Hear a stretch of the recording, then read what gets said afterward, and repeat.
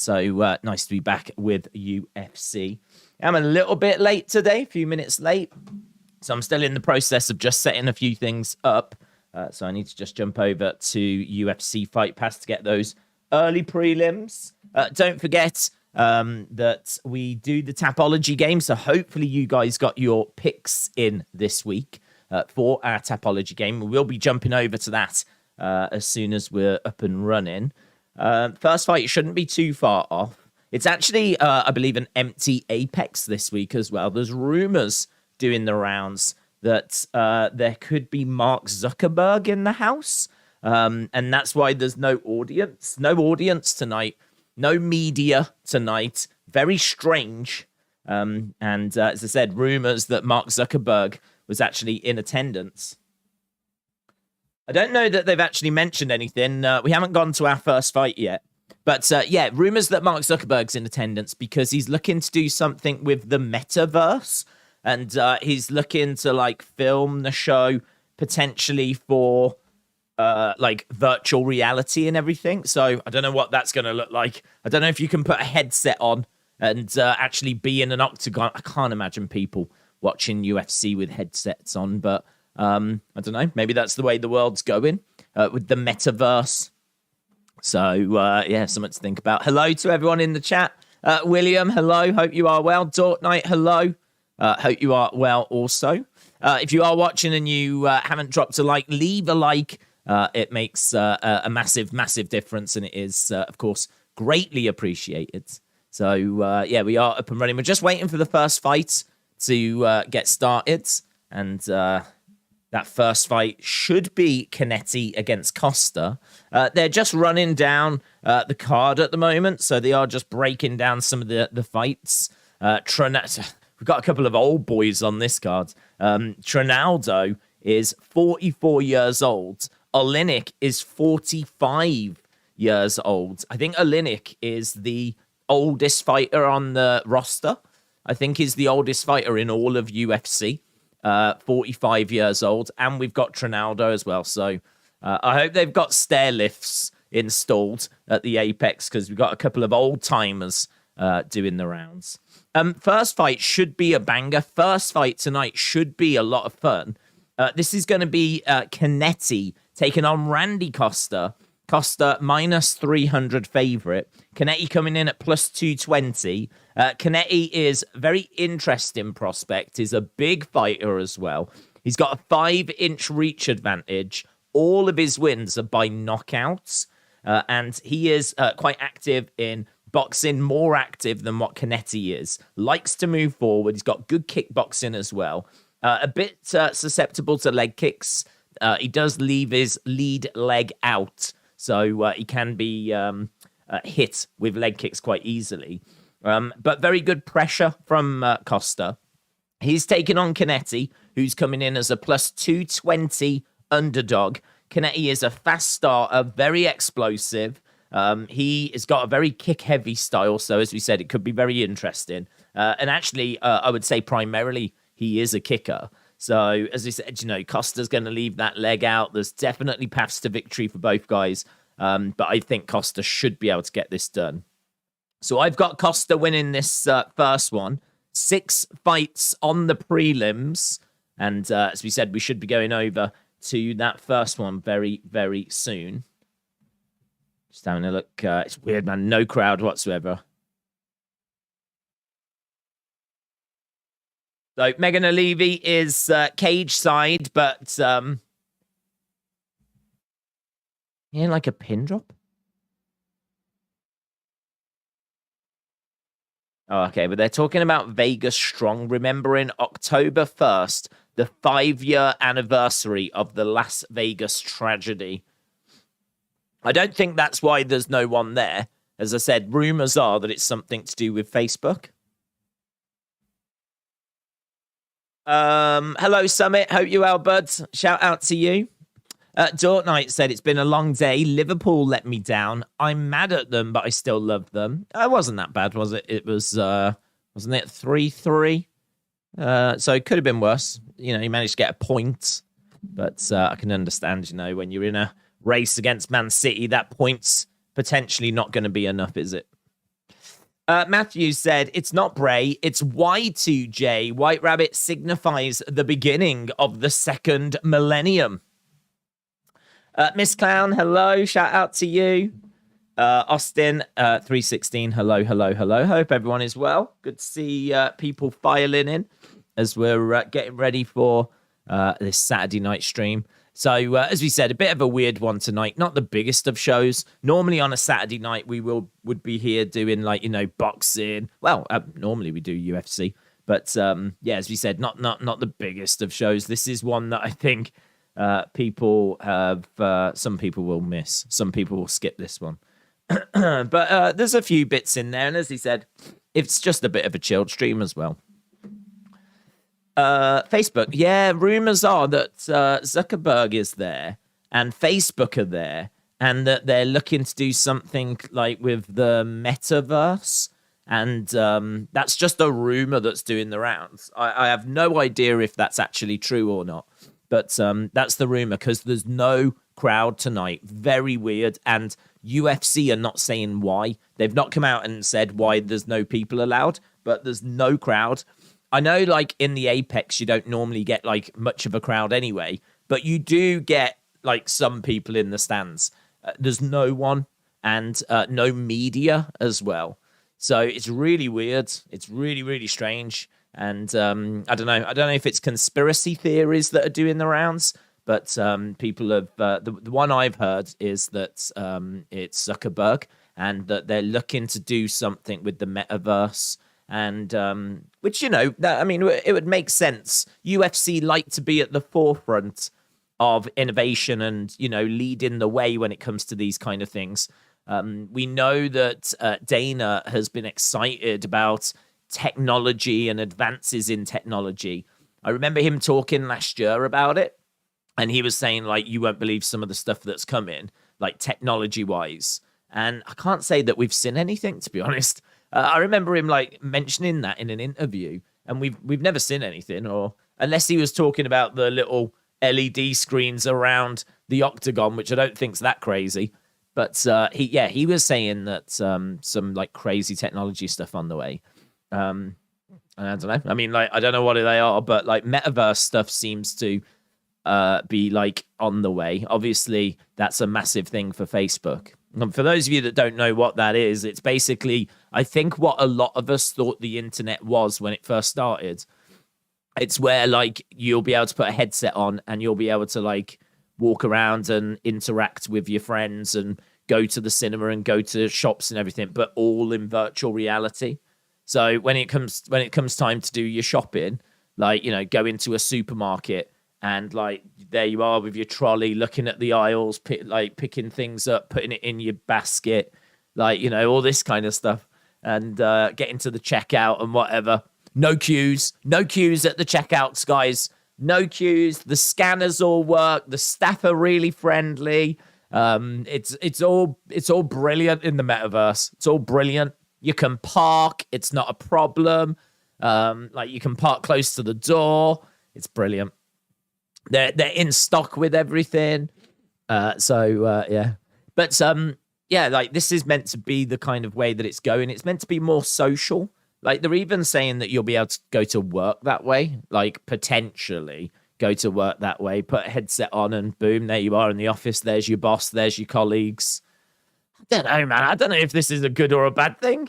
I don't know. It feels all a little bit matrixy. Kind of like plugging yourself into the system. I don't know. I mean, like, I work from home, obviously, and I can tell you it's pretty sweet to just wake up and be at work. Like, that's pretty good. Like, the only problem is, like, that it's hard to turn off sometimes. So, like, because I'm always here, I'm always able to do stuff, and it's hard to, like, switch off from it. And that might be the same if things go that way. Like, you're at work and, like, you can't make the excuse of, oh, I need to go now, I need to beat the traffic, because you're already at home. So, can I wee on the floor? What, right now? Go for it. Yeah, go for it. I can't see any reason why not, but go for it. YOLO, innit? YOLO. John said, I want to wear a headset with your dong in the room. That can be arranged, John. That can be arranged. Give me a call. I'll sort that out, mate. That's actually a service I provide. Elmerford said, didn't Elon just reveal a new AI robot thing that's human-like? I have no idea. I haven't seen anything like that. The only thing I've heard about like robot stuff is, do you remember? I'm sure you saw it, but an engineer for Google came out and said that they're working on something that's so advanced he believes that it like is thinking for itself now. And Google came out and they were like, no, no, we're not. Oh, what's he like, eh? Shut up. So yeah, I don't know if that's true. That would be cool. Who knows what's going on? Like, I'm not a conspiracy theory kind of a guy. So I'm not really like that. But it does make you wonder what's happening behind closed doors. I mean, we know that metaverse is being worked on, and Facebook changed their kind of name, if you will, to Meta. The company that oversees Facebook's called Meta. So, yeah, they're kind of really taking the required steps. But what's the hype for 280 in the chat, says Bitlob. I'm pretty hyped for it. It's just that we've got to get through a few shows to get there, haven't we? It's is it a couple of weeks' time? Let's have a look. A couple of weeks, yeah. Not next week, week after. I mean, it's an amazing card. So Oliveira, Makhachev, Sterling, Dillashaw, Yarn, O'Malley. I mean, Oliveira, Makhachev, what a fight. Islam Makhachev, 22 wins, 1 defeat, taking on Charles Dubronx Oliveira, 33 wins, 8 defeats. I get asked a lot as to who do you think's going to win, and my feeling is I'm leaning towards Oliveira. I'm leaning to Oliveira just because Islam is a wonderful fighter. And we were all told by Khabib that he is the next one. But I don't know, like that's a massive challenge. Who has Islam like really fought? If you actually look at his record, it's a solid record, but it's not a spectacular record. It's not like Islam's got good wins over, say, Poirier, Gaethje. Like, you know, it's not like he's beaten tons of killers. So, I don't know, there's a little bit of an unproven factor for Islam Makhachev. He's come through the ranks. He's got some good wins on his records. I think the hype is justified. I think he will be a champion. It's just, is now the right time? Is now the time for him? I mean, 30. Does he need to have like a really good 2023? Does he need to have a couple of big fights in 2023 and then go for the title in 2024? I don't know. I just wonder, is this too soon? The end of 2022 is 30. Dubronx is 32. He's going to be there or thereabouts, but yeah, I'm leaning Charles Oliveira. But if Islam can get it done, then, you know, fair play, man. Fair play. Who do you think will be the biggest Royal Rumble return? I think Big E, says Matthew. Yeah, I think there's probably a good chance of that. I think there's a good chance Big E. It's going to be hard for him. I mean, obviously, that was a bad injury. But, yeah, he's in with the chance. Cody as well. I think Cody's probably looking to be about Rumble, isn't he? I'm just trying to think if there's any females that are out, and I can't really think of any females that are missing. So I can't really think, women-wise, I can't really think of anything. I mean, Charlotte should be back before Royal Rumble. Sasha, depends when Sasha's back. If Sasha's not back, Sasha would be massive. We don't know. But, yeah, I think Big E stands a chance. Khabib was 30 when he won, it says Shola. Yeah, it's true. And Khabib, I would say Khabib was in a similar situation, actually. You know, Khabib's record was very good, and he'd beaten some really good names. But you got to say, his biggest fights were when he was champion. So, yeah, in many ways, Islam is taking the same path as Khabib, but Khabib was so special. Like, is Islam that level? Khabib says he is. And he should know. So yeah, I don't know. It just seems just seems a bit risky to me. Just seems a bit risky. I respect the risk though. It's going to be good. Summit said, I saw Ronson in a post for the first time. I thought he looked like Jesse Pinkman. Yeah, very good. Does he look like Jesse to you? Yeah. Well, now, to be honest, I never thought about it, but now you've said it, I can definitely see that. We are waiting to get to our first fight. They are making us wait tonight. Jeez Louise. So, yeah, we are about to get to our first fight of the evening. And should be Cannetti in action. Fighting out of Argentina. So I've got Costa winning this first one. As we said, minus 300, 6-3. Not the greatest of records, but then Cannetti's 9-7. So let's have a look and see as well where the... There it is. Stats. That's what we want. That's what people... Got to give the people what they want. Right, here we go then. We are underway with our first fight of the evening. Both fighters step into the center. We got Cannetti in blue. We got Costa in black. Costa putting the pressure on Cannetti. Cannetti firing in a kick to the midsection. And as we said, we will have a look at the Tapology game and kind of see where people are with that once we're done. We'll probably get a couple of fights in first before we jump to that, though. Nice kicks coming in. High kick there by Cannetti. Very frantic start to this first fight in the bantamweight division. And this is one that's lovely kicks, man. Cannetti with a high kick, spinning round with a kick to the midsection. Costa coming forward, driving Cannetti back against the side of the cage. And Costa got himself into a bit of a tricky situation there. Loving Costa's moustache. Cannetti has jumped round the back. He's managed to get onto the back of Costa. This is good for Cannetti. Oh, he's tapped him. Damn, Cannetti's got him. No hooks. No hooks or anything. He managed to get round the back. He's choked out Costa. Yeah, that... How did Costa not get out of that? Let's have a look. That was quick. It's done. It's over. Cannetti has won. So we're seeing that Cannetti jumps onto the back. He gets a real tight squeeze on. Rear naked choke. I mean, it does look tight, but the hooks are not in. It does make you wonder if there was any way that he could have flipped him over. Yeah, I mean, it's a beautiful... The way that he actually grabs him when he's, like, getting him down... allows him to get his arm right underneath the chin. Oh, I tell you, that's not great. That's not a great look if you're Costa there. That's not a great look. Costa came in at a minus 300 favorite. Minus 300 favorite. He had loads of weapons, and he's just got caught with a rear naked choke, so...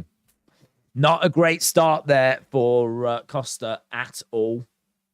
Not a bad start for this card, though. I was thinking that we were going to get fireworks, and fireworks is what we got. There you go. First round finish. First round finish in the Apex. No way Cannetti won. UFC is so unpredictable, said Retribution.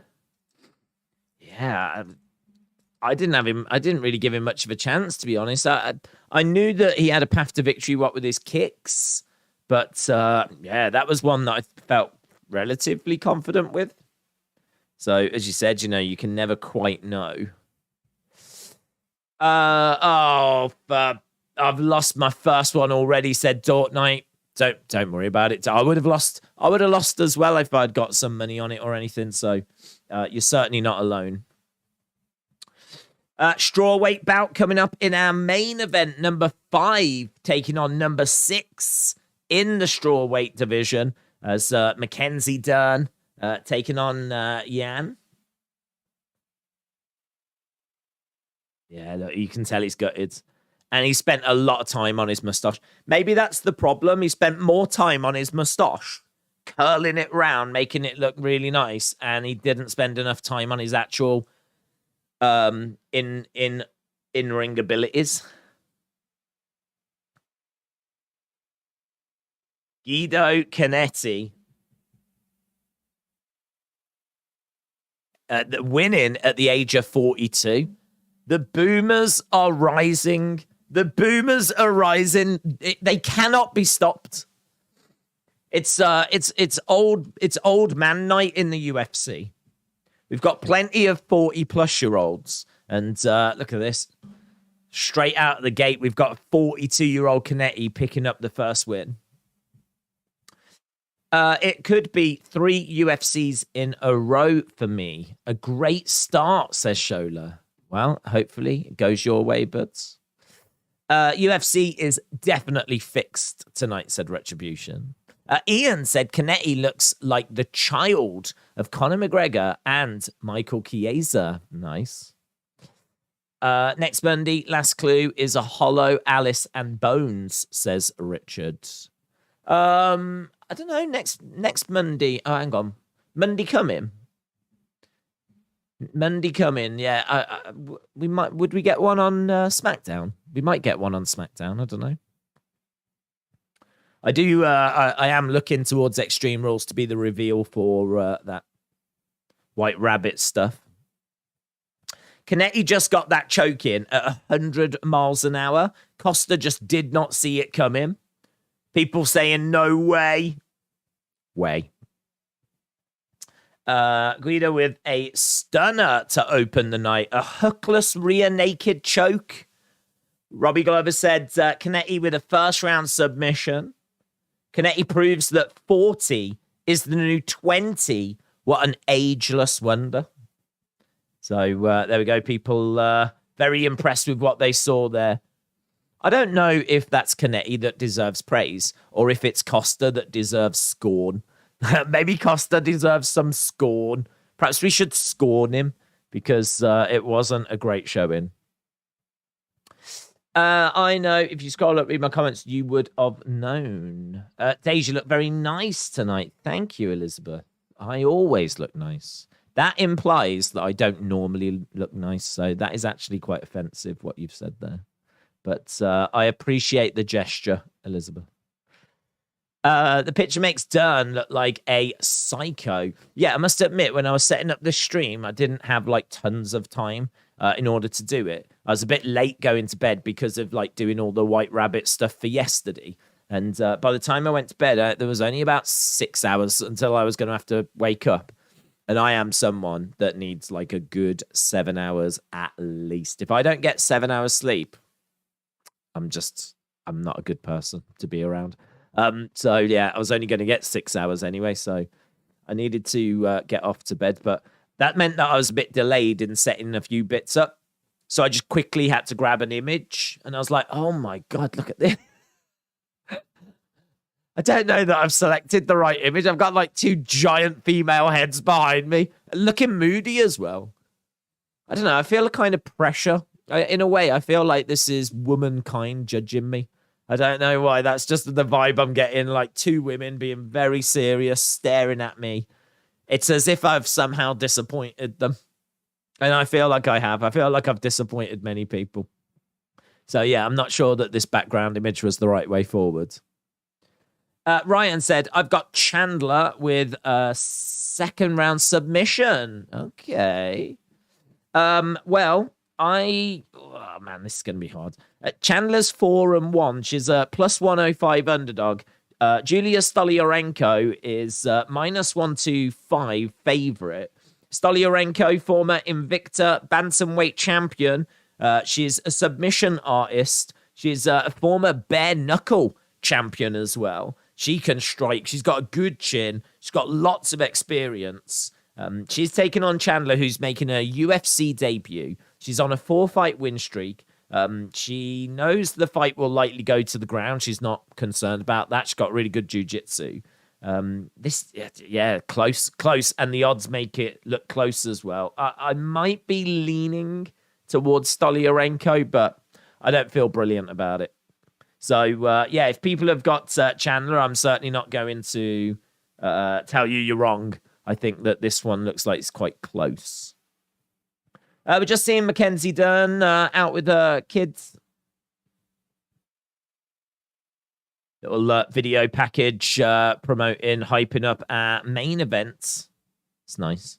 Yeah, so I'm leaning Stoliarenko in this one. Let me know in the chat which way you're going. We might have to just wait a few minutes because, of course, that first fight ended in the first round. What if the Iconics return? I'd love that.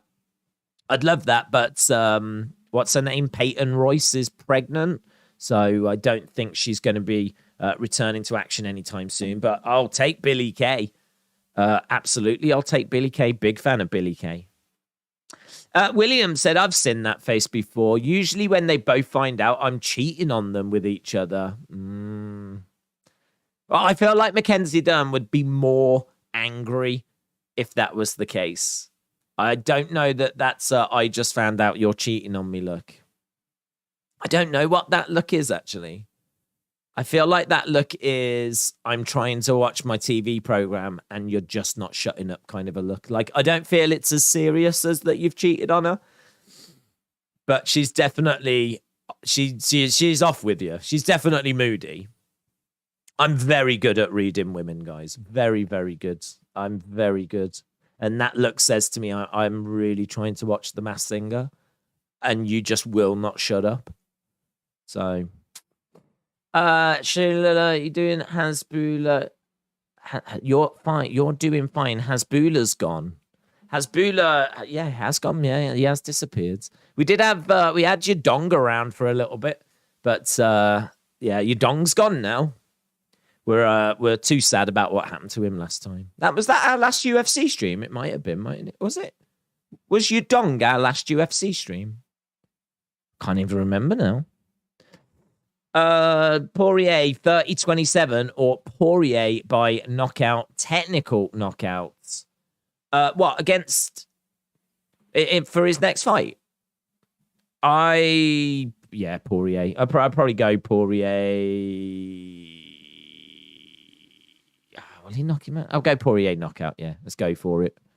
Let's go for it. I think Poirier's the real deal, man. Elmerford said, that's a look of, I can't believe you had my last chicken nugget. Yes. Yes, you're absolutely right. Yeah, Elmerford, a.k.a. Melissa, you're absolutely right. That is, I cannot, like, seriously. It's that in it. Seriously. You know how much that last chicken nugget meant to me. You know how much that meant to me. Yeah, definitely. Definitely last chicken nugget vibe. Maybe Jan as well. Maybe that's the same vibe I'm getting there. Ooh, tell you what. Don't take a woman's last chicken nugget. Can I have my dong back, please? Says Just Nick. Sure. It's you've left the toilet seat face up. I think it's that kind of look, like it's like you've done something wrong and they're saying, you know what you've done. I can't believe you've done it. Like, I feel like these looks are saying an awful lot. They're saying an awful lot. You know what you've done. You know what you've done. And I'm appalled. I'm so angry. I'm not impressed. It's a I'm not impressed look, isn't it? Yeah, could be toilet seat time. Is it UFC or boxing next week, said Daz. Well, I mean, we will always try to do both, but we are going to be looking at Eubank Ben. And I think, isn't it Extreme Rules as well? So, but yeah, we're going to, I don't know. Does it actually collide? It might not collide with the boxing, does it? What time is next week's show start? Let's have a look. Next week's show, actually don't know. So far on Google, there's only one fight. There's only one fight, Grasso against Araujo. That apparently starts at midnight. I actually think next week's UFC is going to clash with maybe both. and go across like both. So I'm sure next week is Conor Benn and Extreme Rules. So yeah, not the best week next week for UFC, to be honest. A bit like this week, as we said, this week, not the best week. But as you get towards the end of the month, like it gets a hell of a lot stronger. Obviously, most notably UFC 280, which looks really good. Right, we've got the video package right now for our second fight. So just need to change this text over. Second fight coming up. This is going to be Stoliarenko versus Chandler. Just seeing Megan Levy backstage. Boom. We are at the Apex tonight, as we said, no crowds. Here's Chandler, Chelsea Chandler making her way down. UFC debut. Fighting out of Stockton. She's got music. Yeah, she has. It's just quite quiet. There we go. I bet there's some nerves there. Did Swerve get shot? Swerve who? Swerve out of AEW? I don't know. Haven't heard.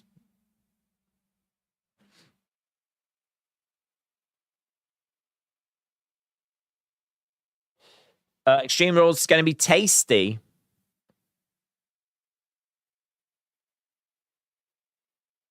Yeah, I'm looking forward to it. Should be good.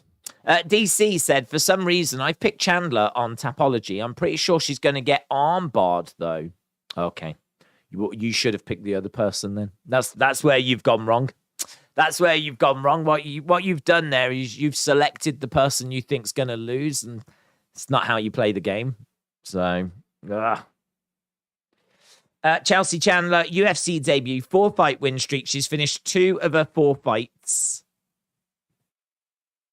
Looking super serious. All the women today is like super serious.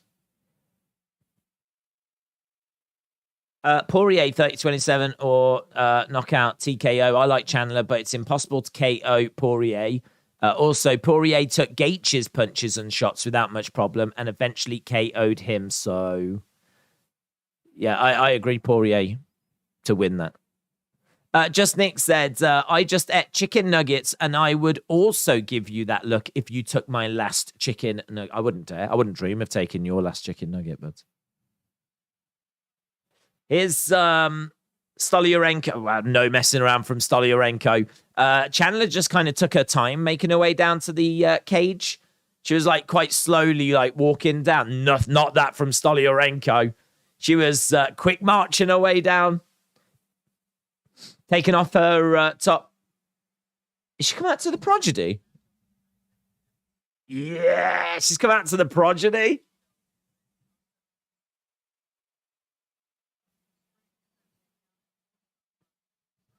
Is it Voodoo People? Voodoo People. Yeah, man. I would. Prodigy would be up there for me as well as to like a track I would or a band I would come out to. Like Firestarter, Breathe.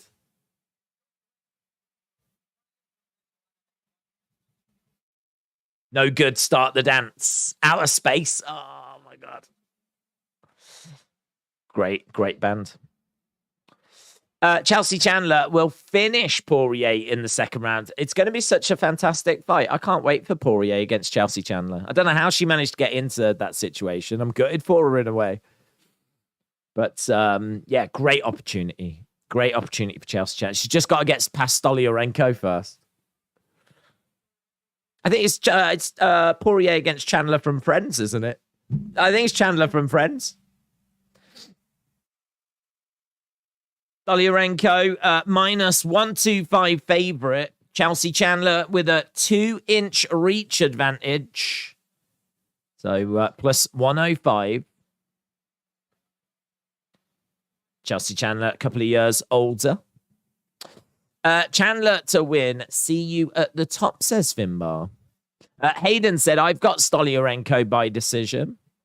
Joe said, do you think Stoliarenko will win? I am leaning Stoliarenko, yes. I'm leaning Stoliarenko, but I don't feel brilliant about it.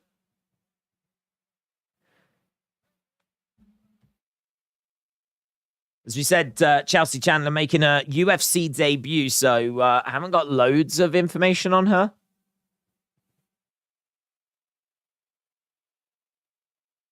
Super serious, though.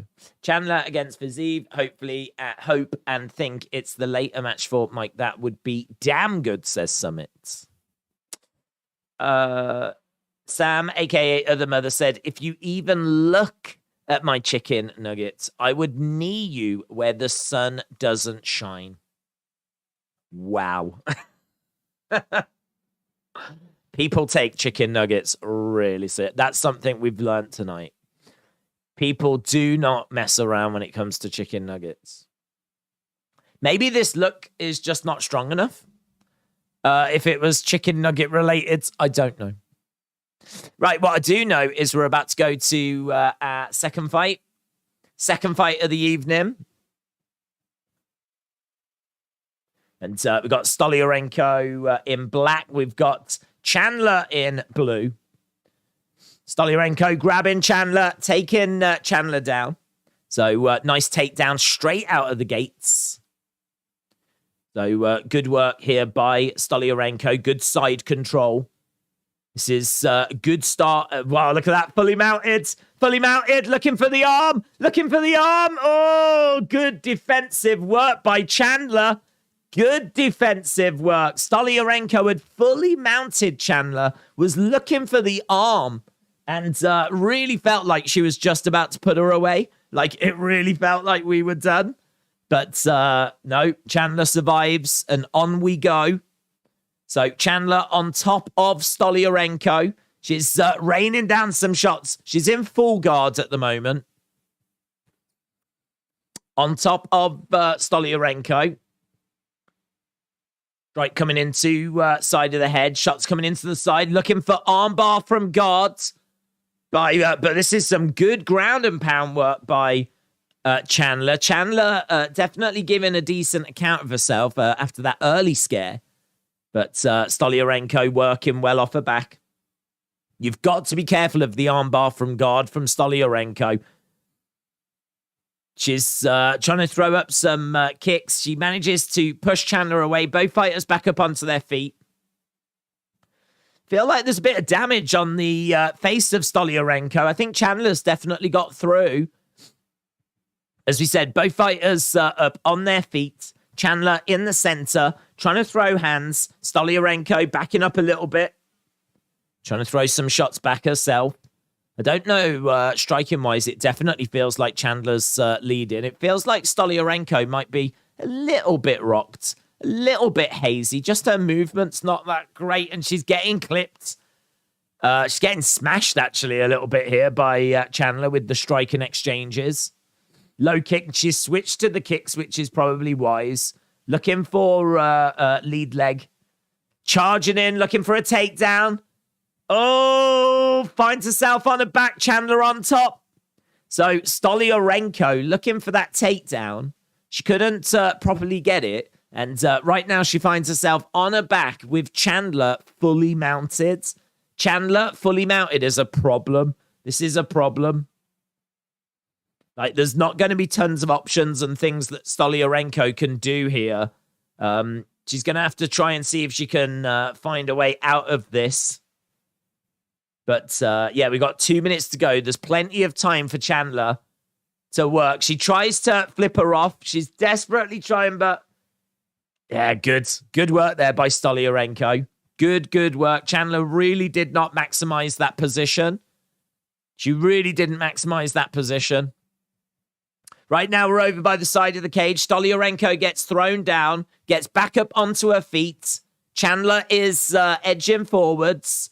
Striking exchanges definitely seem to be with Chandler. She's driving Stoliarenko back. Yeah, the striking just seems to be a real problem here for Stoliarenko. Stoliarenko getting backed up against the side of the cage, stepping into the center. Oh, high kick coming in there by Stoliarenko, but she has to eat a left hand straight down the middle. She can't eat too many of those. If she's going to keep getting clipped like that, she's going to lose. Strikes raining down here by Chandler. Chandler fully mounted Stoliarenko. Chandler smashing away on Stoliarenko. And Stoliarenko just covering and defending.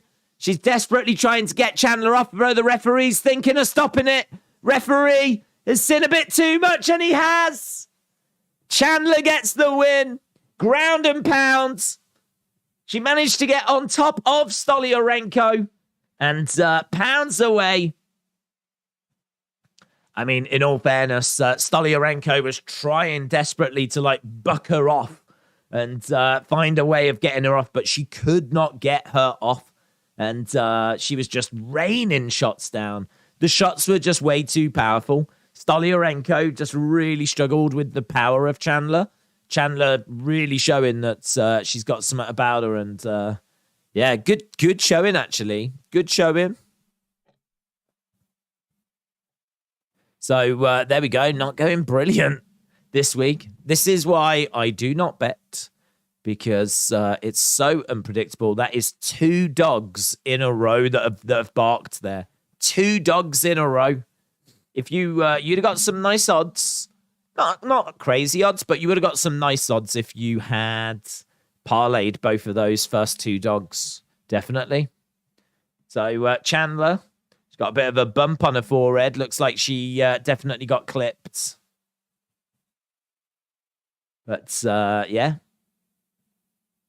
We are up and running. Liverpool back to being rubbish, says Finbar. 1 league in 33 years.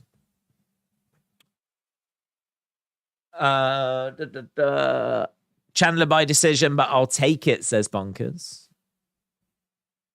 Okay, so we're seeing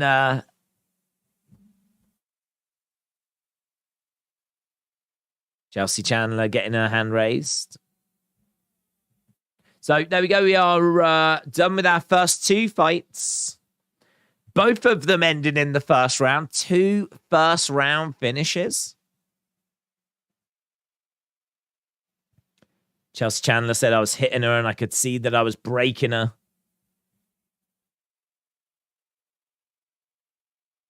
Summit said, have you heard Dern has called out Rose for her next match? Yeah, we'll have to see if she can obviously get past tonight, but if she can, then brilliant. I think she's a good fighter. She's a good fighter. It's going to be a good main event tonight, though. But, yeah, she could be a problem for anyone, Mackenzie Dern. I'm not doing well with my predictions either, says Hayden. I am 0-2. If you are watching and you've not dropped a like, I can see that we're on 82 likes now. Of course, on these streams, these quieter Saturday streams, we won't get to 1,000. But if we could find a way of getting, close to 500... That'd be kind of nice. That'd be nice. Maybe not. I really don't have any expectations for this stream, to be honest. I've had no one talking about it. This is one that you go into knowing that it's going to be quite quiet. This is for you, the UFC hardcores tonight, really. Not loads of star power on this one. It's everything's been pushed into 280, hasn't it? Really. Who do you think are the best and the worst champions in UFC right now, said Charles Dubronx. Well, I think we've got a few unproven champions. I mean, if you think about the light heavyweight division and you think about, look, Ngannou, I think is a great champion. I haven't really got an issue against him, but he's not been champ for long. Same in with Jiri. Same with Aljo as well. Like, you can kind of go down the card. Look at Leon Edwards. Leon Edwards. Yeah, that's mental. Leon Edwards did it, and that still hasn't quite sunk in. So I think there's a lot of unproven champions right now, which is kind of good and bad in a way. It kind of keeps things fresh and interesting rather than it just being, the same names at the top all the time. But the only problem you've got is, are there big names in there? Are there people that can go on to sell big pay-per-views? I'm not sure. I don't know. I think UFC has got a bit of a star problem. I mean, look, that's not the fighter's fault. But I don't know. I don't know really. Ngannou, we don't know what his future's going to look like. So we don't know how long he'll be around for. Leon, I don't know. Leon's Leon is a fantastic fighter, but is he going to be someone that's going to be like a big star? He's not like the best talker in the world. I always think like you need to be a good talker as well, in order to kind of be like go on to be like a massive star. And I don't know, it's just hard to see where those kind of people are at the moment. Where are those Masvidals, those Connors? I mean, you've got Paddy, but I don't know if Paddy's skill set is going to get him to be a champion. I'm sure UFC will do everything they can to get him to a championship. But yeah, I don't know that they'll get him to be a champion. I feel like Carla Esparza's there for the taking, to be honest. I think, look at how Carla Esparza won the championship from Rose. I've got to say that I think she's probably one of the weaker champions. I mean, I really like her. I really like Esparza. I don't begrudge her being champion, but I just feel like she's there for the taking. I feel like, there's a few people that I think could get that from her. Adesanya is pretty much set, isn't he, at middleweight? I think he's one of their biggest stars. And a good champion. Leon, unproven. Volkanovski, amazing. Aljo, bit unproven. Figueiredo. I mean, I feel like Figgy and Brandon Moreno are pretty much neck and neck. Like, we've seen them fight. Is it like 3 times? 4 times? 4 times. Is it 4 times? 2-1 and 1 draw. Like, they were always going back and forth, those two. So I don't know how that shakes out as to whether Figgy is a good champ or not. But I feel like those two are like kind of neck and neck. Just a lot of unproven champions. I mean, Nunes fine, Shevchenko fine, of course. Carla Esparza I'd have to put in there as one of the weaker champions. Aljamain Sterling's performance against Yan was incredible. I mean, what he did against Peter Yan was absolutely fantastic. So I don't know how weak we can say Aljo is. I don't know how weak we can say he is. Whoever wins the lightweight fight between Oliveira and Islam, I mean, they're going to be, one of the strongest champions. I feel like if Islam can get past Charles Oliveira, then he absolutely deserves to be champion. But right now, weakest champions, the champions that are there for the taking, gotta say Leon Edwards, gotta say Carla Esparza. I think maybe Figgy, but it depends. I mean, I feel like Figgy's ahead of quite a chunk of the flyweights, but it's just that he's got Brandon Moreno around, who has got his number. So, yeah, that one's a bit tricky. Best champions, maybe Volkanovski. I think Volkanovski and I don't know, man. I don't know what you think about like Nunes after what happened with Nunes. She obviously suffered that shock loss to Juliana Pena, managed to get her title back, but I don't know. Is she done? Like, are we seeing a decline? Would the Nunes of old lost to Juliana Pena? I don't know. Having a kid might really change a person. In fact, they say it does. So, like, could it be that she's not the same fighter that she was? So, maybe a little question mark around Amanda Nunes. But I can't sit here and say she's one of the weakest champions. But I could maybe make an argument for why she's not one of the strongest anymore. Jotko against Allen. Figgy are 1-1-1. 4 fighters coming up. Oh, okay, thank you. I gave Figgy an extra win. 1-1-1. That's crazy, isn't it? 1-1-1. I don't know why in my head, like they'd already fought 4 times.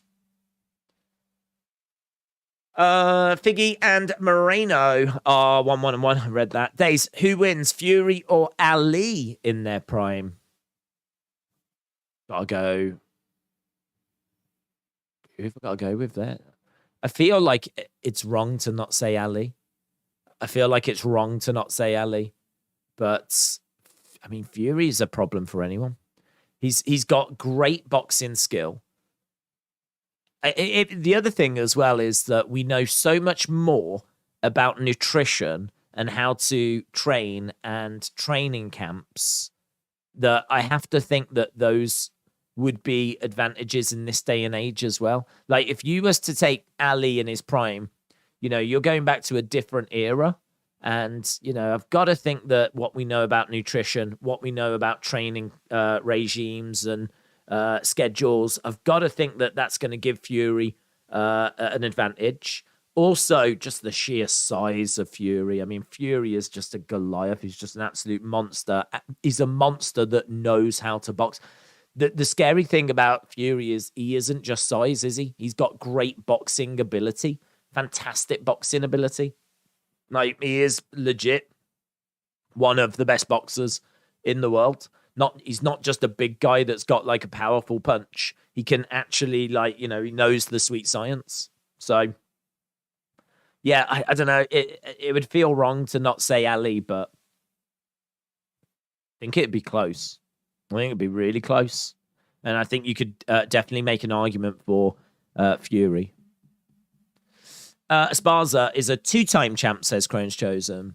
Yeah, she was the first champion. She won a little tournament thing for it with Ultimate Fighter, but I mean, that's, I don't know, the standard of competition was, so-so. She didn't have it for very long and then lost it. Then really the division grew and came alive, and we started to see people like Joanna and Zhang Weili. I mean, Joanna especially, but Zhang Weili, of course, Rose kind of making those improvements. And I think the way that she just won that second title, the way that she just won the second one, I mean, it's one of the worst fights I think all of us have ever seen. They did next to nothing. And I feel like I don't think she did enough to win the title. I feel like if you go in there and claim you are better than the champion, you are the best in the world, then you need to show that. And she didn't show anything.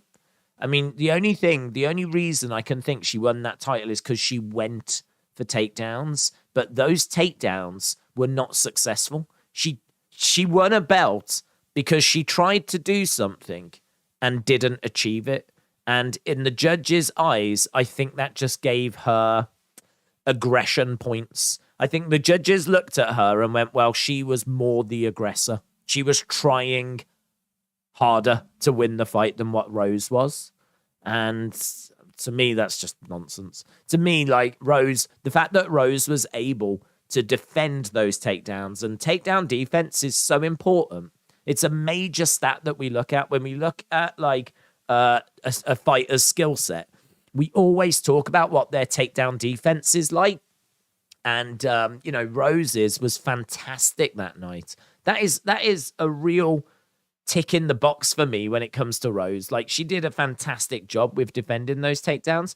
And that was, not enough to stop her from losing her title. And there was nothing else that you can give to Carla Esparza. To me, like, that fight is a draw. To me, like, neither fighter did anything, and as a result, it's a draw. I don't know why you put the belt on Carla Esparza and claim that after that she's the best in the world. So for me, like, she's there for the taking. I reckon Zhang Weili's got a great chance against her. So yeah, it'll be interesting. Be interesting. See how long she's champ for. Do you know what? There's an advert on TV right now for McDonald's, and no word of a lie, there was one chicken nugget in a box, and they were all just sat on the sofa, like looking at each other, just like, who's gonna go for it? Who's gonna take it? How funny! That's exactly what we've been talking about. Mackenzie Dern is so beautiful, said Retribution. Dort Knight said, I'm saying it now. If Liverpool join the support league, I will be a Boston Bruins fan. If Liverpool join the support league, what does that mean? I don't even know what that means.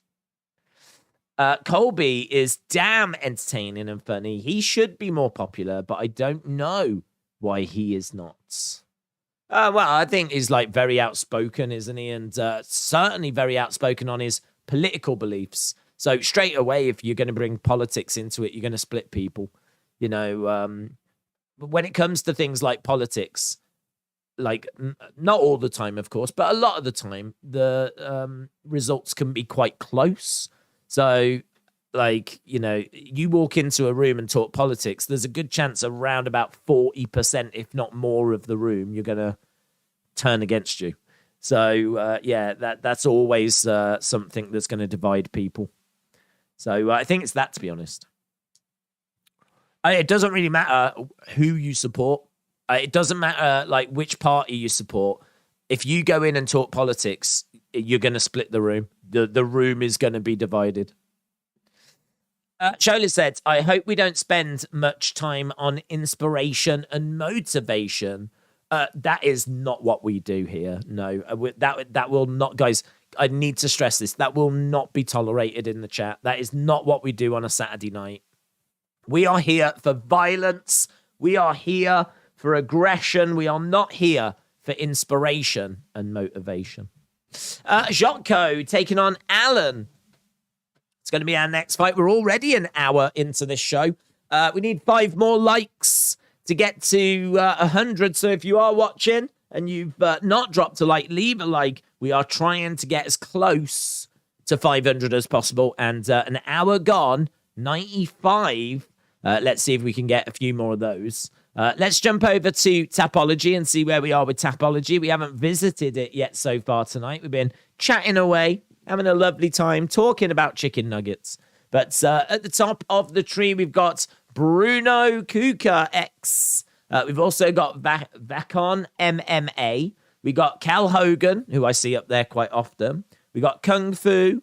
We got Junkie Nuts 89. We got Charles Cutter and Dork Knight up there as well. Dork Knight, who's in our chat. I saw him in our chat. There might be a few of those in our chat, but Dork Knight I've seen. So looks like Dork Knight is having a good evening. So yeah, all of those tied in first place at the moment. If you do want to join, just go to Tapology, create a profile, free to do that, and make your picks. You can't join this week. Well, you can't play this week because the game's already started, but you can be ready for the future weeks. And yeah, we got 220 players in the game right now. 220 players. Right now, Bruno Kuka X, as he said, Vakon MMA, Cal Hogan, Kung Fu, Junkie Nuts 89, Charles Cutter, and Dort Knight. They are all in the lead. So we will revisit that later on. Right now, we're going back to the fights. We got Jotko versus Alan. Jotko versus Alan. This is in the middleweight division. Jotko coming in at -135. Alan coming in at +115. Jotko is a rangy kickboxer. He's 11-5. Doesn't make too many mistakes. He's got really good movement, good cardio, good volume. He is got poor defense though, and he does tend to win by decision. He's taken on Brandon Allen, who's very skilled, very well-rounded. 7-2 in the UFC with 4 finishes. Good gas tank. Very good offensively. Got good strike variety.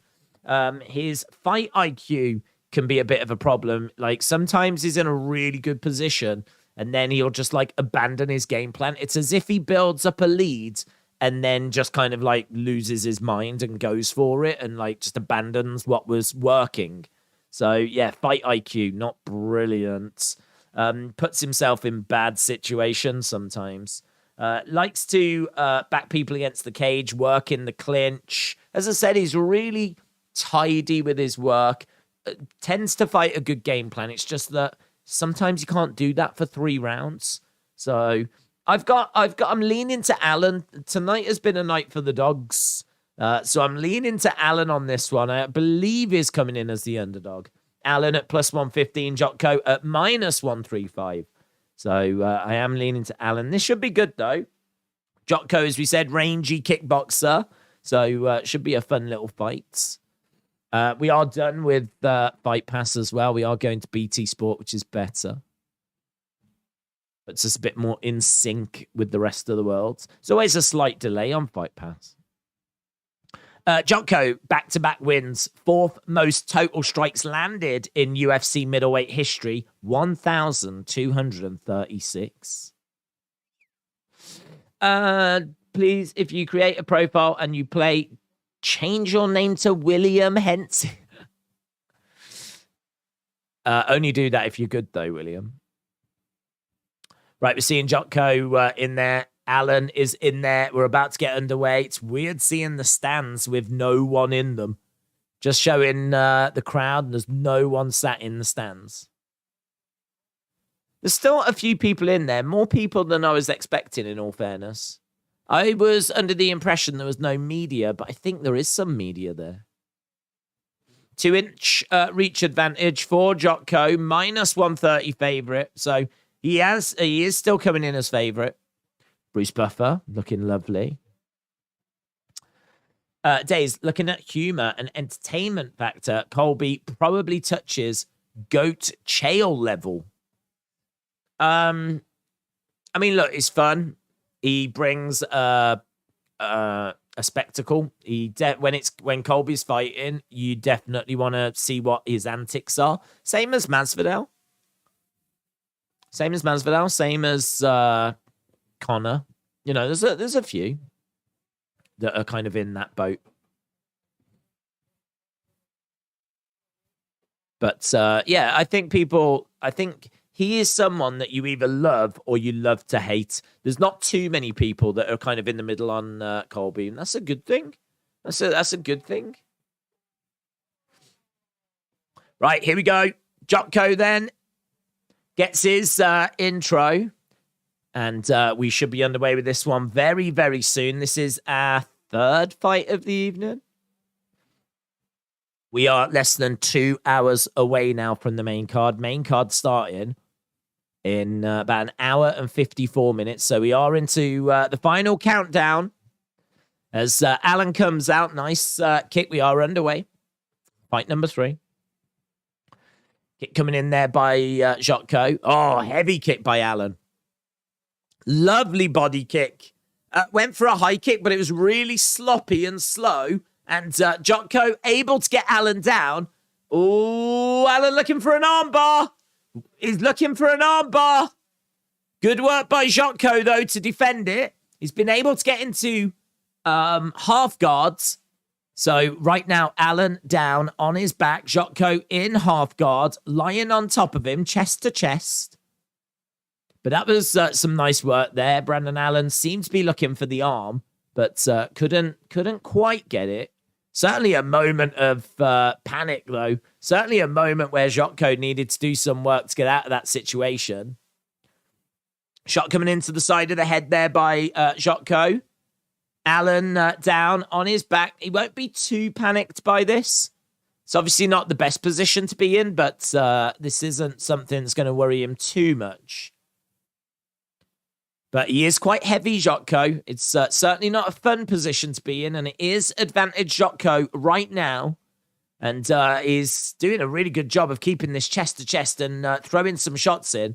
Brandon Allen trying to get him off, but no joy.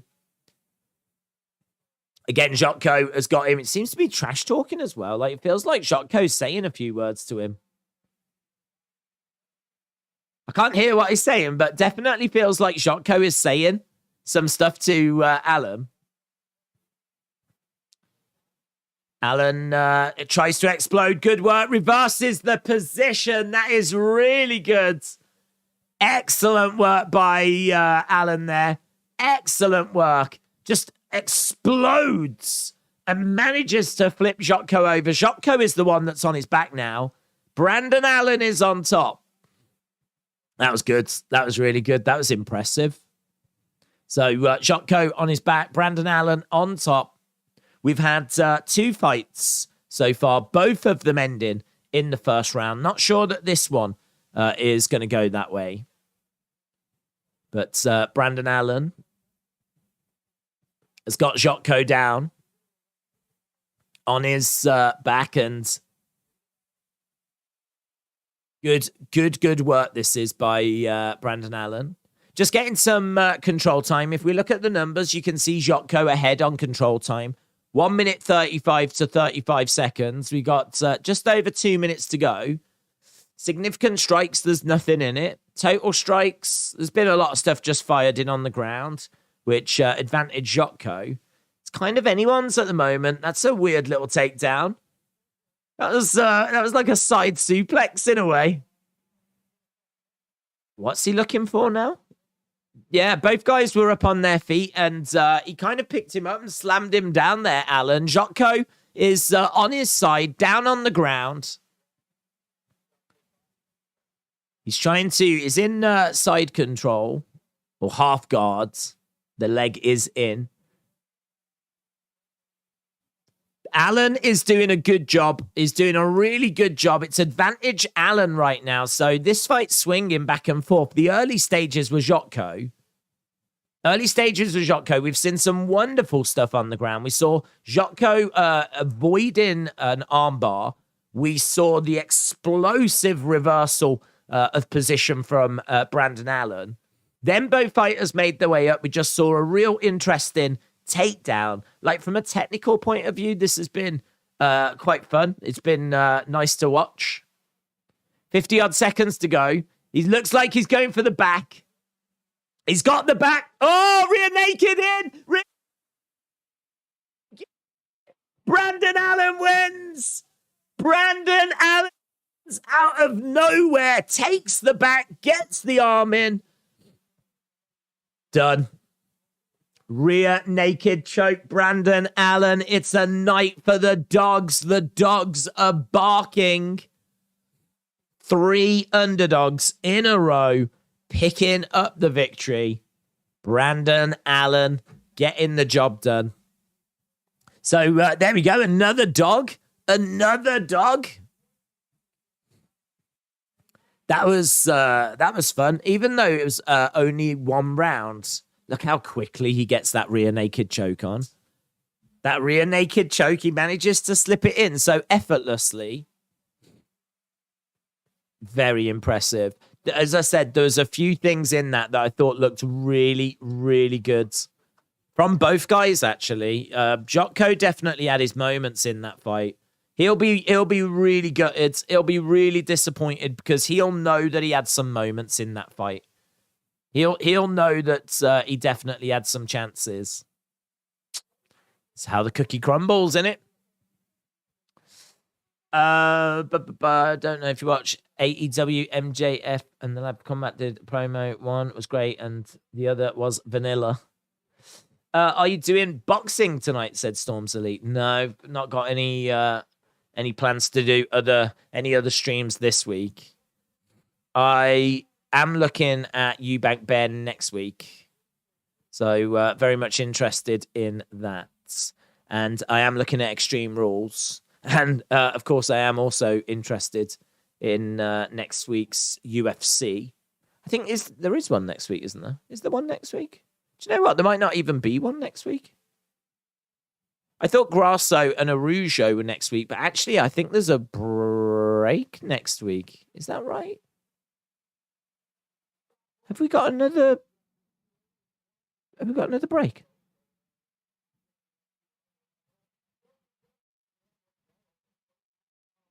Just looking at this, Grasso against Araujo is Saturday the 15th.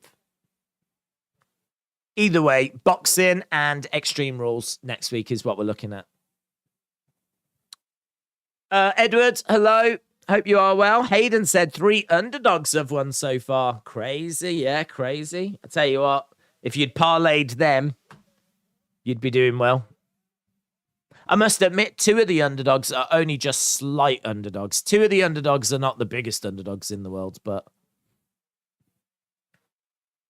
First round win, 4 minutes 17 it took, but got another first round win. So far tonight, 3 fights, 3 first round victories. That gives Brandon Allen 10 first-round victories in his career.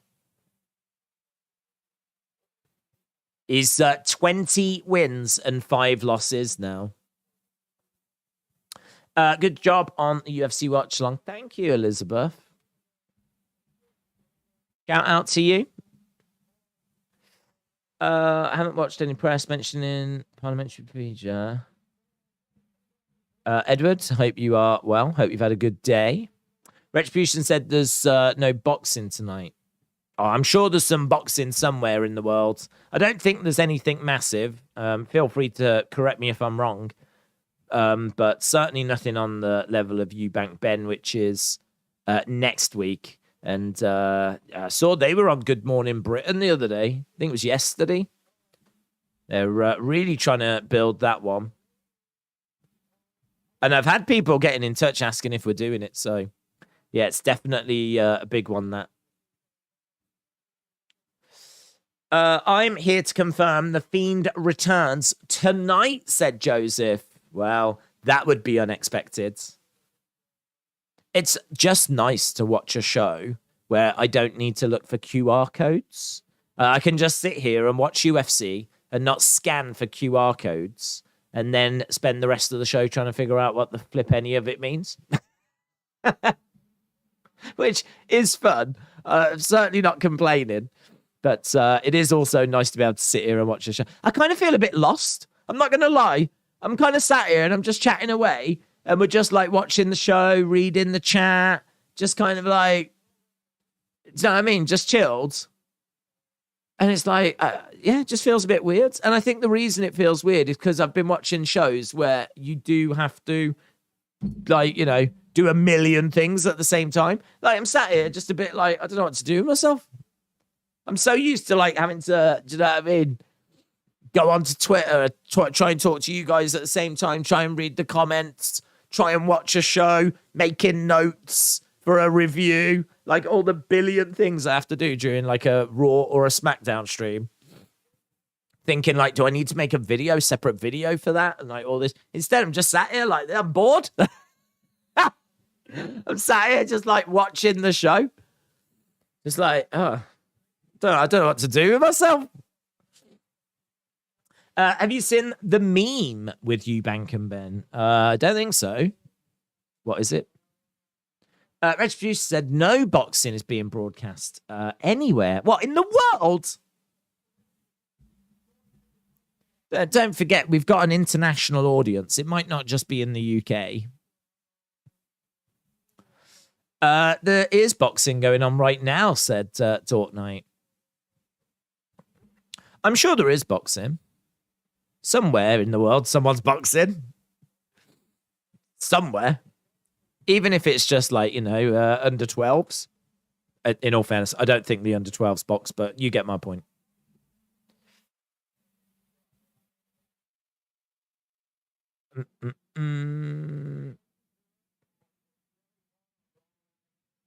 Yeah, I mean, next week has got a couple of big fights. Weekend after that, Shields Marshall. Wilder against Hellenius. That Wilder Hellenius one, I don't know where to watch that in the UK. I don't know if anyone in the UK is carrying it, and I'm a bit gutted about that. I really want to watch it. But then I also want to watch Shields and Marshall and Devin Haney against Kambosis Junior. Well, it was Junior. I don't know if he's still Junior, and they're not listing him as Junior. But yeah, Devin Haney against George Kambosis. That is on the 15th. 3 massive fights on that. Is it next week? 2 weeks' time. 2 weeks' time. So, yeah, they're huge. Jake Paul against Anderson Silva coming up, of course. Lomachenko against Ortiz coming up. Katie Taylor's got a fight coming up. Bivol against Ramirez. That's coming up. Floyd Mayweather against Deji. Biggest boxing fight of the year. Hassim Rahman taking on Vitor Belfort. Obviously, it doesn't look like we're going to get Fury Joshua anymore. That really feels like that's falling apart, which is pretty disappointing. But yeah, Tyson Fury anti-Joshua will not happen this year, as loss is financial suicide for AJ, claims the Gypsy King's dad. Yeah, I mean, Joe Joyce wants Joshua in December if AJ does not fight Fury. Damn, imagine Joe Joyce. Imagine Joe Joyce against Joshua. We watched Joe Joyce the other day against Parker. He's brilliant.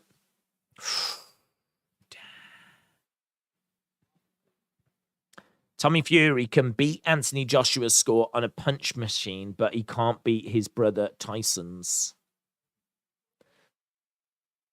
Boxing is boring, said Daniel. Who have you got out of Paul or Silva? I feel like Jake would only take that fight if he was feeling like, and his team felt like he was at that level. I think that they are very clever at picking opponents at the right time. And I think as he improves and as he's getting better and as he's sparring against people, I think they're taking like challenges that they obviously, they're not. I feel like they're taking challenges that look good, but they're still not boxers. And we're still waiting for him to face a boxer. He's taking on Anderson Silva. I can't complain about that. I can't complain about it. The only thing I can complain about is that I love Anderson Silva. He's probably my favorite MMA fighter of all time. And if he gets knocked out by Jake Paul, I will be gutted. I will be gutted. I am leaning Jake Paul decision. Jake Paul decision is what I'm looking at on that one. But I would love... I'll tell you one thing that I think really could be an issue. The fact that Jake Paul, when he was young, met Anderson Silva and loves Anderson Silva and has got real respect for Anderson Silva. And I do wonder, when he is in there standing opposite Anderson Silva, is he going to be able to focus and put out of his mind the fact that he is standing opposite someone that he idolized? And, I mean, even when they did the press conference, Logan Paul was like, can we recreate the photo from when we were young? And they, all stood next to each other, posed and had this picture taken so that they could show the picture from when they were young to, them all grown up now. And Anderson Silva was like, do you remember what I said to you when you was young? And all this. And it's like, Jake Paul was not trash-talking Anderson Silva, mainly because Anderson Silva as well wasn't I'm sure if Anderson Silva trash-talked Jake would respond. But I think the fact that Jake has grown up idolizing Anderson Silva, there could just be some moments in the fight where he's like, oh, I can't believe this. I'm fighting Anderson Silva. And I don't know if I don't know if it'll be a factor. I don't know.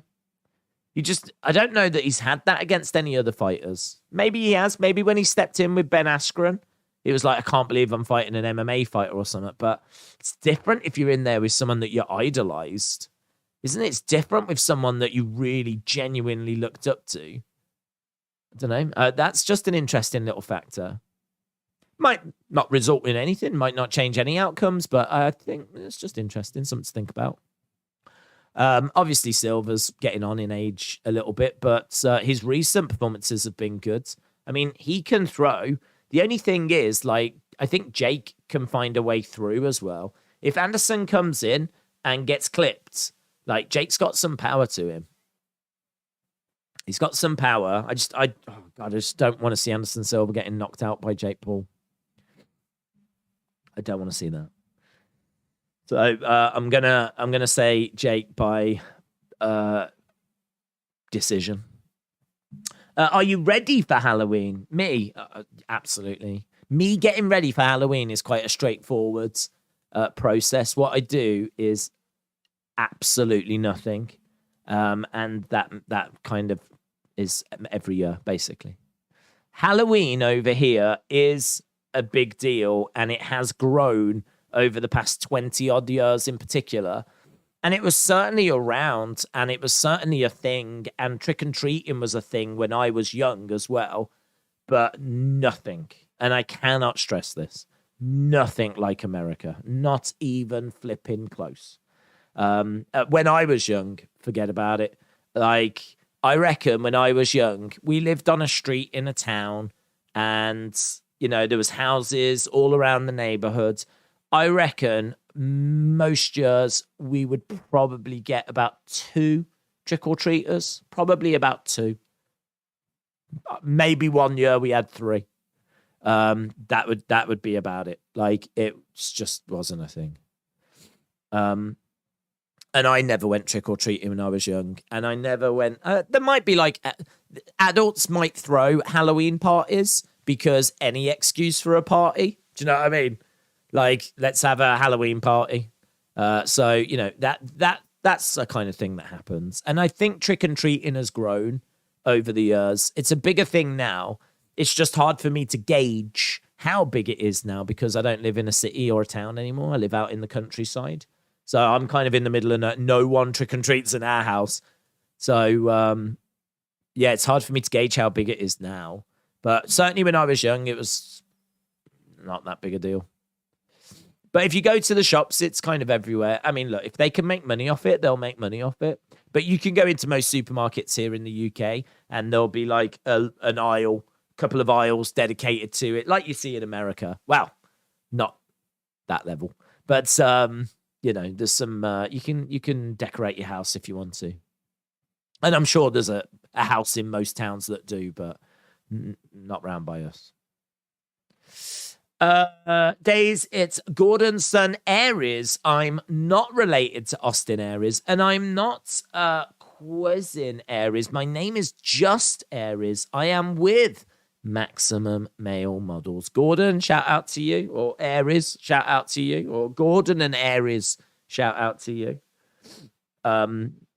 Yeah, good to hear that your venture with Maximum Male Models is going well.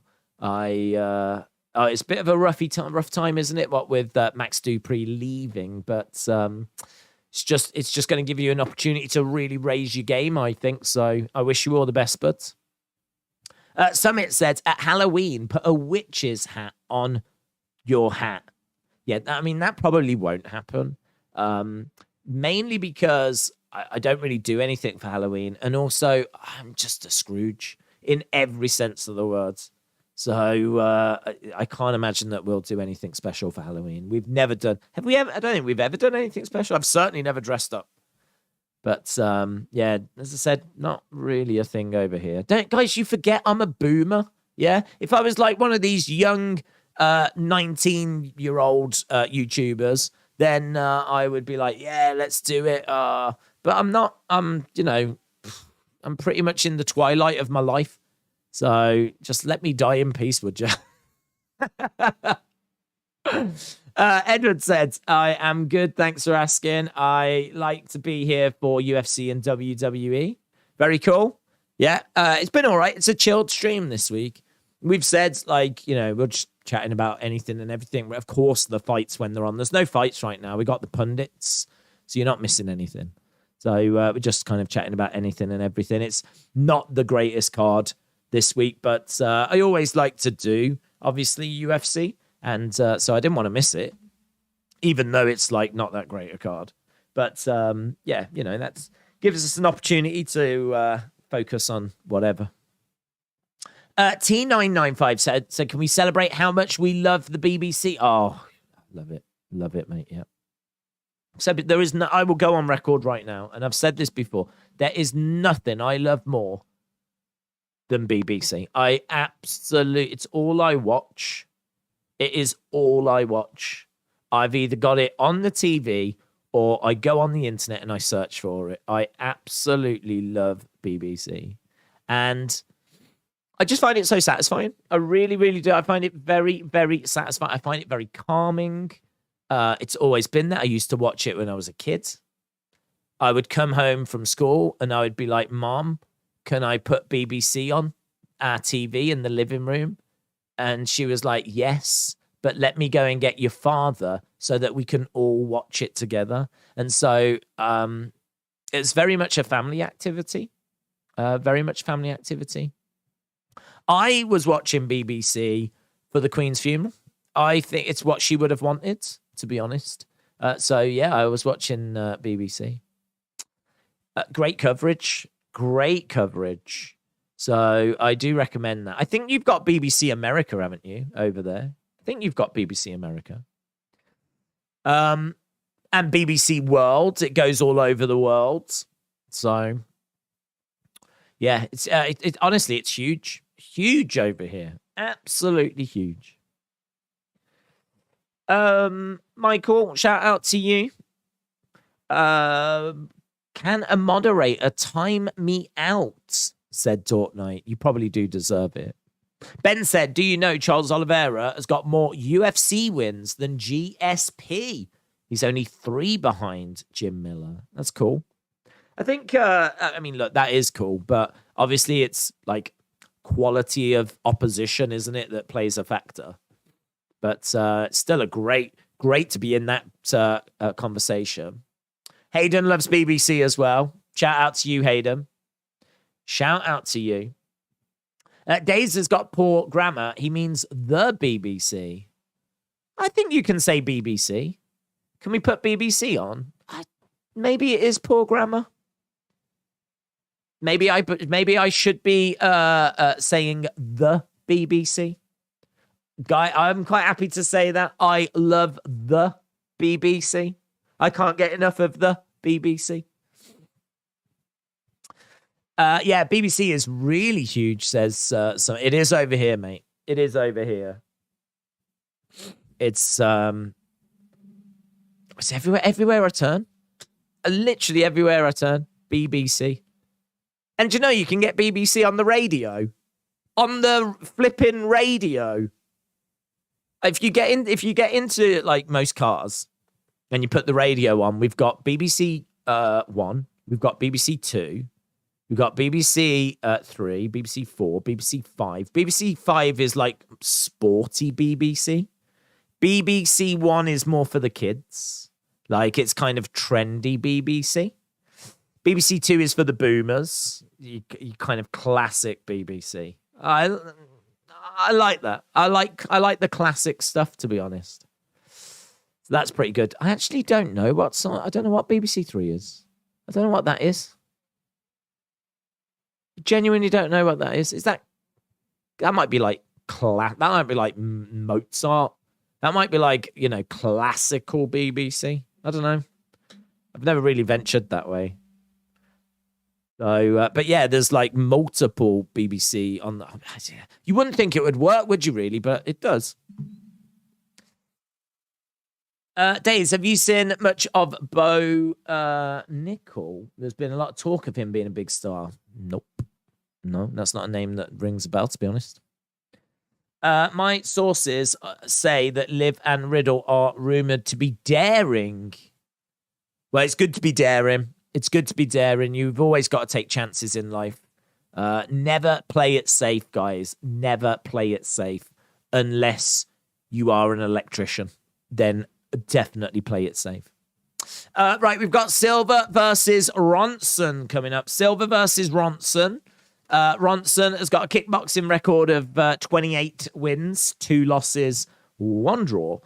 Silva is a good grappler. He hasn't got a great chin. Excellent jiu-jitsu. Brawler, very physical, quite hittable, likes to move forward, likes to land big shots. He's taken on Ronson, who's going to be bigger, better striker. He could give problems to Silva if he lands clean on him. We'll have to see. Silva coming in as favorite, minus 140. This is in the lightweight division. We've only got less than an hour and a half to go. Less than an hour and a half to go till we get to the main card. If you are watching and you've not left a like, leave a like. It makes a massive difference. Retribution said, how about BBC Parliament? I can assure you there are a lot of C's there. Very good. Very good. Very good. Nothing like BBC Parliament. That's it's very formal. But formal BBC. That's how I love my BBC. I love my BBC with lots of rules and regulations. Yeah, very good. Trevor Noah is leaving The Daily Show after 7 years. It feels like a breakup. Also, dating Dua Lipa. Who? Trevor Noah is? Trevor Noah's dating Dua Lipa? God, that's wild, isn't it? He's all right. I don't mind him. I mean, Daily Show's not... I think it's shown here. It might be. If it is, it's on like a cable channel buried away somewhere. It's not a popular show over here. It's not something that we watch. It's not on one of our major channels at all. I've never flicked through the channels and stumbled across it. But I'm mainly aware of it because of Jon Stewart and Stephen Colbert. And so like I'm aware of it because of that. But I've never really watched it, to be honest. I've seen a few with Trevor Noah, and I've listened to it on the podcast thing as well. It's all right. It's all right. It's not massively a part of my life, but I know it is a part of yours, and I'm very sorry for your loss. UFC's run would be like Romero will debut, be at a late age, but would be a freak of nature and would be a killer. Thank you, Summit. I'm loving that. So I'd be like, yo, Romero. Down for that. My fighting style would be very similar to his against Adesanya when he did nothing and stood there and looked a little bit scared. So in many ways, I think you're bang on. BBC isn't good when it pokes you in the eye. CB-biz for me. I've got a very interesting relationship with BBC, but I can't think of when it's poked me in the eye. That seems very specific. I don't know. I think you're consuming BBC wrong, to be honest. I don't think you're consuming BBC correctly. You need to learn how to consume BBC. Drop me a call. I'll give you some pointers on how to better consume BBC. Jon Stewart was on Raw back in the day. Yeah, he cost John Cena, didn't he? The title. Seth Rollins, John Cena, WWE Championship against United States Championship. Jon Stewart came down with a chair. Couldn't believe it. BBC sucks, says Byram. Right, here we go. Here we go. We're about to get underway. Round number 1. Over in yellow, we've got Ronson in black. ESPN. Not updated. There we go. Okay. Kick coming into the body there by Ronson. We've had 3 fights. Is this fight number 4? And all of them have been first round fit. That would make sense. I think there's 6 fights on the prelims. I think there's 6 fights on the main card tonight. Big main card. Main card coming up in about an hour and 20 minutes. Hour and 20 minutes. Call your friends. Let them know. Nice side kick coming in. So we've got Silva just edging his way forward. We've got Ronson on the outside. High kick blocked there by Ronson. Low kick coming in by Ronson. Silva, heavy kick to the body there. Edging forward with Ronson on the outside. Very patient. These two just trading kicks at the moment. So you can see Ronson in the lead. Ronson from Canada. Silva from Brazil. Both of these guys just exchanging kicks. First minute and a half has not been a barn burner. But that's all right. We've had a few fights that have ended in the first round. All of them so far tonight. So it's all right if these two are just taking their time, finding their way into the action. Coming in, low kick misses there by Ronson. Silva coming forward. He tries a kick of his own, but couldn't land it. Nice head movement there by Ronson. Lovely straight jab. Nice little uppercut there by Ronson as well as Silva is driven back. Nice shot to the body there by Ronson. Silva on the outside. So Silva, high kick coming in there by Ronson as Silva comes into the center. Nice shot coming in by Silva as well. Silva backs away. Ronson trying to find a way of getting something significant through. That's a lovely straight left. A nice little hook to the body as well. Right hook to the body there by Ronson. Low kick comes back by Silva. So we are deep into the first round here. They're just trading shots back and forth, but it does feel like Ronson is landing more. Does feel like more's getting through by Ronson. Switching of stances here by Silva. Side kick coming in there by Ronson. Silva moving out of the way. Nice jab as Silva gets a shot in and quickly gets out. Ronson trying to come forward. Looks like Silva's just changed his tactics a little bit here. Not pressuring as much. He's on the back foot. It's Ronson that seems to be pressuring more. Lovely counter shot there by Silva. Lovely right hand there by Silva as well. That was good. That got through. Kick coming into the body there by Ronson. Ronson trying to follow it up with a left straight. Silva moving around to the side. Lovely switching of stances there by Silva. Jabbing forward with a right. Nice combos here. Lovely strikes. Uppercut with the right. Straight left. That was nice by Ronson. That was really nice. Bang, bang, bang. And about 4 shots in a row there. Grabs the leg of Silva. Just over a minute to go in this first round. We can dare to dream that we're going to go to round 2. Yeah. I feel like Ronson's taken this. And the numbers back that up as well. 19 significant strikes to 7. So numbers definitely looking good for Ronson.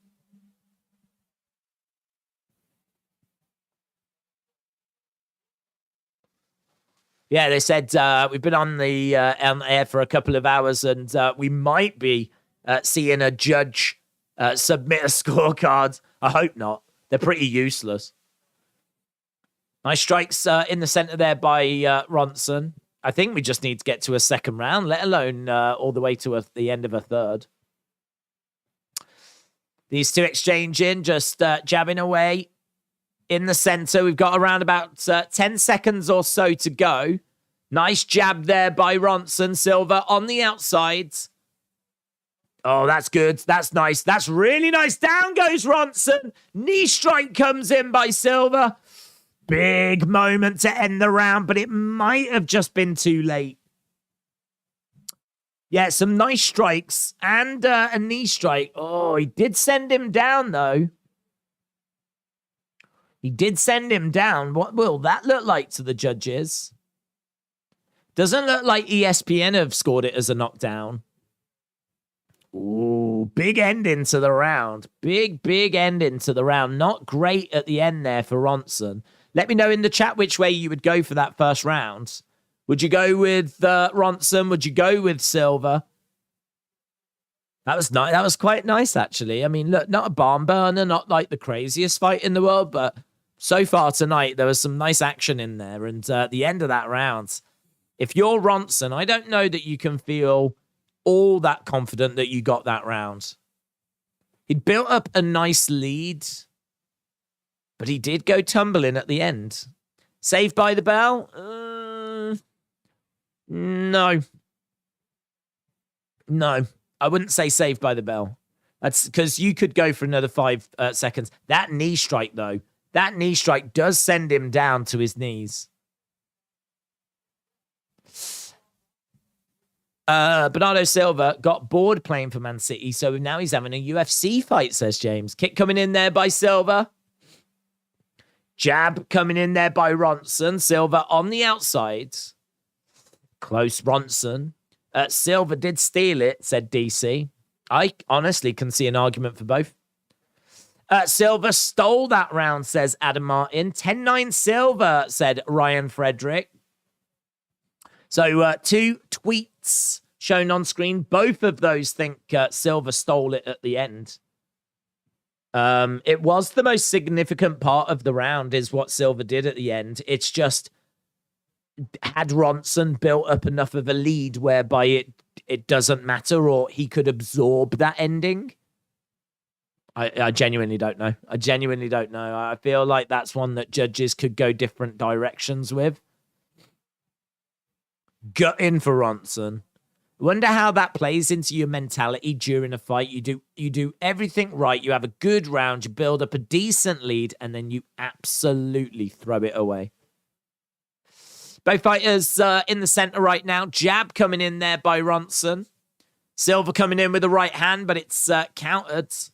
Tries to grab a hold of the leg there, Ronson. Kick coming into the body. Ronson coming forward, driving Silva back. Ronson, again, trying to put the pressure on here. Ooh, lovely. Went for a straight left. Tried to follow it up with a high kick. Silva was able to block it. And Ronson went sprawling. Nice hook shot there. Right hook shot. And again, trying to dig it into the body. Straight right by Silva. Knee strike coming in. This time, Ronson grabs it. That was very reminiscent of what we saw at the end of the first. But Ronson was able to grab the leg. This time, Silva didn't set it up with strikes. So in the first round, he managed to get some lovely shots through. And then as Ronson was stunned, the knee came in. This time, Ronson wasn't stunned. And so he saw the knee coming. He was able to grab it. Seeing Ronson trying to move forward. Couple of hook shots. Low kick coming in there by Silva. Ronson driving. Silva back. Silva trying to throw in a right hand, and Ronson just edging forwards. Few shots coming in. Good work this by Ronson. Backing up Silva. Again, Ronson putting the pressure on. Low kick coming in there by Ronson. Silva edging forwards. Knee coming into the body there by Silva. Jabbing away. Knee shot. Ronson goes down. Hammer fists. This is looking good for Silva. This is looking really good. Hammer fisting away. And it's done. It's done. Silva wins. He catches him with a knee. Sends him sprawling. Sends him flying. And then starts hammer fisting and pounding away. It's the ground and pound that gets the job done. But it's a victory for Silva. Silva wins. Silva wins. Silva gets it done in the lightweight division. We did manage to get to a second round. So we can all be excited for that. But look at that knee. Do you know what? He kind of throws it to the side of the head. If you see a replay of it, he kind of comes in. Look where it lands. Bang! It's kind of coming around like this. It's not down the middle. The ones that he was throwing earlier seem to be more down the middle. This one kind of curled it round. Hadouken! Sensible David. Shout out to you, my friend. Hope you are well. Hope you're enjoying the action this week in the UFC. Certainly looks like Kenny Omega is loving it. There we go. So, Sensible David, thank you, my friend. Free super chat for the people. Best chat on YouTube. Sensible David, you legend. Hope you're well. Hope you're having a good day. But Sensible David joins us on a regular basis. Just one of the many great people we have in our community. So, yeah, shout out to you, man. Days, when is Maxim Grishin's fight? Grishin's fight? Do you know what? I don't actually know where it sits on the card. It is. I don't know. Let me look at Tapology.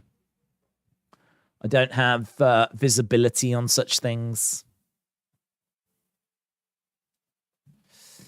Yeah, that was cool, wasn't it? That was cool. That was a good fight. I enjoyed watching that. Maxim Grishin is Coco main event, so it's going to be... Oh, man, how many fights did I say is on the main card? 6. 6 fights on the main card. That we've got to get through 3. That's probably going to be about an hour and a half because they tend to give half an hour to each fight. I reckon you're probably looking 2.5 hours-ish. 2.5 hours-ish, around that kind of ballpark. Around that ballpark.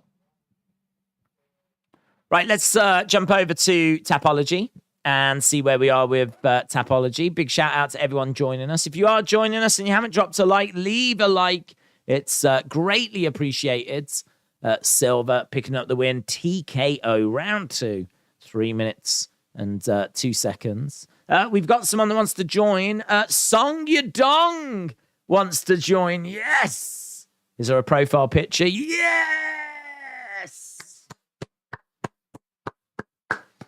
I can only imagine that is actually Song Yadong, who knows that this community absolutely loves him, and he wants to show his support by playing a Tapology game. I mean, look, what else can I take from that? It's got to be. His name is exactly the same. That cannot be. And look at his profile picture.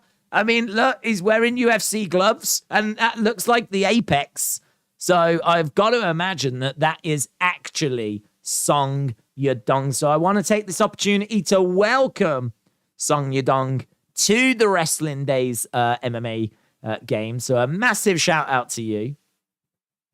If that was Song Yadong, I can tell you, you're not doing very well because you're not near the top of the list. So stick to the fighting, leave the predicting to the professionals. Professionals like Kung Flu, who is currently in first place.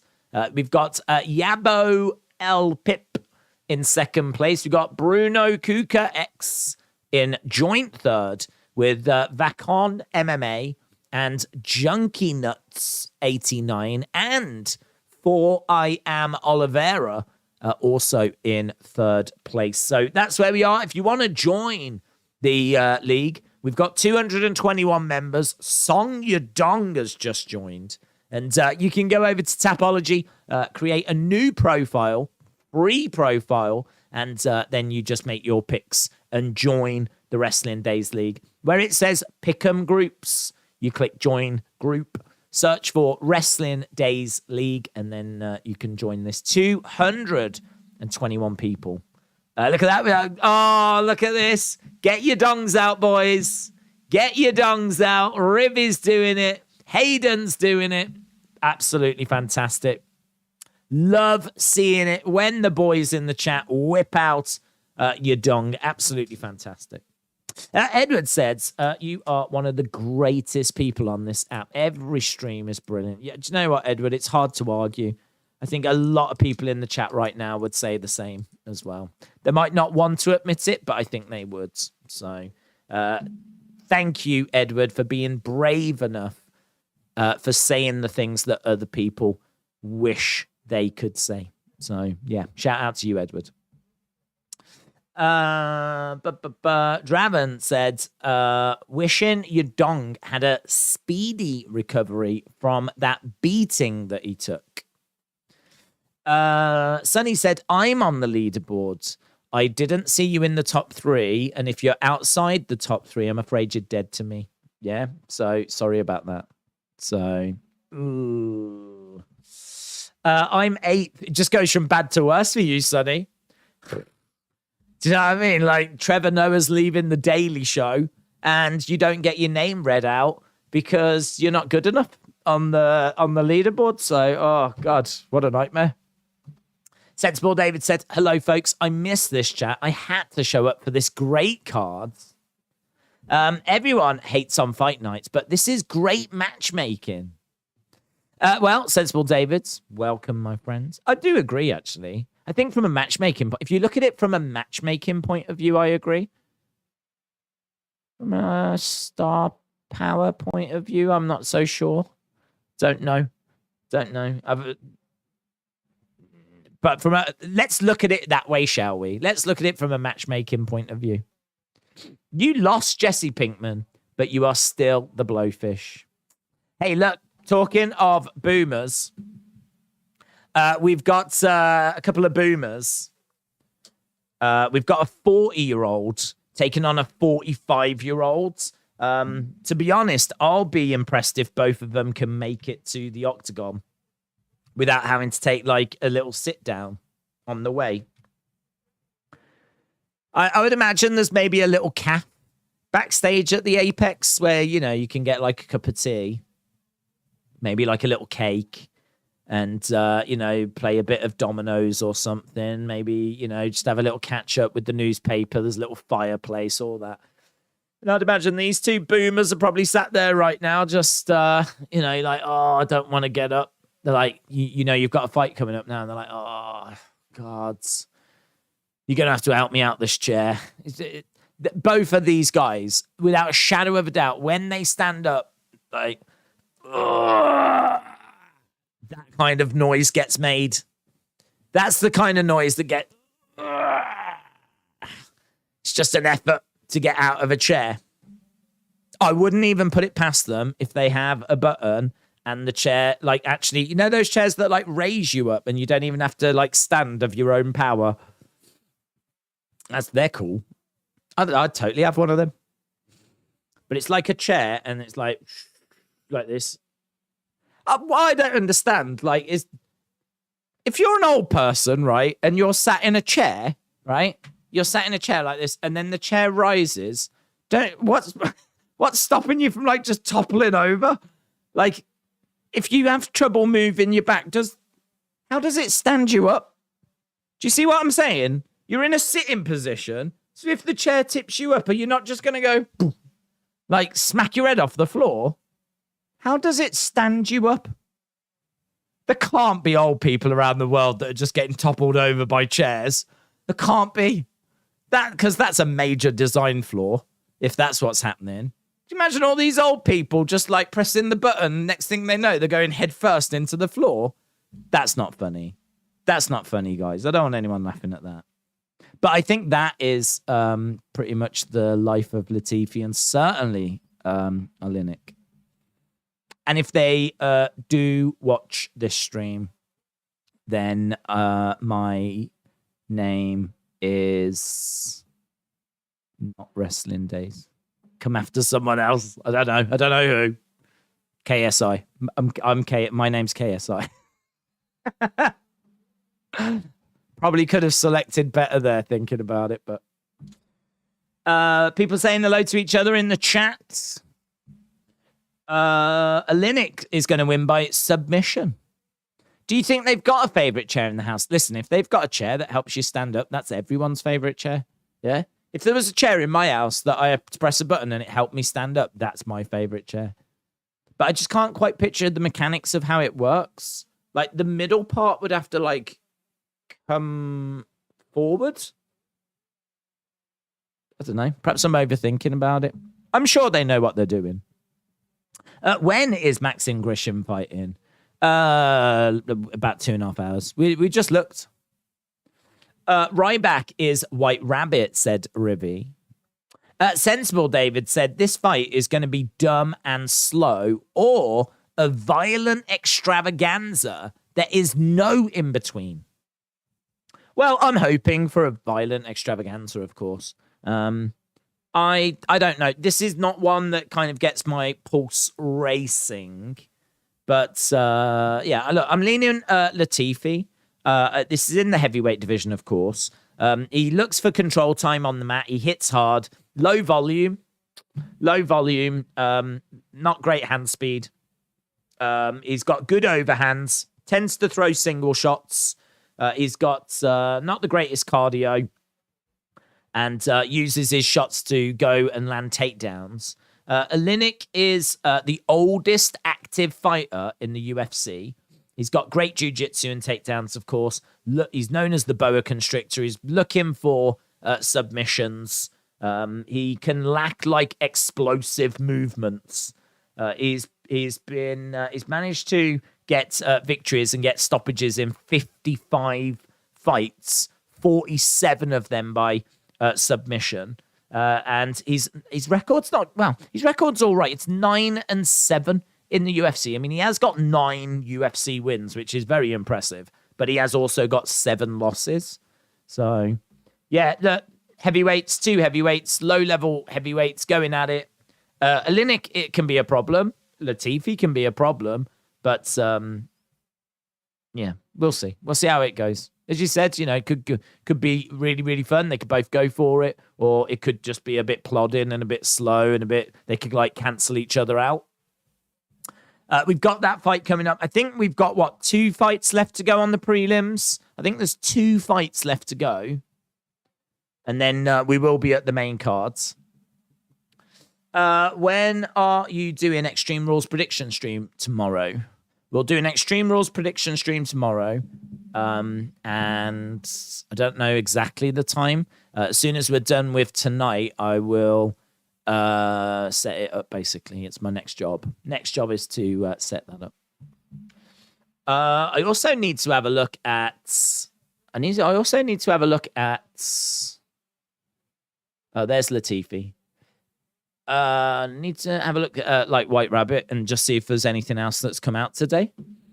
Because to be honest, I only woke up about 40 minutes before we started streaming. Because I was up quite late yesterday. So late to bed, late to get up. And it just means we're a bit delayed with all of this.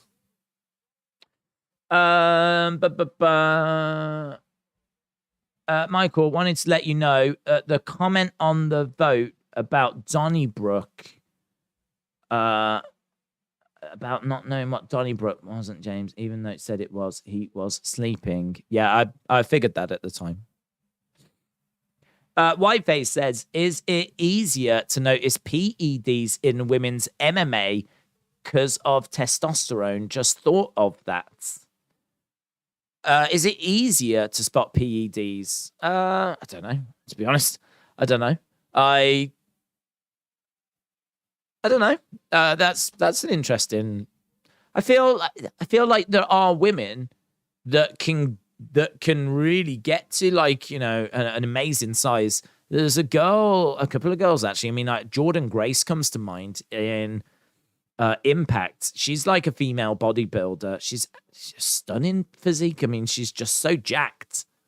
I don't believe she's on PEDs. I would imagine that she gets drug tested by Impact. I would imagine that they have got like a zero tolerance to that. So yeah, I don't know. Like some girls can get to like an incredible size. Some girls seemingly can't. But some girls can, so I don't know. I don't know how easy it is to spot. Have you seen new emojis in the Discords? I haven't. No, I haven't. Are they good? Are they me-based? The way that you're laughing makes it seem like it might be a dig at me, which I'm totally fine with. I know who it is, says James. Summit said, days now, Walter White's definitely going to visit Silva after that knockout is done to Jesse with the explosive crystal. I don't know why that was so hard for me to read. That was hard for me to read, and I don't know why. All the words were very straightforward. I don't know. Oh, no, fight cancelled. Grishin's fight cancelled. Max Grishin against Linz has been cancelled. Main card is now down to 5 fights.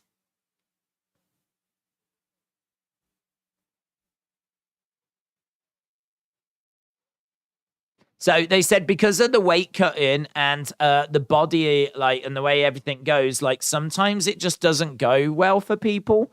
Wow. It's very unusual. That is not something that happens on a regular basis where we lose a fight during the show. But we have lost a fight during the show. So, yeah, Grishin's fight has fallen off. That's a shame. Literally, that's one of the few fights that people have asked for.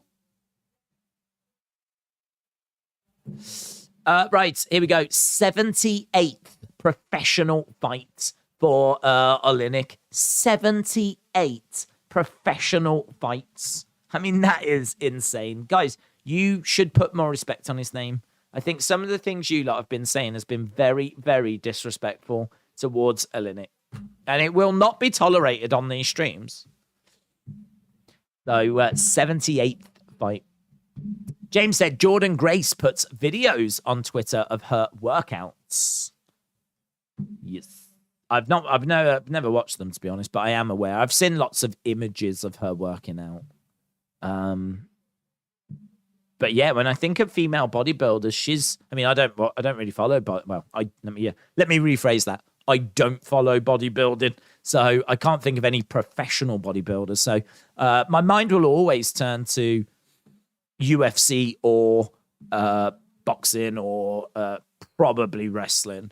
And Jordan Grace is the first comes to mind. And then, of course, you think of, like, say, Jade Cargill. You think of Camille. Those are the names. But I feel like Jordan Grace is probably the most impressive. She's just a lump of a woman. In the nicest way.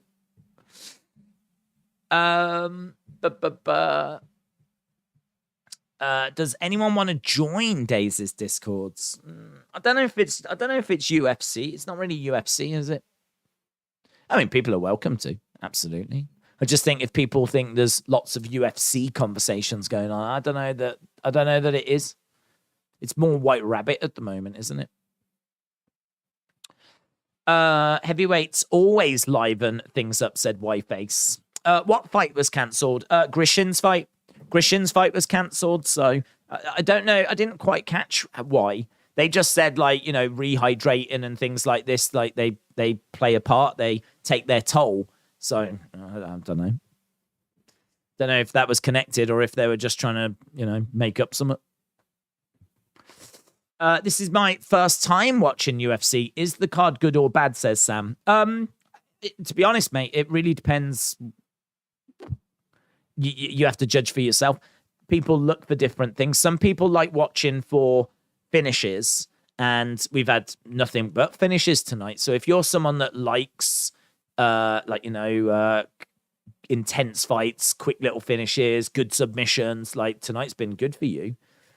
There's nothing here that I would say is a fight of the year contender. There's nothing here that I would say was a banger. I would say there's been some nice little moments, but would I say this was a bad card? I'd probably say that it's just a bit flat. I'd say a bit flat. I'd say what it needs is two guys to go in there and really throw at each other, and there's no crowd as well. And I think when you don't have a crowd, that's always a hindrance because you don't get the energy. So if this is your first UFC event, what I would say is enjoy it. Take out of it what you can, but don't judge it too much by this. What you want to do is you want to watch a pay-per-view. So UFC 280 is coming up, and that card looks fire. That card looks amazing. So yeah, watch this. Take out of it what you enjoy, take out of it what you can. If you don't like any of it, I would say give UFC one more chance. Give them a chance when there's a crowd. Give them a chance when there's like a title on the line. Give them a chance when you've got a few matches that have got a bit more to them. A bit more like build, a bit more of a backstory and whatever. So yeah, definitely, if you can, watch UFC 280. 2 weeks, is it? 3 weeks? Not that far away. Good looking card. Really good looking card. Sensible David said, you've seen lots of images of her workouts, eh? Not loads. I'm talking over the years. I don't mean like I've sat there and looked at a load in a row. I just mean like she's constantly putting stuff up on like Twitter, and I don't really go on Instagram. It's more like Twitter, to be honest. I don't know. Like people are like, I just follow, and I have a lot of people that follow me that obviously are into wrestling. So you don't even really need to be following a wrestler to see tons of their stuff, because people just retweet things all the time or comment or like, and just shows up in your feed. So if it's wrestling related, there's a good chance that I'll see it. So yeah, she puts up bits and bobs on quite a regular basis. She's proud of her physique, and she should be. It's good. Dark Knight said, isn't any fight capable of being amazing? Yep. What if there is an unearthed gem fighting tonight that we're not aware of? Well, absolutely, and that happens. I've seen some great performances from people. I mean, do you remember that Chris Matinho who took on Sean O'Malley? That wasn't too long ago. He was a complete, well, I don't want to say unknown, but he'd never fought in UFC, and basically they just needed an opponent for Sean O'Malley, and they've got this kid in, and wow, I mean, Sean O'Malley went mental on him, just smashing him in the face, and this kid was just taking it, not going down, surviving. Everyone was like, man, they should stop this fight, but they weren't, and it just kept going. And he just kept taking it and surviving, and he would not go down. And people were like really with him. And it was a real great showing. And even though he lost, it was such a good showing that they brought him back. And I mean, he ended up getting battered in the next one. But that, there's performances like that. I mean, I remember going into that fight thinking O'Malley would win round one, put the kid away, and that's it, we're done. And he just puts in this amazing performance. We haven't seen her in a while, but Natalia Silva. She's, I think, only had one fight in the UFC, and a hell of a performance from her last time out. She really caught my eye. Really, really great showing from her. So I was very impressed with her. So yeah, at 100%. You never know what you're going to get. And we've been pleasantly surprised with things on fights on fight nights. But I think like when it comes to excitement, it's hard to get excited over people that you don't know, because you can certainly have the mindset of, wow, anything can happen at any time. But usually, you know what's going to happen. Usually it goes a certain way. And so you just kind of look for the fighters that you know, and you know what you're going to get.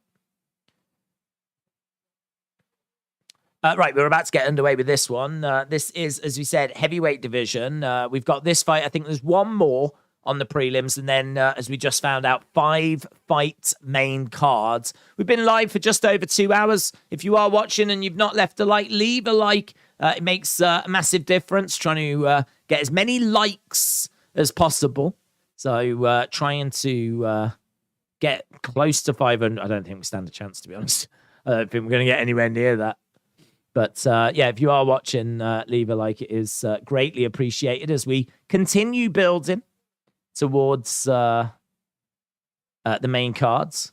Low kick coming in there by Oleinik. Latifi on the back foot a little bit, charging in. Agapova is a good fighter, says John. Yeah, she had a little wobble, didn't she, where... Oh, nice. Low kick comes in. Latifi grabs that kick, takes down Oleinik. Oleinik is down.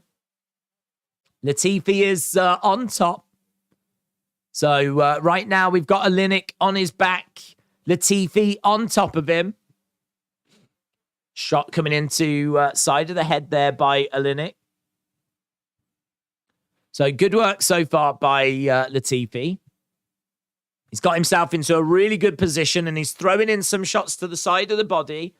Obviously, we know Oleinik, very, very dangerous down on the ground. So Oleinik on his back. Latifi knows he's got to be very careful with what he's doing. So far, he's in full guard. So he's all right. He's in control. Oleinik, though, won't be too worried. But Latifi on top. We're just looking to see what he can do from here. At the moment, it seems to be Oleinik that's the more active. He's trying to grab a hold of that arm. Latifi not really unloading. Chest to chest at the moment. Oleinik doing a good job of just tying up Latifi. He's just not allowing Latifi to do anything right now. So Latifi can't get shots off. He's trying to get some shots off to the side of the body. Manages to get 1 or 2. Now he's getting a few. Couple into the body. He's working the body and then into the head. And he got a little routine, a little rhythm going there. But Oleinik, I think, put in a stop to that. And he's tied up the arms. So there's just nothing Latifi can do. At some point, the referee will, if no progress is being made, he'll have to look to stand them up. But so this is good. This is wise work by Oleinik. He's just properly tying up the arms here of Latifi.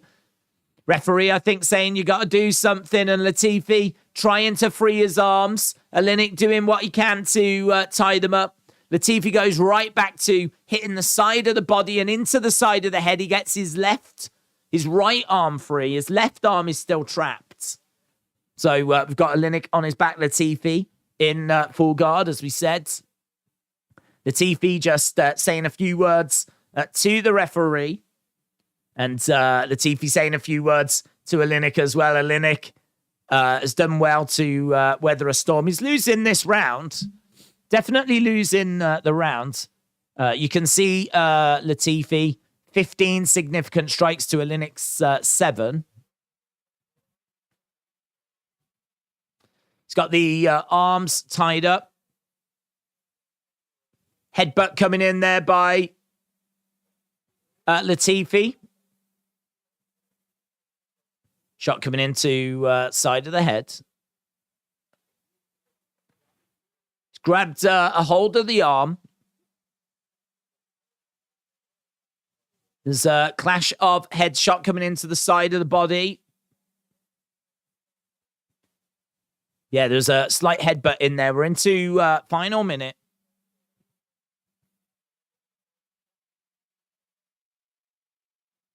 Again, shot coming into side of the head by Latifi.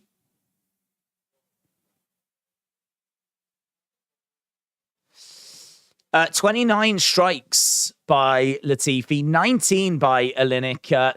Just 3.5 minutes control times. Just dominant stuff by Latifi. 20-odd seconds. They are just cancelling each other out. It is not the fun fight we were... I don't even know if we were hoping... Well, we were hoping for it. I don't know if we were expecting it. So, yeah, not a crazy one, this one. Blood from the side of the head of Oleinik. So a little bit of damage there. That might have been from when the heads collided. And that's the end of round 1. Yeah, definitely don't judge UFC on what you just saw there, because that was not much going on there at all. Headbutt. Yeah, there was a headbutt in there. And there's a bit of blood coming down the side of the head of Oleinik. So both fighters go back to their corners. That is a Latifi round. Out of the 5 minutes, he gets 4 minutes 16 control time. 42 strikes to 32. 18 significant strikes to 7. One-way traffic, really. But Oleinik did a decent job of trying to restrict. Could have been worse. I mean, he could have lost in that round easily due to ground and pound. So good work by Oleinik making it into round number 2. Summit said, sometimes I imagine you're so PG-13 at streams, but a real brute or gangster like Tuco outside of social media. I don't know, but I thought that. You're absolutely right to think that. And if you think of, if you think anything else, I'll shank you. I'll find where you are and I will shank you. That's when you get like a little shank, and they have shanks in prison. So I'm using prison slang. That's how tough I am. And I'll be like, I'm a bad boy away from YouTube. I'm a bad boy I'm the bad boy off YouTube. Now, let's settle down and watch this second round, shall we? Because both guys are on their feet. Nice shot to the body there by Latifi.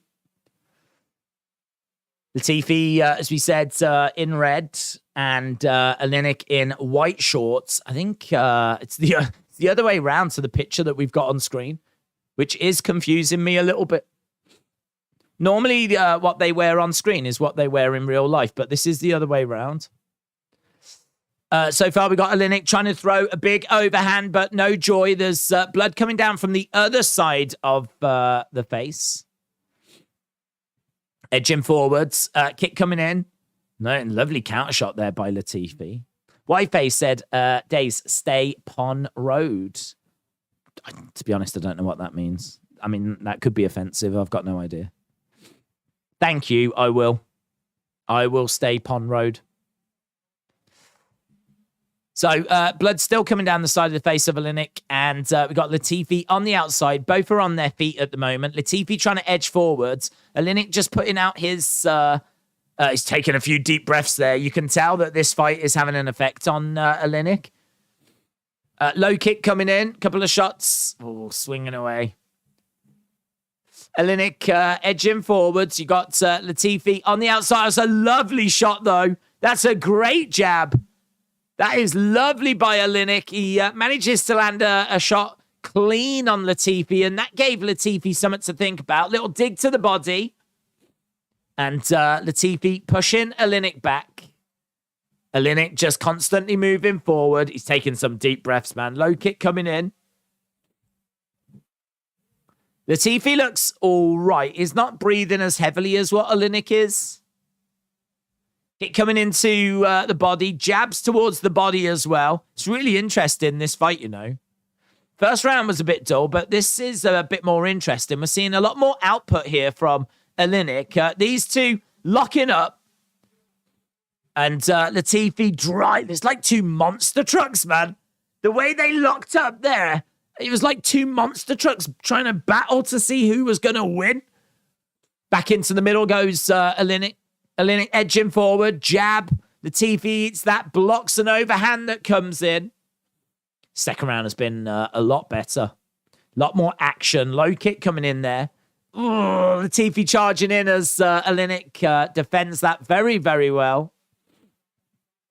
So Latifi on the outside. Kick coming in. Grabs the leg. Nice takedown. Good takedown by Latifi. And he's got Oleinik down. So he's got Oleinik down. That was good. I don't think significant strike-wise, we've seen loads getting through. Even though he was working hard, I don't think loads got through there by Oleinik. So I don't know that we can give him this round. Just want to have a look at, if we go to the UFC website, UFC. Go to the UFC website and have a look to see what the scoring's like round by round. Right now, we've got Latifi in control, side control to be accurate. Oleinik down on his back. So good work so far by Latifi. Just having a look at round by round breakdown. Round 2 breakdown. So round 2 breakdown. It's just telling us total strikes, significant strikes. Total strikes 26-9 for Oleinik. But when you look at significant strikes, it's 15-8. So I would say that, some nasty ground and pound here, though. Nasty ground and pound coming in by Latifi. He's turned up the intensity. Yeah, he's really busted him open, man. Oh, man, I feel like this is going to be another Latifi round. Even though the numbers aren't going to be quite there, I don't think they're going to be too far off. I think the damage is with Latifi. I think that's another Latifi round. Don't do that to me. I understand you're a real gangster. Thank you. I acknowledge you as my tribal thief. Can someone explain the White Rabbit to me, as I don't watch WWE? Is it an Easter egg? So White Rabbit is a song has been playing during the commercial breaks. So when they go to commercial break, they'll play this Jefferson Airplane song, White Rabbit. It's quite a spooky psychedelic number and quite slow, soaring female vocal, very atmospheric. And people get their phones out and everything. And then as soon as you're back from the break, the show just carries on as normal. And everyone's like, what's that about? I mean, it really stands out. It's really strange. And then during the shows, in the background, they've started to put some QR codes. And when you actually scan the QR codes, you start getting these clues. The first one was a game of Hangman. The other one was a maze that you could actually play. There was a little rabbit and you could take it in this maze. And then the third one was like a collage of pictures, like a little montage thing. And And there's loads of like hidden messages in there. There's like telephone numbers. When you call, there's messages that are backwards. There's coordinates. When you put them in, it takes you to certain places. Did you know in Italy, there's like a giant pink bunny, or was a giant pink bunny that was just left on a mountain? It was like an art thing. And there was coordinates to that in Italy, and yeah, just loads of stuff. I mean, we've done videos and videos and videos on it. It's one of the biggest talking points in pro wrestling right now, this White Rabbit thing. And it's building towards a reveal. It's building towards someone returning or something happening. It's believed to be Bray Wyatt coming back. But yeah, it's super, super interesting. One of the most fun campaigns I've seen them do in pro wrestling. Certainly one of the deepest, richest campaigns for like a return. Normally you just get vignettes. You don't get all like this QR code stuff. So yeah, crazy. Right, we've got Latifi backing up. We've got Oleinik trying to get some shots off. We're a minute into round 3. I think we're at the point where Oleinik needs a finish. That's what I think. John said it's Papa Shongo coming back. It's about time. It's about time. Papa Shongo coming back in a Royal Rumble would be awesome. That would be awesome. He's still alive. He's still around. He's the same guy that's Godfather. So, yeah, he could dress up as Papa Shango one more time. One for the road. That'd be great. Imagine Papa Shango comes back for a Royal Rumble. Latifi driving Oleinik back against the side of the cage.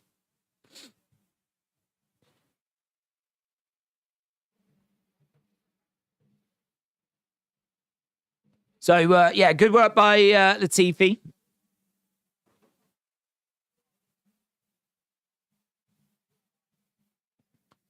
So he's driven Oleinik back against the cage. He's just holding him there at the moment. I mean, he's just taking time out of the fight. As we said, we're very much at the point where Oleinik is going to need a finish. He's going to need a finish. So right now is up against the cage. He's not really offering anything. He's not really doing anything.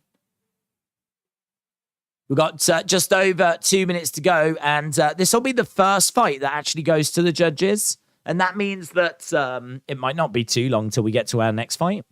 One more fight, I believe, to go on the prelims. We'll be at the main card in about 30-odd minutes. If you are watching and you've not left a like, leave a like. It would be nice to get to 200 by then, but I don't think that's possible. But if we could get to 200, that wouldn't be too bad by the main cards. That wouldn't be too bad. Right, yeah, Oleinik again still up against the side of the cage. Just Nick said, I figured out that for Halloween, I'm going to dress up as Days. You want to do that for Valentine's Day, date? That's what you want to do. If you've got a date on Valentine's Day, that's when you break out the Days costume. Certainly if you don't want it to go very well. The rain is coming down hard, said Dortnight. Well, the rain is coming down hard for Oleinik as well. He's got just over a minute and time is running out. Even though he's actually landed more strikes, he's not landed more significant. And look at that, 7 minutes, 20 control time. I know control time doesn't mean anything unless you do something with it. But even so, we're seeing Latifi in a commanding position. I've got him winning. Yeah, good takedown there by Latifi. Is in control with 30-odd seconds to go.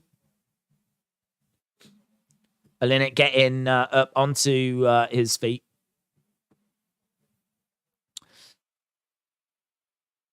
His Bo Nickel is going to be a serious problem. He's yet to debut in UFC, says Summit. James said there needs to be a swerve within a swerve. It's just a bit obvious that it's Bray now. Yeah, funny you should say that. We was talking about that last night. I can't remember what stream. I can't remember. It might have been was it the review? I don't know. Yeah, I think it's all right. because I think there's only a week to go. If it's going to pay off at Extreme Rules, then I think that's fine. I think you can get through. Next week's just go homes anyway. So I think that's all right. But if it was to go longer than that, I agree. EA UFC CAF creator said Bray Wyatt was born in 1987. The Chinese zodiac animal of 87 was a rabbit. Bum, bum, bum. Very good. Rivi said, I get a new badge in a few days. Come on. There we go. End of the fight. I'm expecting Latifi to get the dub. A 1-year badge. Very good. Very good. Let me know when it comes through. Sam said, horrible fight. Yeah, not great. I found out the steelworks near me got destroyed. How did it get destroyed? How did a steelworks get destroyed? Is it like an old abandoned one? Or there weren't people there, was there? Right, here we go. Just waiting for the result on this. Judges' scorecards. All three. It's unanimous. 30-27. By unanimous decision. Wow, they got it right. Latifi gets it done. And the judges, they had one job to do, and they did it. Fair play. Viva Liverpool, said Wes. Do you watch CZW? I don't know. I don't. It's not really my thing.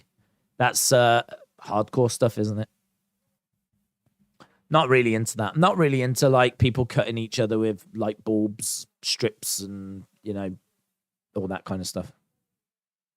I like this kind of wrestling I like is, as I've said, wrestling in many ways is like music. You've got like so many different styles. And I just know the style I like. I like two guys or girls going in there and just trying to figure out who the best is. And I just don't need like a lot of I don't need like lighting tubes, and I don't need thumbtacks, and I don't need fire, and I don't need I don't mind if like it's a feud and it's something that's been building, and there needs to be like some a bit more extreme for a rematch, or like maybe they've faced each other twice, it's 1-1, and we need something pretty impressive, something a bit more deadly for the third. I don't mind venturing into that world a bit, but I do find sometimes that with those promotions, they just go to it too often, and I can't speak for CZW, to be honest, because I don't watch it. But I don't know. You just see the clips, don't you, doing the rounds on social media, and it just seems like they're doing that stuff on a very, very regular basis.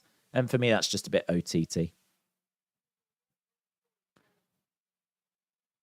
I love CZW. The more violent, the better. Yeah, but you're an angry young thing, aren't you, James? Do you know what I mean? I think you just need to learn to love. Just learn to love, mate. If you learn to love yourself, love the world, I think you'll be a lot happier. What happened? Judges doing their jobs? I know. If you are watching UFC this week thinking, is this a normal week? No, because the judges just got a decision correct. Are you looking forward to the Manchester Derby tomorrow? I am, but the problem I've got now is I just never know if I'm actually going to be available to watch the games.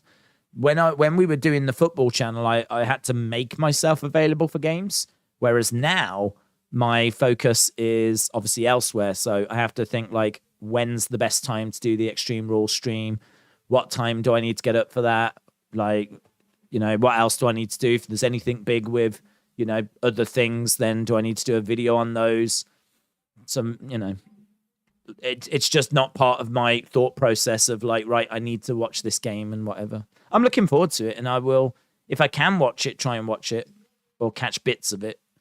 But I don't know. I don't know if I'll be able to catch much of it or even any of it. But I am looking forward to it, yes. And I think United's might be able to get a draw. But I don't know that they will. I'm not expecting a United win at all. I think Haaland stands a great chance of scoring at least one, if not two, against United. But our defence has looked a lot more solid now. I just think Haaland's a different animal, isn't he? I mean, no one seems to be able to stop him.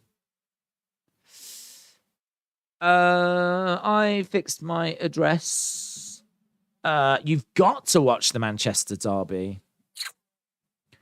You would think that, wouldn't you? But no. I once again prioritize you guys. Once again, this channel gets prioritized, and means that I might not get a chance to actually sit down and watch it. But that's all right. There's lots of good things happening in the world. Right, Castaneda taking on Santos. This is going to be the main event of our prelims. If you are watching and you haven't hit that like, we are 33 likes away from 200. It would be nice to try and get there.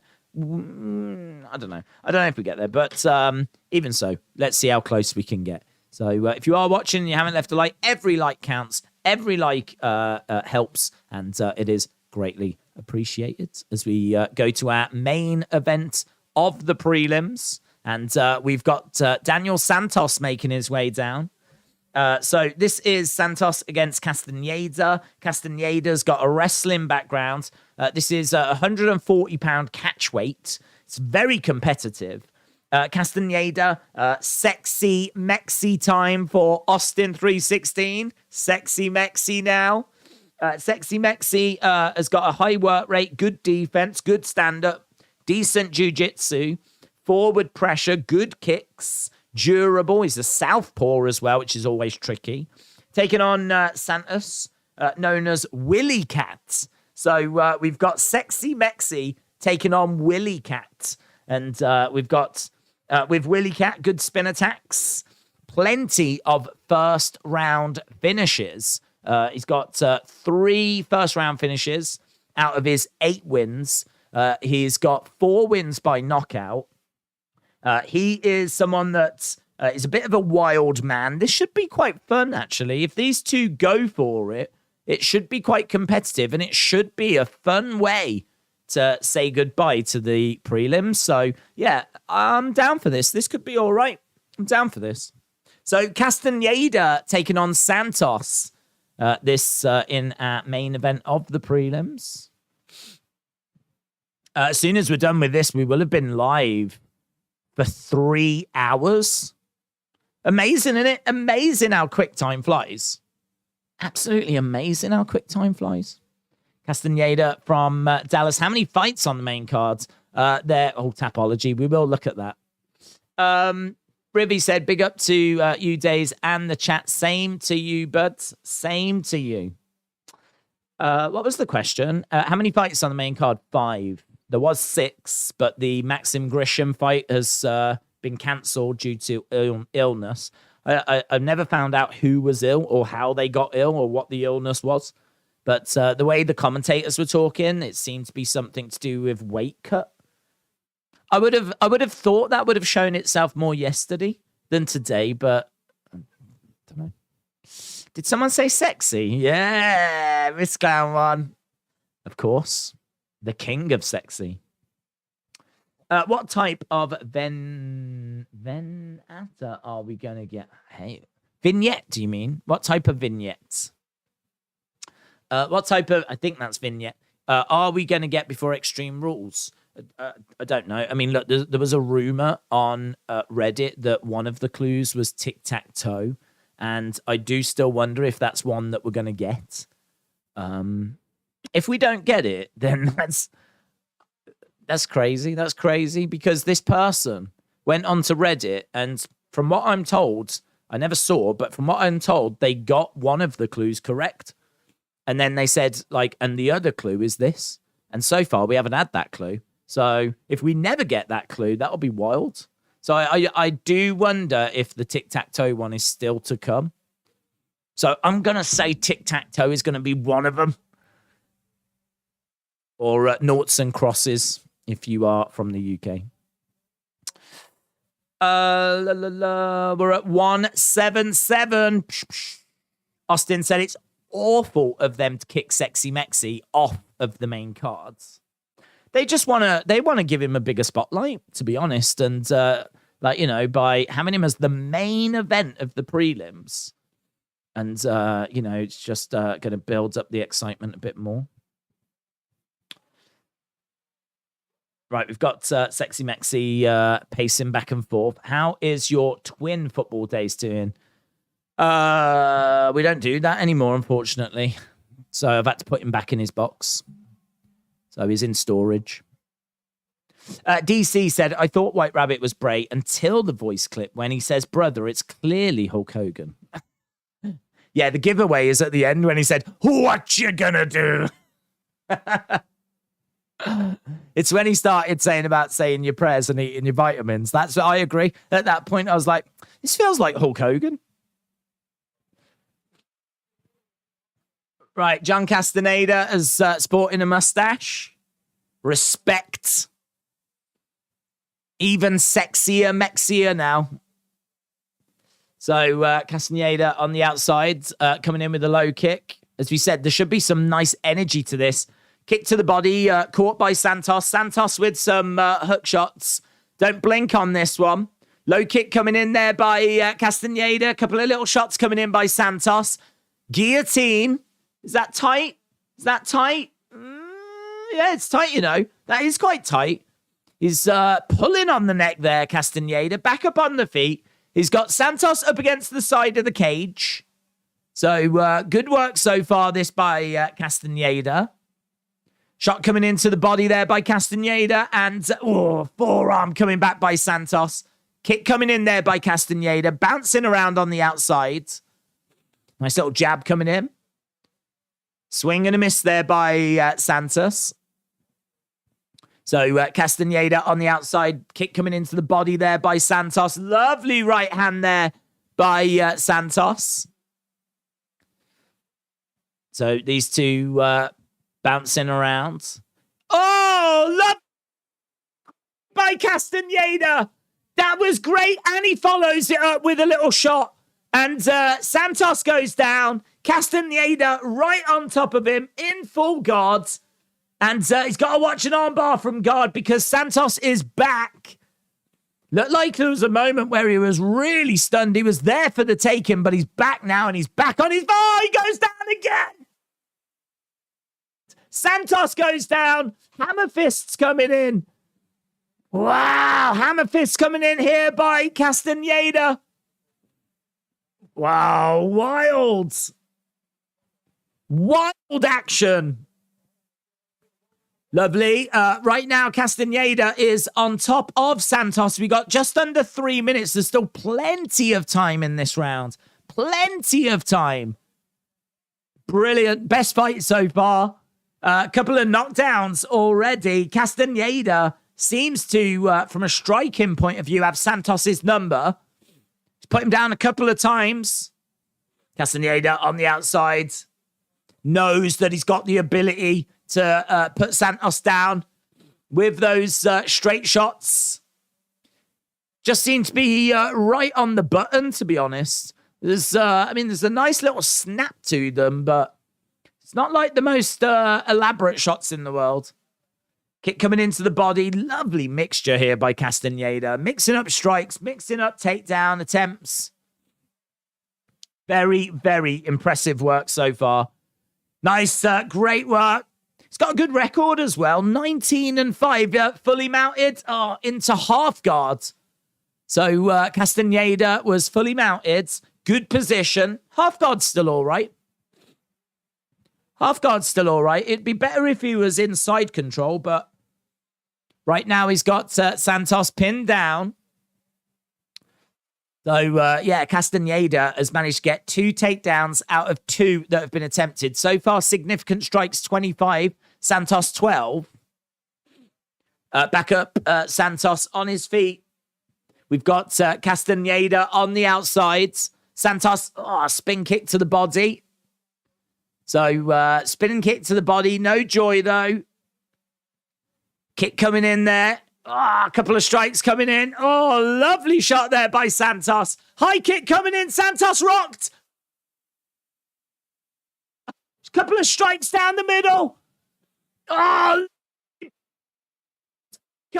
look at how many shots are getting through. Straights, rights and lefts. 1, 2, 3. And Santos decides that the best form of defense is offense and drives Castaneda back. Knee strike of his own. Castaneda now stumbles back, looks at the clock. What a round. Great rounds. This is exactly what tonight has been missing. A real contest. Nice shot coming in there by Castaneda. 25 seconds to go. We will have a look. We will have a look and go to Tapology after this fight. Right now, we've got Castaneda backed up against the cage. And Santos kicks coming in. Big overhand coming in. Oh, kick coming in there by Santos. But Castaneda backed up against the cage. Shot comes in. I tell you what, look at that. 51 significant strikes. 51 significant strikes. Psh. That's crazy, man. That is crazy. 51 significant strikes. So Castaneda takes that first round. So big first round.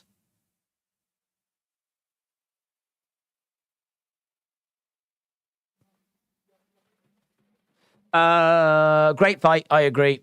Great fight. So yeah, Castaneda taking that first round against Santos. Finish him. Castaneda round, says Hayden. Great first round, says Rivy. Training session, if you can dodge a wrench, you can dodge a punch. It looks like Charles Oliveira. Yeah, I can see some similarity there. Yeah. With Santos. I believe in Khamzat's hype from the start, but when Bo Nickel called him out for his next fight, I was shocked because the first thing that came to my mind was Khamzat might lose this time, says Summit. Castaneda round, said Austin.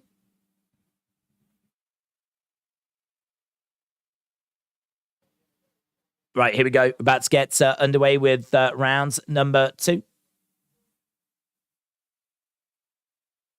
Nice strikes coming in there by Santos. Castaneda throwing out a kick down the middle. Oh, low blow, low blow, low blow. Low blow. You hate to see it. Castaneda, sexy Mexi. Might have just lost a little bit of his sexiness. We just haven't... Nah, there's nothing on that. That's not that bad at all. Very high up the shaft, I would say, that one. Certainly not one that troubles the lower end. Very high, clips the top, and honestly, I think that's more of an excuse than anything by Sexy Mexi. The only thing you have to take into account is that there could have been some movement of the cup, and if the cup was moved, that's obviously going to disrupt everything down there. So you do have to take that into account, but it was not plum. It's not one that we're going to look back on fondly in years to come. But we are back underway. Mangarden shot, said Rivy. Mangarden shot. First round of the night. I agree, Summit. Completely agree. Santos edging forwards. Austin says low blow. Yep, low blow. We don't have the low blow counter anymore, which is a bit of a shame. But yeah, as we said, not a classic one right there. Not vintage. There's not going to be many people that are going to want that as an NFT. Let's put it that way. Right now, we've got Santos up against the side of the cage. Takedown by Castaneda. Again, sprawling up to the feet. Guillotine attempt. High kick coming in there by Santos. Castaneda, again, trying to get into a bit of a rhythm. Little digs coming in here by Santos. Castaneda on the outside, circling around, trying to get into a rhythm. Santos putting that pressure on. Santos looks good when he's putting the pressure on, actually. Nice kick to the body. Low blow there by Castaneda. Lovely right hand. Kick coming in again there by Santos. Oh, straight down the middle. So Santos in the center, Castaneda on the outside. Kick coming into the body. Nice shot straight down the middle by Santos. These two exchanging shots. Castaneda not getting the success that he was in the first round. He had Santos down a couple of times. Dangerous strategy this by Santos, getting nice and close. Kind of getting into the pocket, really putting pressure on. Kick coming in. Kick coming back there by Castaneda. Nice by Santos, though. Charges in. Takes Castaneda down. Gets round the back. So he manages to get the back. He's trying to get hooks in. One hook in. One hook in by Santos. Good position this by Santos. Knee coming into the side of the thigh. Not really much Castaneda can do here. I don't know if Castaneda's gassing a little bit, to be honest. Not sure if he's gassing a little bit. Doesn't look as good as he did in the first round. Stumbling back now. Knee strike there by Santos. Don't know. Little bit of concern here if you are rooting for Castaneda. Doesn't seem to look as crisp to me. Doesn't seem to look as good as he did in the first round.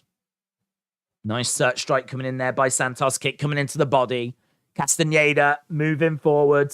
Nice strike coming in there by Santos. Oh, spinning back fist by Santos. Just bounces off Castaneda's head. Little uppercut. Knees coming in by Santos.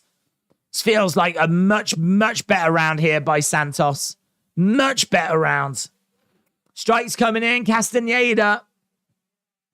Yeah, I just think there's so much volume and output by Santos. High kick coming in. Castaneda's got to find something. He's got to find something. Momentum here is just all with Santos. Kick coming back there. Nice strike straight down the middle. Good work here. Santos, 28 significant strikes to 16 in this round. Shot down the middle. Lovely right hand. Straight right by Santos. Kick coming into the side of the body. So we've got Castaneda on the outside. Lovely hook shot. High kick coming in. Oh! Lovely shot. Little uppercut coming in there by Santos. Teeing off on him, man. Oh, look, he's just absolutely teeing off on him. Castaneda is offering nothing right now. Knee. Oh, big knee.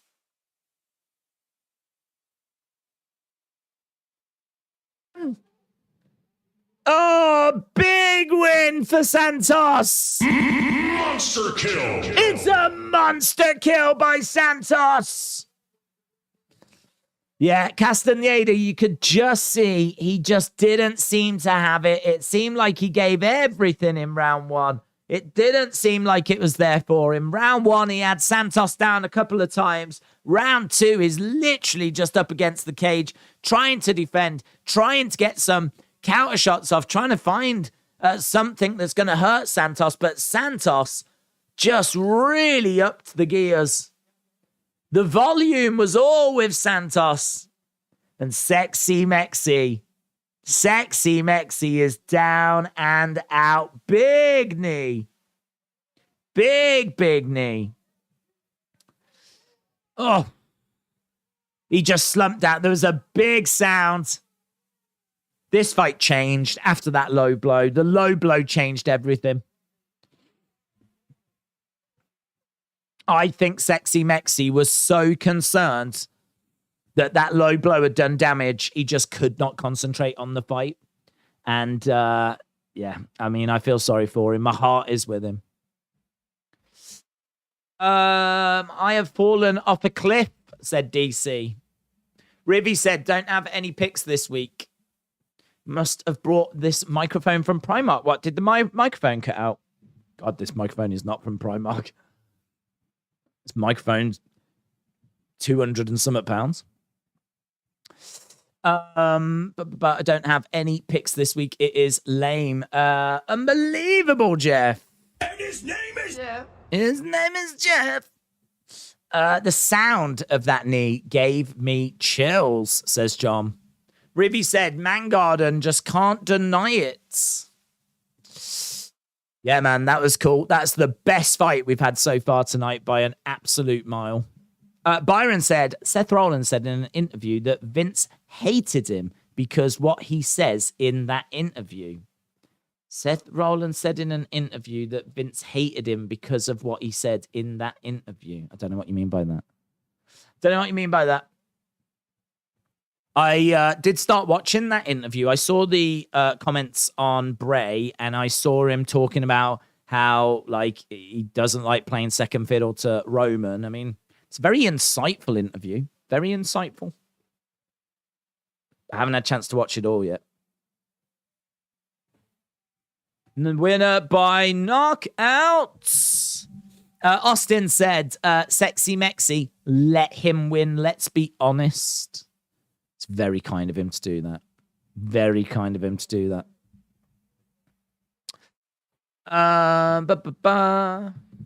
Sensible David. Shout out to you. You recovered unbelievably well. Lovely, lovely second round. Well, the first round was fantastic as well, to be honest, but second round's brilliant. Lee, shout out to you. Hope you're well, buds. Let's go. Let's go up to see where we are.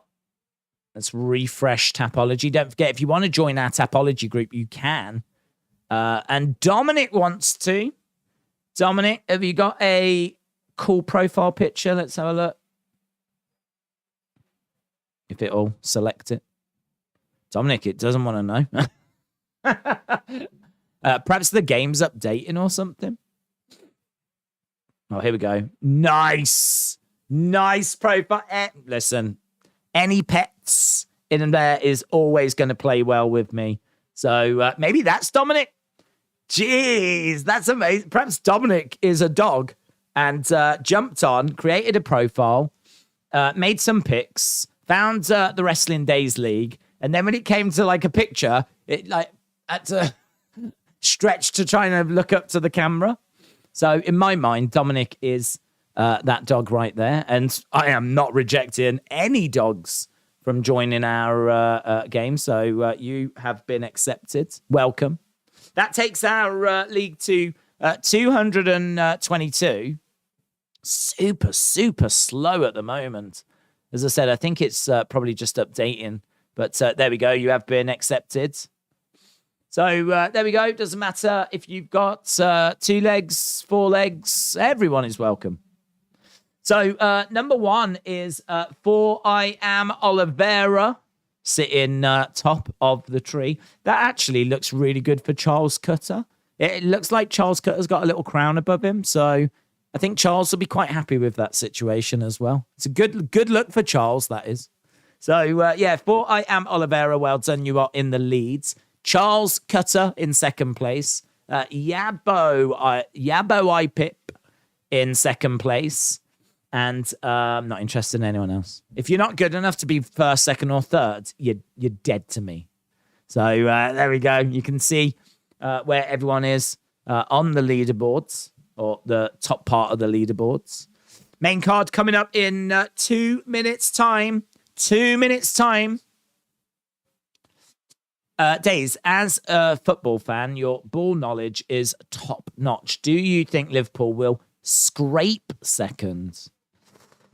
I honestly don't know, to be honest, because you just haven't got going, have you? I mean, I feel like you will get going, but you just haven't got into a rhythm yet. You just haven't got into like a pattern, into it just hasn't clicked.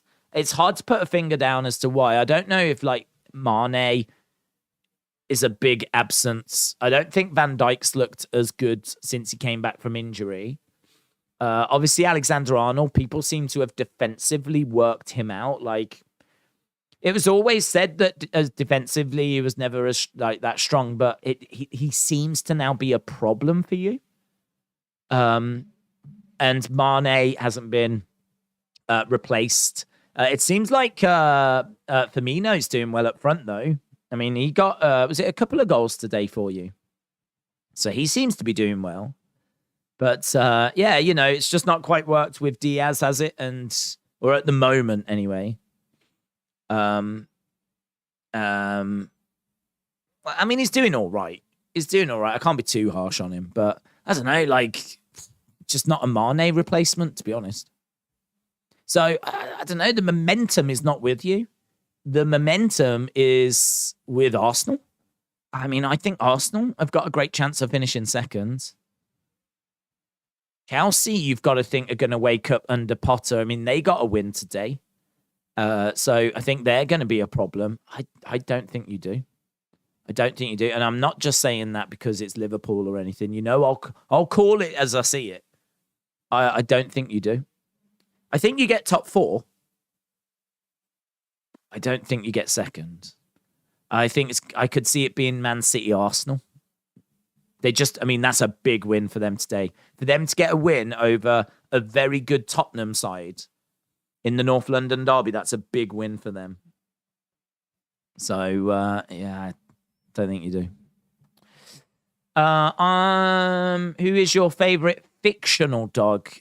Great question. Favorite fictional dog.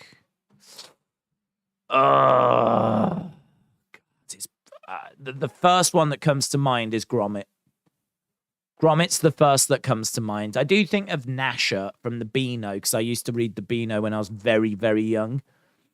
Very young. I used to get the Beano, not every like week or month or whatever, but I'm a, you know, few times a year I'd get a Beano. But I feel like Gromit. I feel like it's going to be Gromit. Forget Scooby-Doo, loser. Not interested in Scooby. Pluto is pretty cool, isn't he? He's pretty cool. Still would go Gromit, though. I don't know. Let me know. That's a good question, that is. That's a damn good question. I like that. I'm still going Gromit. Dave, in real life football, said Trent needs to be pushed into midfield so that we can get a proper right back. Facebook Apex crowd tonight. They haven't said. There's no crowds, and I have no idea what's going on. So, yeah, I genuinely don't know. Wolfman is my favorite dog. You take a Beano, got gas. Yeah, I've got loads of them. There's loads of like little Beanos as well. I used to get like the annuals and everything. I don't know why. I was never that crazy into it, but yeah, it was very popular. Pluto, it's easy. Everyone preferred Macho Man over Hulk Hogan, said.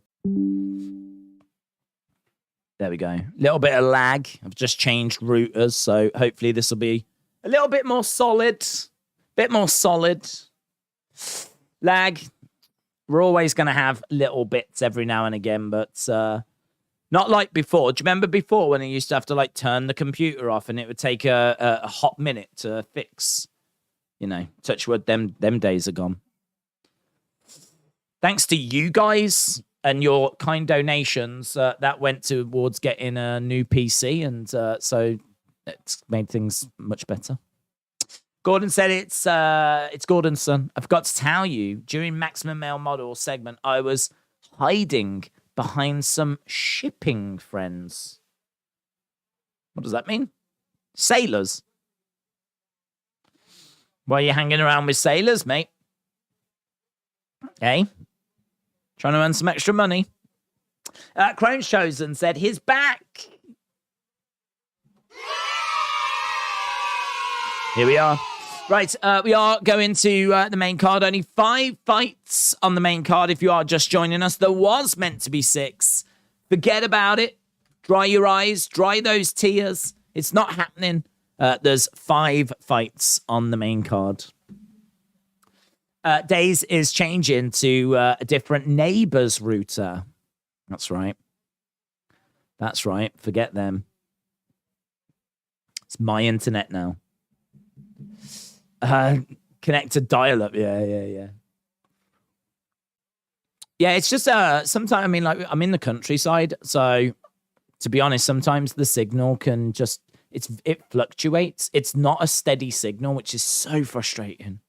I actually upgraded 5G thinking, well, that's going to be amazing. Even if it fluctuates, it's still going to be amazing. It's worse. 5G upload is worse than 4G. At least it is around here. My 4G upload speed is better than my 5G upload speed. Downloads, mental. 5G is insane. To actually stream stuff and, like, you know, watch stuff and go onto the internet, 5G is awesome. But the upload, which is what I need when we're streaming, I'm uploading stuff. I'm uploading this stream to YouTube. Sucks. It's awful. Right, we are going to our first fight. Actually, don't know who it is. Let's go down here. It is Davis against Borshchev. Here we go then. First fight on the main cards. Lava Claws. Davis versus Borshchev.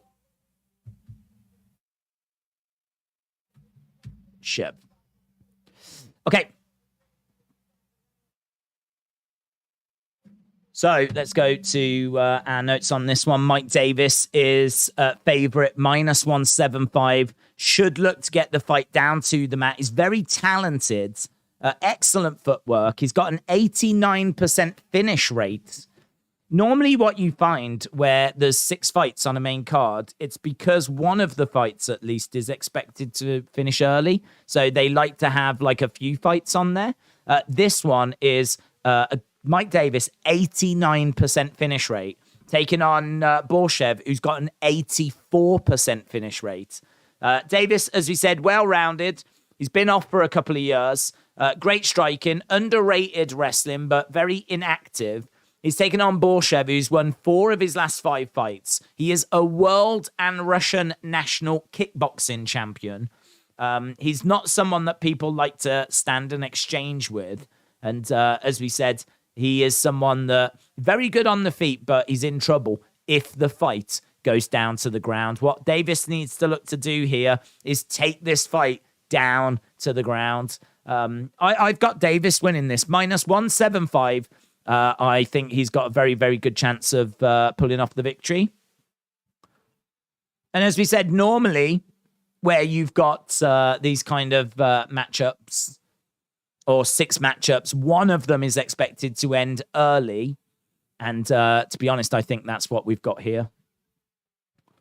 That's what we've got here. We've got a matchup that I think is probably expected to end early. So, yeah, right, here we go. We got Davis making his way down. As we said, he's been very inactive. Very inactive.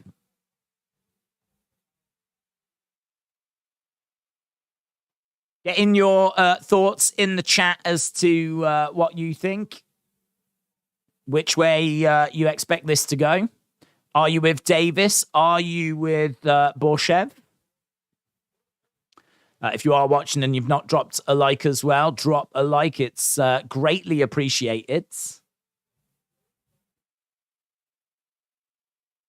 having a look on Twitter, people sending bits and bobs through about White Rabbit. I will try and get to those after the stream.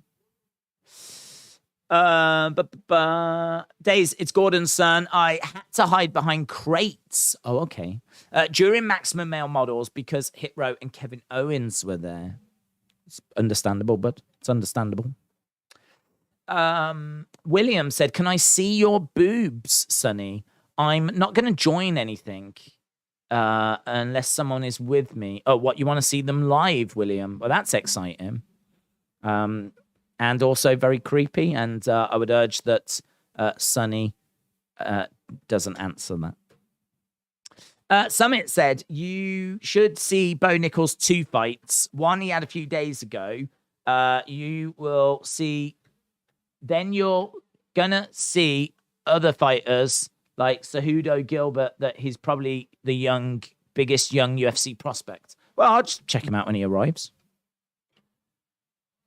What's Fuzi doing fighting now? Fuzi does look a bit like Fuzi. After that loss to Deji, he thought he'd try his hands at UFC by the looks of it.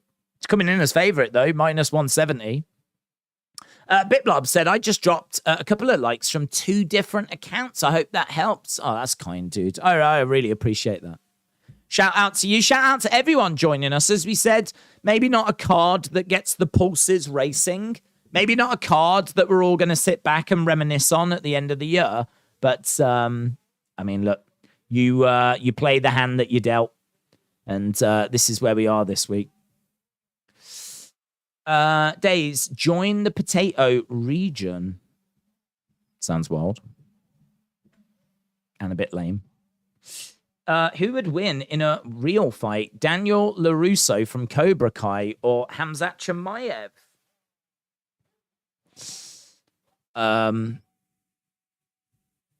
It's going to be LaRusso in it. I don't think there's too much debate there.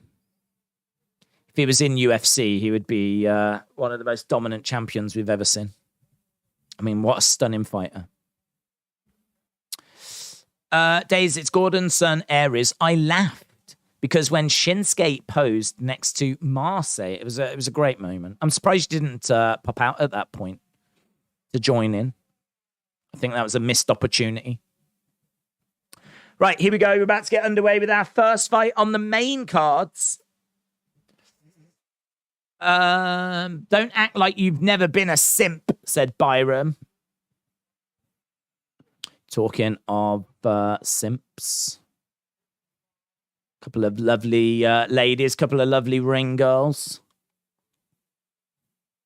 Taking their seats as we're about to get underway with our first fight on the main card. So Borshchev in red. We've got Davis in black. Inside leg kick there by Borshchev. And again, just working those inside leg kicks. Davis putting the forward pressure on. Good work by Davis. Davis backing up. Couple of strikes straight down the middle. Davis edging forwards. Leg kick coming in there by Borshchev. Nice little shot to the body. Little uppercut there by Davis. Borshchev again just letting his hands go. And outside leg kick there by Davis. High kick coming in there by Borshchev. Both of these fighters inside leg kick there by Borshchev. Davis just edging forwards. The stats haven't changed, have they? We need to try and wake them up a little bit. It's a bit slow tonight, isn't it, for some reason? Oh, there we go. Oh, lovely work there by Borshchev. Nice hands. Straight down the middle. Liver shot by Davis. Leg kick coming in. Good leg kick there by Borshchev.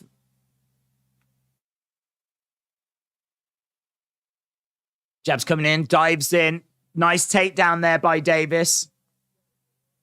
Davis manages to get Borshchev down. So he's managed to get him down and he's on top, but he's not in a very good position. He can't really get any kind of momentum going. Borshchev easily kicks him off and Davis drives him up against the side of the cage. So Davis looking to drag Borshchev down. And he's managed to get round the back. Good work so far, this by Davis. Borshchev trying to get up to his feet. And as we said, Davis up against the side of the cage. Davis trying to wrap his legs around. And good work so far, this by Davis. Trying to drag Borshchev down. Borshchev over by the side of the cage. Knee coming in. Oh, it's a vicious knee. Vicious knee there by Davis. Hammer fist coming in. Referee is interested, but Borshchev getting right back up to his feet. Yeah, he was interested. He was very interested. Shots coming in, strikes coming in. Yeah, Davis dragging him down. Trying to grab the neck. Got him up and... yeah, we're seeing Borshchev getting out of there. Jab coming in by Borshchev. Borshchev on his feet, moving forwards. Knee strike. Oof. Jab coming in. Borshchev. Oh, he's got Davis up against the cage. Takedown there by Davis, though. He needed to respond with something. Forearm strike there by Davis. Davis is on top of Borshchev at the moment, fully mounted. Good work this by Davis. Raining shots down. We got 1 minute 30 or so to go. But good work so far. Forearm strike again. Davis has managed to get 4 takedowns. And he's got Borshchev down flat on the ground. Davis on top. And shot coming into the side of the body. Good work this so far by Davis. 23 significant strikes to 18. He's managed to get 4 takedowns to 0. 25 total strikes to 19. He's fully mounted him. He's raining down ground and pounds. Referee is having a little look. This is interesting. Davis unloading. Borshchev desperately trying to get him off. Referee constantly moving around. You can tell the referee wants to stop this. He's just looking for a reason. Big forearms raining down. Borshchev is still alive in this, though. Trying to turn himself over. He's took some real damage here. Borshchev has been absolutely smashed. The ground and pound here has been pretty brutal. Oh, a big forearm strike there by Davis. It's absolute destruction at the moment. Absolute destruction. Up kicks here by Davis. Borshchev manages to get to his feet, though. Excellent work by Borshchev.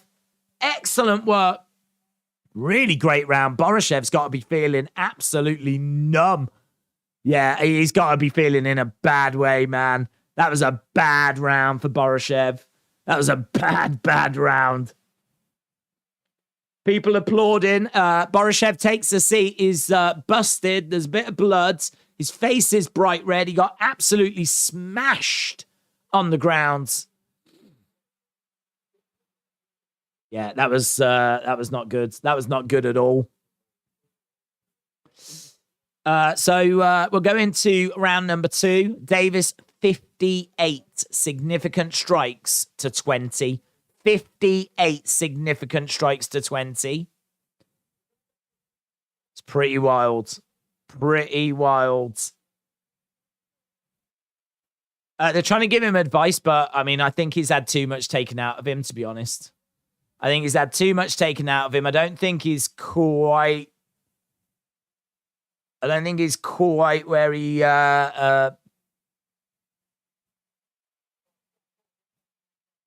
I don't think he's quite with it.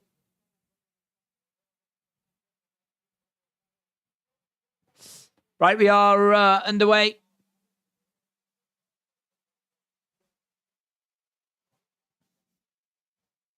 With round number 2. Let's go back in and there we go. Borshchev appeared to me like Mike Tyson's Gilbert version. Slavoclaws didn't do well there. Right, here we go. People saying 10-8. 10-9 Davis in the first. Okay, so Borshchev on his feet. We got Davis on the outside. Davis throwing in a kick, flicking out a kick there. Shot coming in by Davis. Inside leg kick coming in by Borshchev. Davis on the outside. Borshchev standing his ground in the center. Little dig into the body there by Borshchev. Nice shot coming back there by Davis. Davis, nice movement. Inside leg kick there by Borshchev. Davis moving into the center. Borshchev, little dig into the body. Tries to throw overhand coming in. Again, little kick coming in there by Borshchev. Kick coming into the midsection by Davis. Borshchev coming in and throwing a shot to the body. Nice overhand right as well. He's kind of settled. Yeah, I didn't think he had anything left in the tank, to be honest. When he came out, he looked completely shot. He didn't look like he had anything going for him. Davis in the center with Borshchev.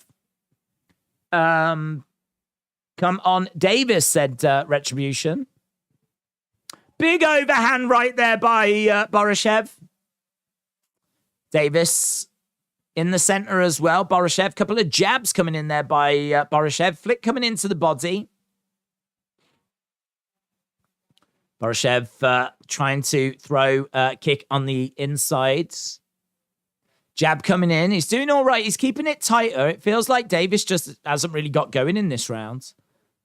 Couple of shots coming in. Davis really needs to let his hands go and get a few shots off. Davis knows that he can hurt Borshchev.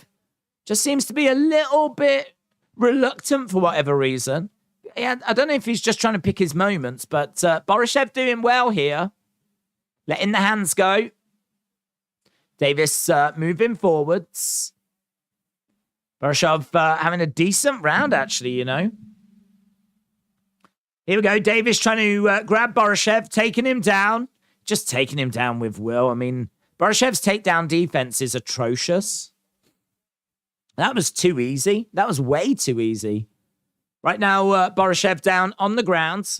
Davis on top of him, but high guard, and he's managed to get past that. Right now, both guys are down on the ground. Back up to the feet, and Davis with another takedown. These takedowns are effortless. Can't even begin to tell you how easy they are. Fully mounted. That's what he wanted. Davis fully mounted Borshchev. So he's took him down. He jumps on top. Tight squeeze.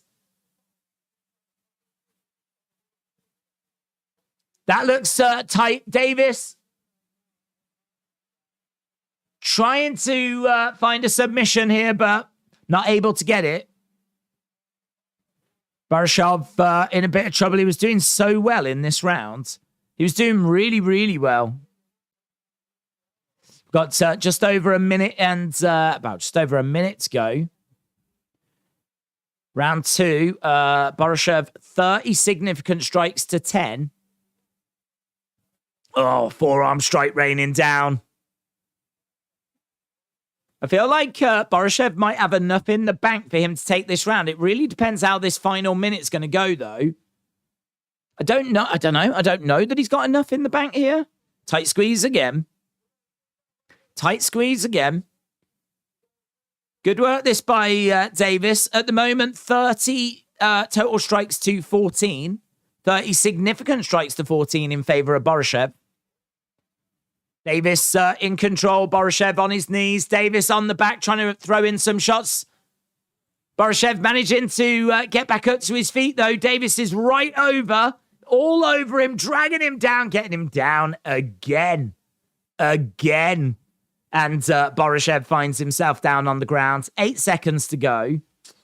Hard round to call this one, you know. Tricky round to call. I feel like it might end up going to Davis again, but a judge might score that for Borshchev. Feel like that's a Davis round. Let me know how you're seeing it in the chat. Yeah, let me know in the chat.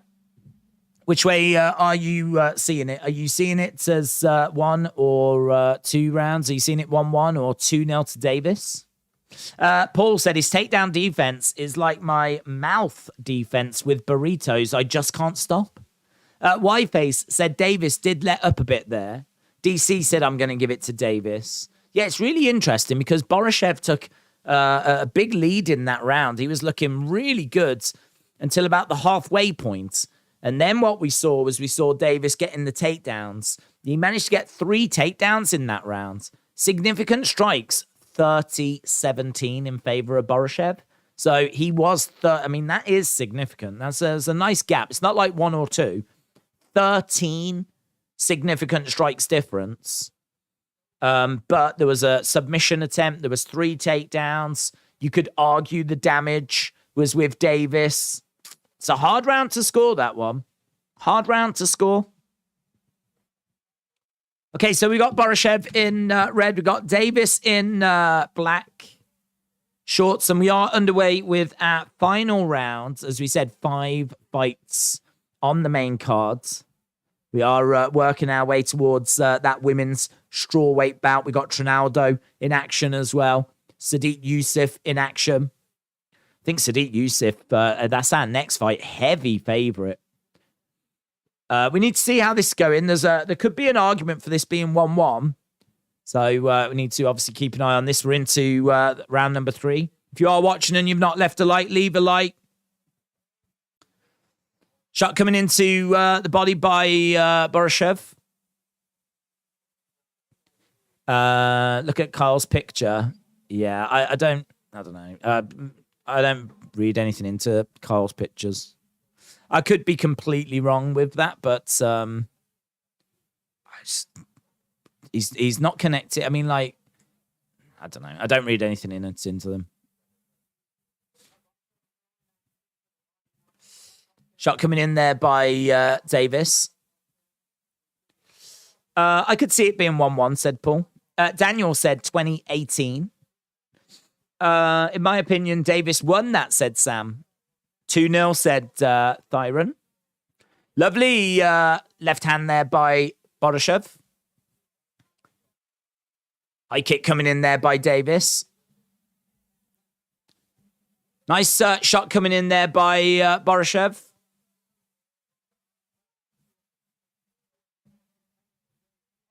Kick coming into the midsection by Davis. We got Borshchev edging forwards.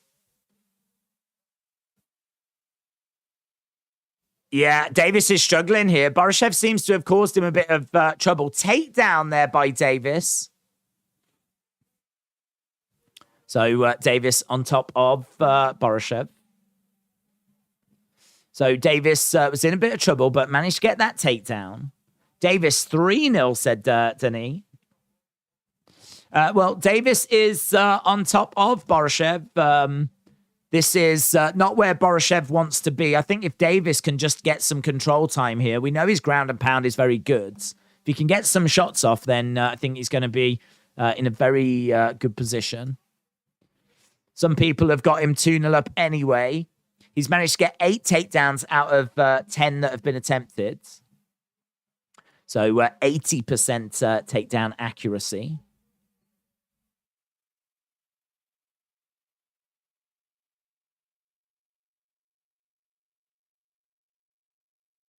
Just less than 2 minutes to go. Less than 2 minutes to go. Sonny said, what's your Funko Pop collection like? Not too bad. I haven't bought one in forever. But I've probably got around about 30 WWE ones. I've got a nice Rey Mysterio one, which apparently is worth about £450, which... I mean, I did spend about 80 on it when it came out. So it was expensive, but it's just shot up in value. But yeah, I don't know enough about them, to be honest. And there's loads I don't have. So I don't know that I can call it a collection. Nice. He's managed to grab Borshchev. Borshchev trying to get back up to his feet. EK's controlled him a lot there. Borshchev back up, takedown by Davis. This is a frustrating round. We've seen some great action in this fight, but this round has been very controlling from Davis. Borshchev just tried to escape, but he got caught and dragged straight back down again. I've got one Funko Pop, said Mrs. Days, a.k.a. Sam. It is a Days Funko Pop. I've got 29 Funko Pops, says Sonny. Davis has got Borshchev down. We've got... it's going to be really interesting to see how this goes. It's going to be really interesting to see how this goes.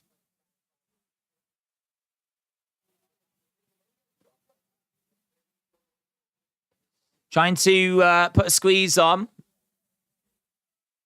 There we go. I've got one of The Fiend and a few Disney ones, said Sunny.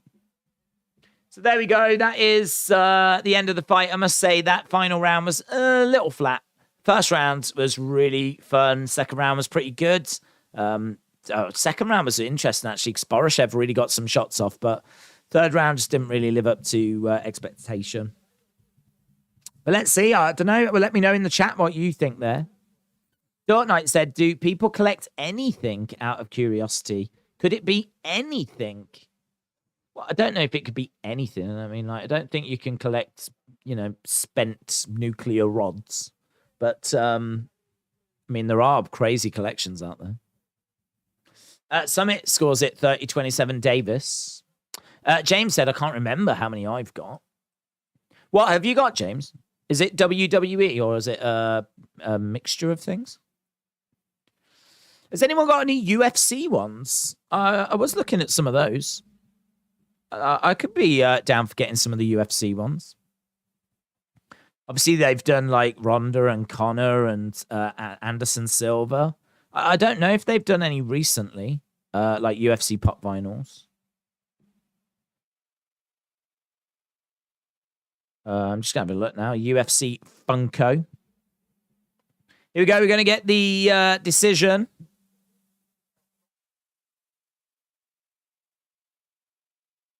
Khabib. Cormier, of course.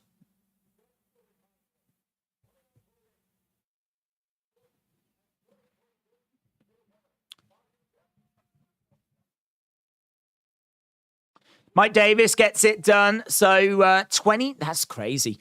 2 judges scored it 30-26. 1 judge, so 2 judges scored all 3 rounds to Davis and gave him a 10-8, right? The other judge scored it 2 rounds to 1. I mean, it is unanimous, so all 3 judges still went the same way, but it's pretty wild, isn't it? Some nice UFC ones, actually. You can get, like, GSP, Khabib, a couple of Connors, Cormier, John Jones. GSP's cool. The GSP one looks really good. Chris Weidman. You can get Chris Weidman, Anderson Silva. I've seen the Silva one before. Yeah, not loads. There's a picture of Brandon Moreno posing with one as well. So there's I don't know if that was official or just one of one. Joseph Benavidez as well, but I think that's a custom as well.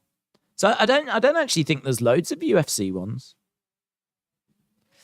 I sold the vast majority of mine. I sold 227 earlier this year.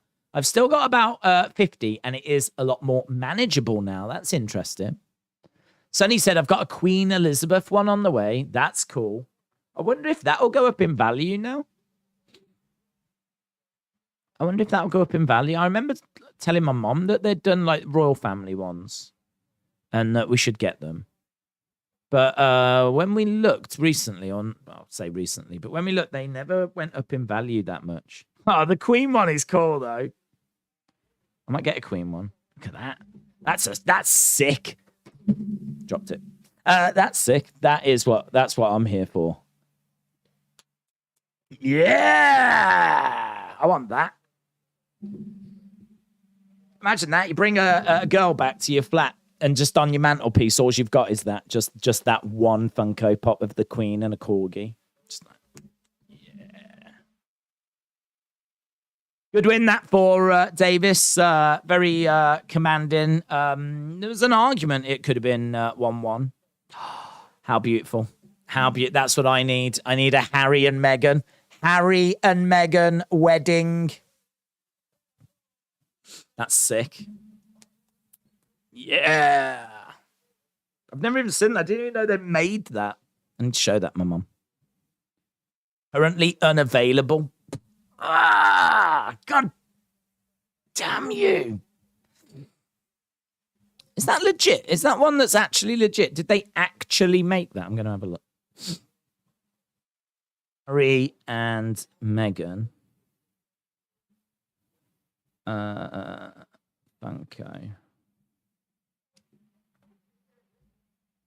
UFC. No, why am I putting UFC? They have never competed in the... Fun fact about Harry and Meghan, they've never competed in the UFC. Yeah, I think that is legit. I think that is real. That's crazy. I think that's real. The Queen with the Corgi, I need that one. Yeah, look how cool we are. I've only got a Drew McIntyre one. What, you've not got Harry and Meghan?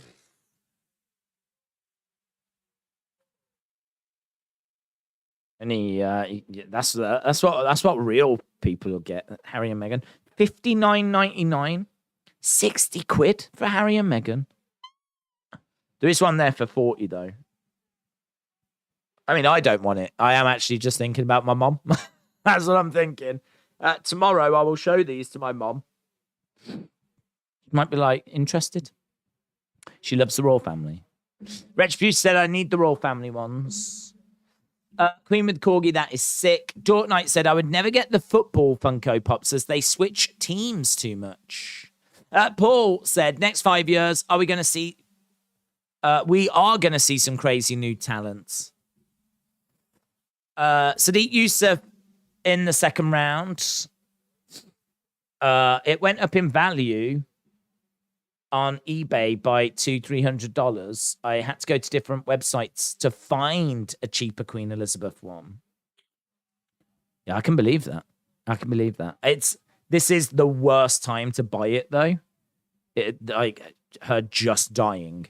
What you needed is you needed to buy it when she was alive. That's what you needed. That's my advice. Yusuf taking on Shainis. Not Seamus, but Shainis. Have you got a Fiend one? I do have a Fiend one. Yes, I do. I got a Vince one as well that I love. I love my Vince one. I don't know why I was so close to the microphone then, but I love my Vince one.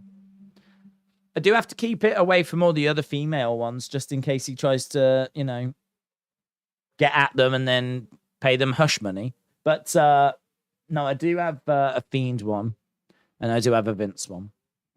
Hello, Wrestle with Andy. Shout out to you. Said, I got the Fraser, Niles, and Martin Crane Funkos.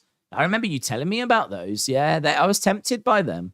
Do you know what I wish they made, right? I wish they made proper, official, dioramas. Like, could you imagine if you could get a cardboard diorama of Fraser's apartment and then you could display them, put them, you could have, a really cool shelving kind of system.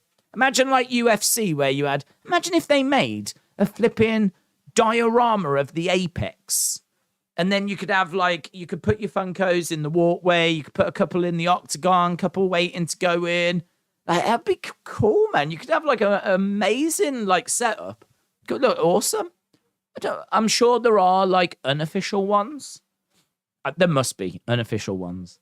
And maybe they even do some official bits and bobs, but I've never seen them, do anything on that scale. Can't be that much to make, can it? For some cardboard. I'm sure they could do some. But yeah, that would be cool. I think if you've got a major line, they should do things like that. Check us out. We're just making Funkos better. That's what we do. We watch UFC and we just sort out businesses. Feed Your Head said made ing so. DC said, sometimes my picks surprise me. I've got Yusuf by decision, but I think he gets the knockout. Do you remember the Melodious Dewdrop theme?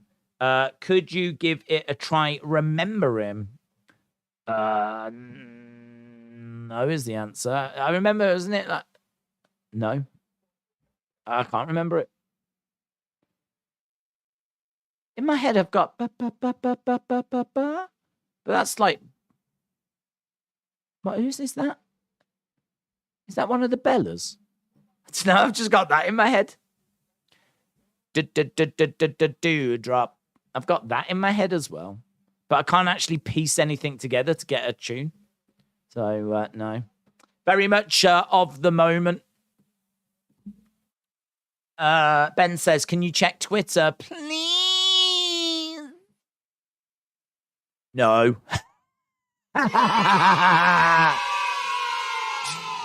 Yan Jinan, 7 first-round finishes. Just seeing her backstage.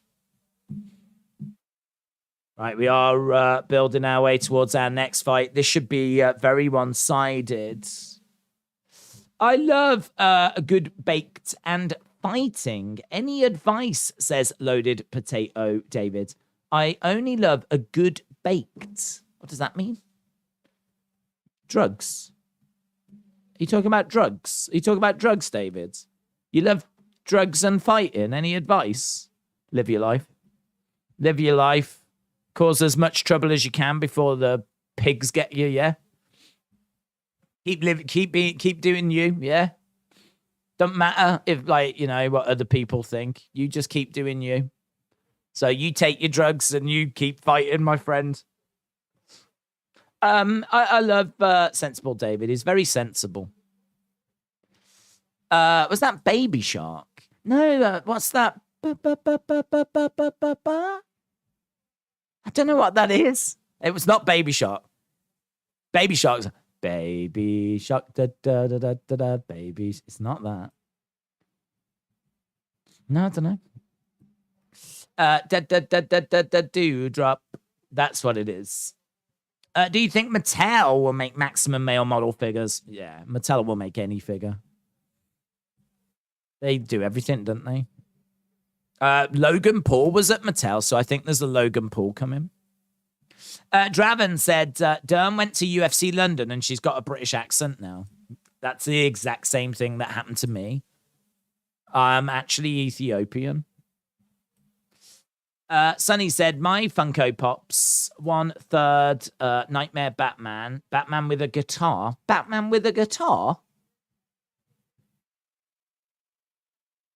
I feel like you're really running out of ideas if you go, should we do Batman with a guitar? Part of me thinks that's really cool. Part of me thinks that's desperate. Blinking Rozzers, yeah. Fight stats are still on the last fight. We haven't started the next one yet. It normally does like automatic. There we go. The Queen one is on Amazon now for $10.99. Come on. Yeah. I love the fact we've got a community. I love this community. We talk about such random things, but people go with it. Do you know what I mean? I mean, who would think during a UFC stream you could sit here and talk about the Queen Funko Pops? And then people are actually like, yeah, I'm going to look into that. Oh, wow. $10.99. I found one. Yeah. That's because we're the best. We're the best. I can genuinely see my mum being interested in getting some of those. Genuinely. I'm surprised she never bought them before. She loves buying things like that and putting them away, thinking they're investments. There might be, there might not be, I don't know. But yeah, she never got like the Princess Diana ones. I was really shocked at that. She loves Princess Diana. Most old women in Britain do, to be honest. Here's Sadiq Yusuf making his way down. The estimated value of the 227 pops I sold was 4,500, but I only got 50% of that. But no sign of money anymore as I spent it and I wasted some. Oh, hey, that's amazing though. 4,500. God, they're so mental in it. Mental. 4,500 is what you was hoping for from your Funko Pop collection. They need to bring out wrestling Lego figures. Yeah, that'd be good.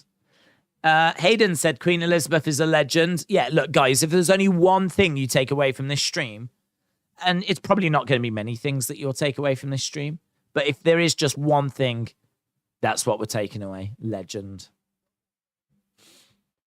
Why don't you buy her the queen as a surprise gift? Well, my feeling is if she doesn't want it to the point where she's going to consider buying it anyway, how much does she want it?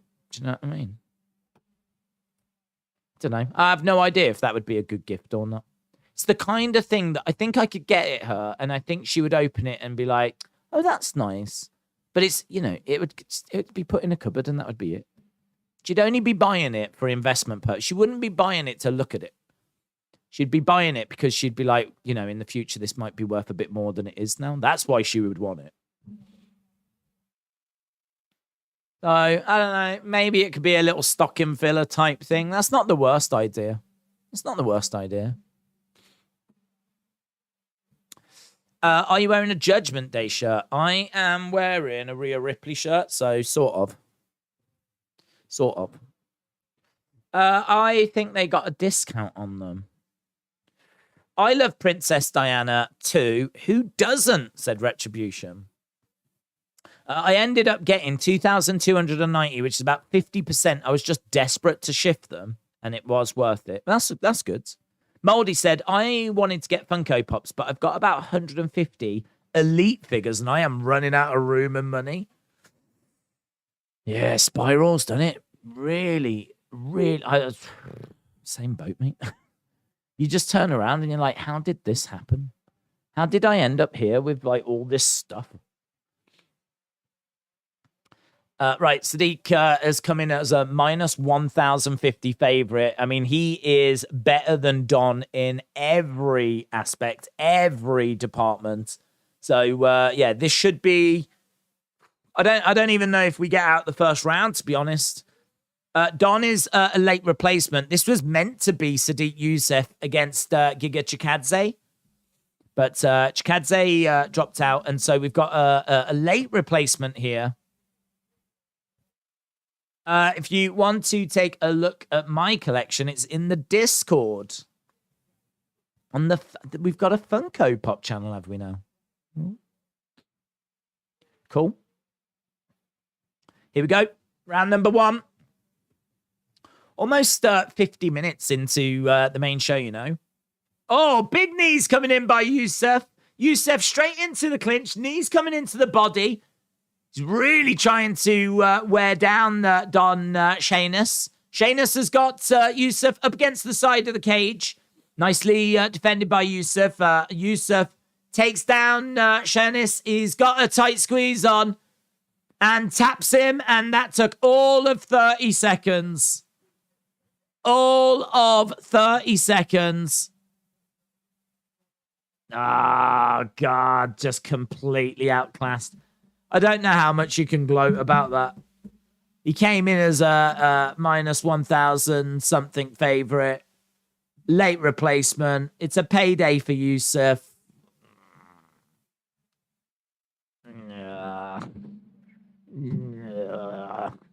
Hey, look, it is what it is. 30 seconds. Back to the Princess Diana Funko Pop conversation. To be honest, I think they're showing the whole fight. Rather than highlights, they're showing the whole fight again, 30 seconds. Blink and you missed it. Yeah, he just, that's mental. Yeah, Sadiq Yusuff, I mean, look, what do you take from that? I mean, he beat a person.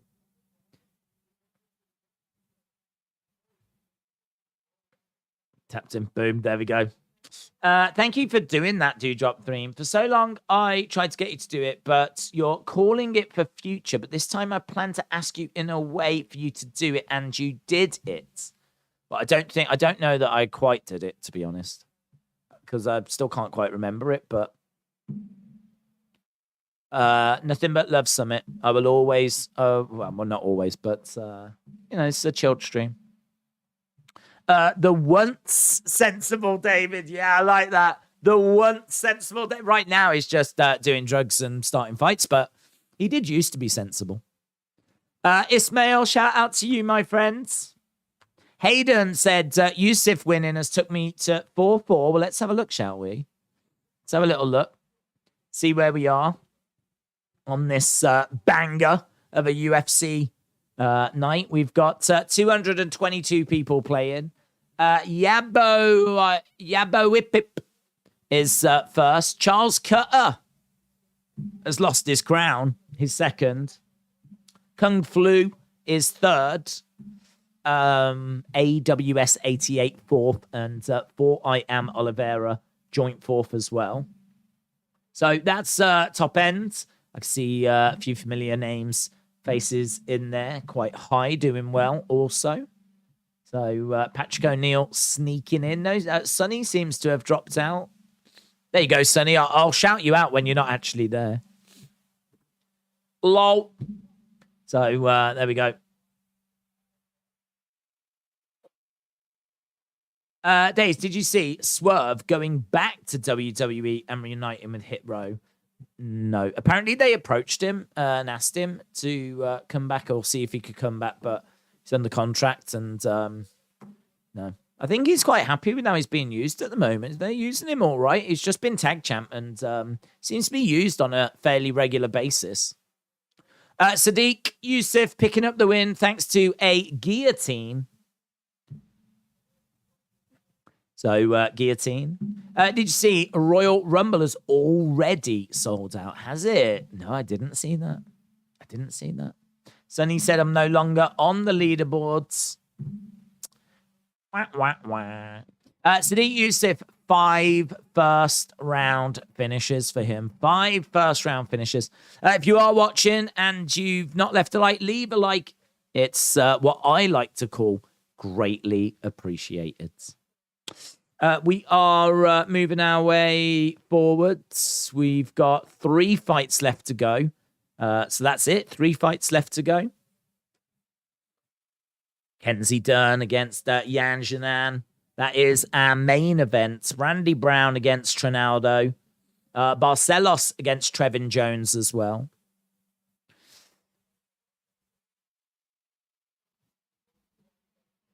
You're the type of fighter who knows that you are one of the best in the world.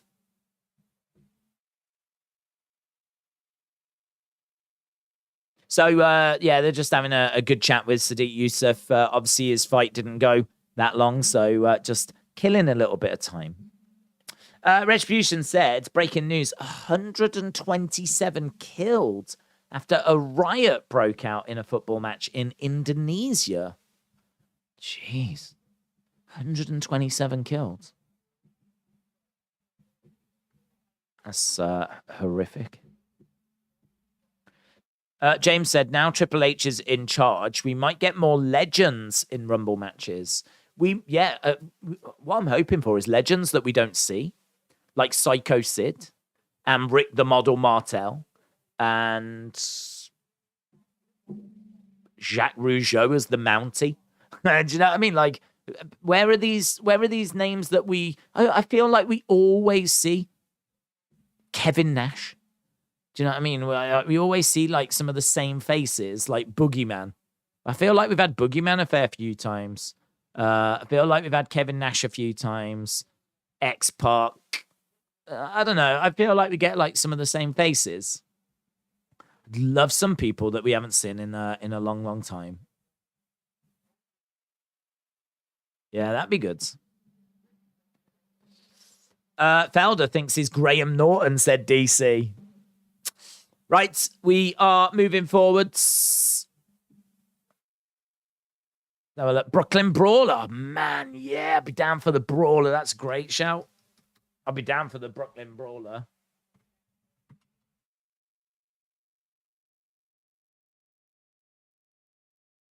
Yeah, I'll be definitely down for him. Oh, here we go. 3 weeks' time. We've got to wait for UFC 280. 3 weeks. That's a long time to wait, isn't it? UFC 280. 3 weeks' time. Charles Oliveira against Islam Makhachev. That is number 1 against number 4 in the lightweight division for the title. Aljamain Sterling against TJ Dillashaw. That's champ against number 2. Of course, O'Malley in action as well. Big fight for O'Malley. Just looking at the prelims, Bilal Muhammad against Sean Brady. Uzdemir, Almeida, Barallo. It's a good card, that is. Very good cards. I find it funny. I don't know why, said Summit. Right, we're seeing Barcelos backstage. We are going to be going to this next fight in the bantamweight division. Barcelos is got effective striking, Brazilian jiu-jitsu and wrestling, very experienced, very well-rounded, very durable, hittable. And Trevin Jones got good power. He's also well-rounded. 4 wins by sub, 3 by knockout. Can be out-muscled sometimes in the clinch.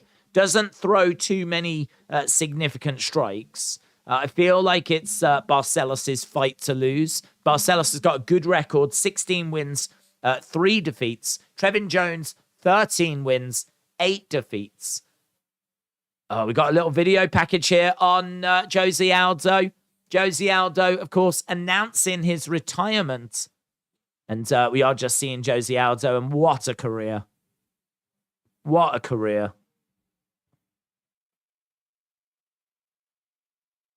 Jose Aldo, one of the best to ever do it. So, lovely little video package here by UFC.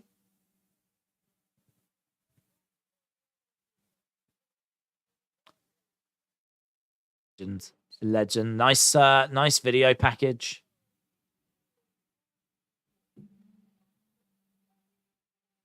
Unequaled monster, said Joe Rogan.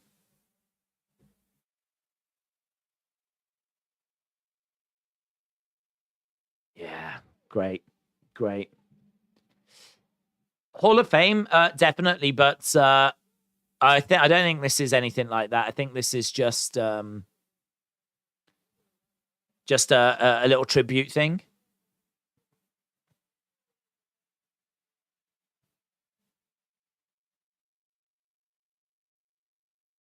Thank you. Message to Jose Aldo.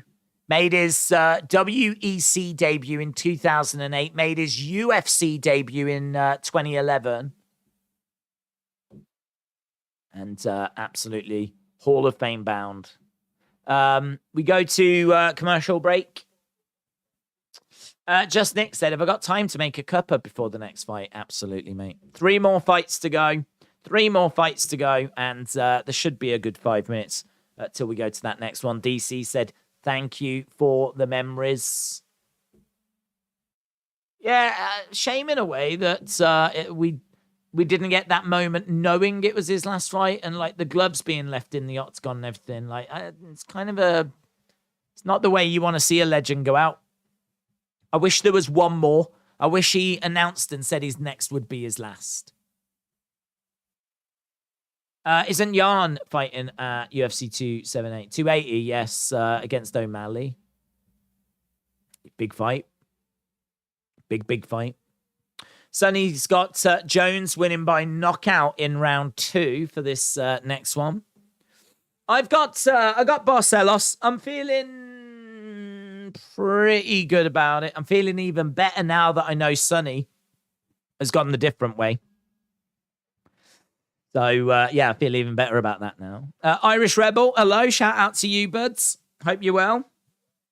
It's good to see people jumping in and joining us all the time. We are at 209, 210 now likes. If you are watching and you haven't dropped a like, drop a like. It's greatly appreciated as we're getting to the final stages of the stream. We started at 9. It's now 1 in the morning. So 4 hours already done. Probably got about an hour and a half left to go. So into the final stretch. Imagine if Ricky the Dragon entered the Rumble. That would be cool. That would be good for him, actually, because I think he is going to do like another match. I'm sure I saw he's got another match in him. And Rumble is a good way of keeping people safe and protected. So that you don't really, you know what I mean? You're just exchanging shots, really. You are going to have to go over the top rope at some point. But there's ways of doing it. Do you know what I mean? You can go over the top, stand on the edge of the ring, forearm strike, and you basically just jump down. So, I mean, you can try and make it as straightforward as possible for people. So, yeah, you can do it. Val Venus could be back for the Rumble.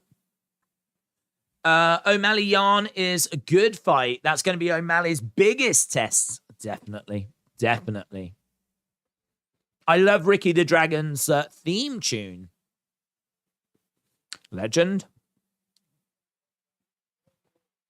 Just showing Red Cross, American Red Cross Hurricane Relief.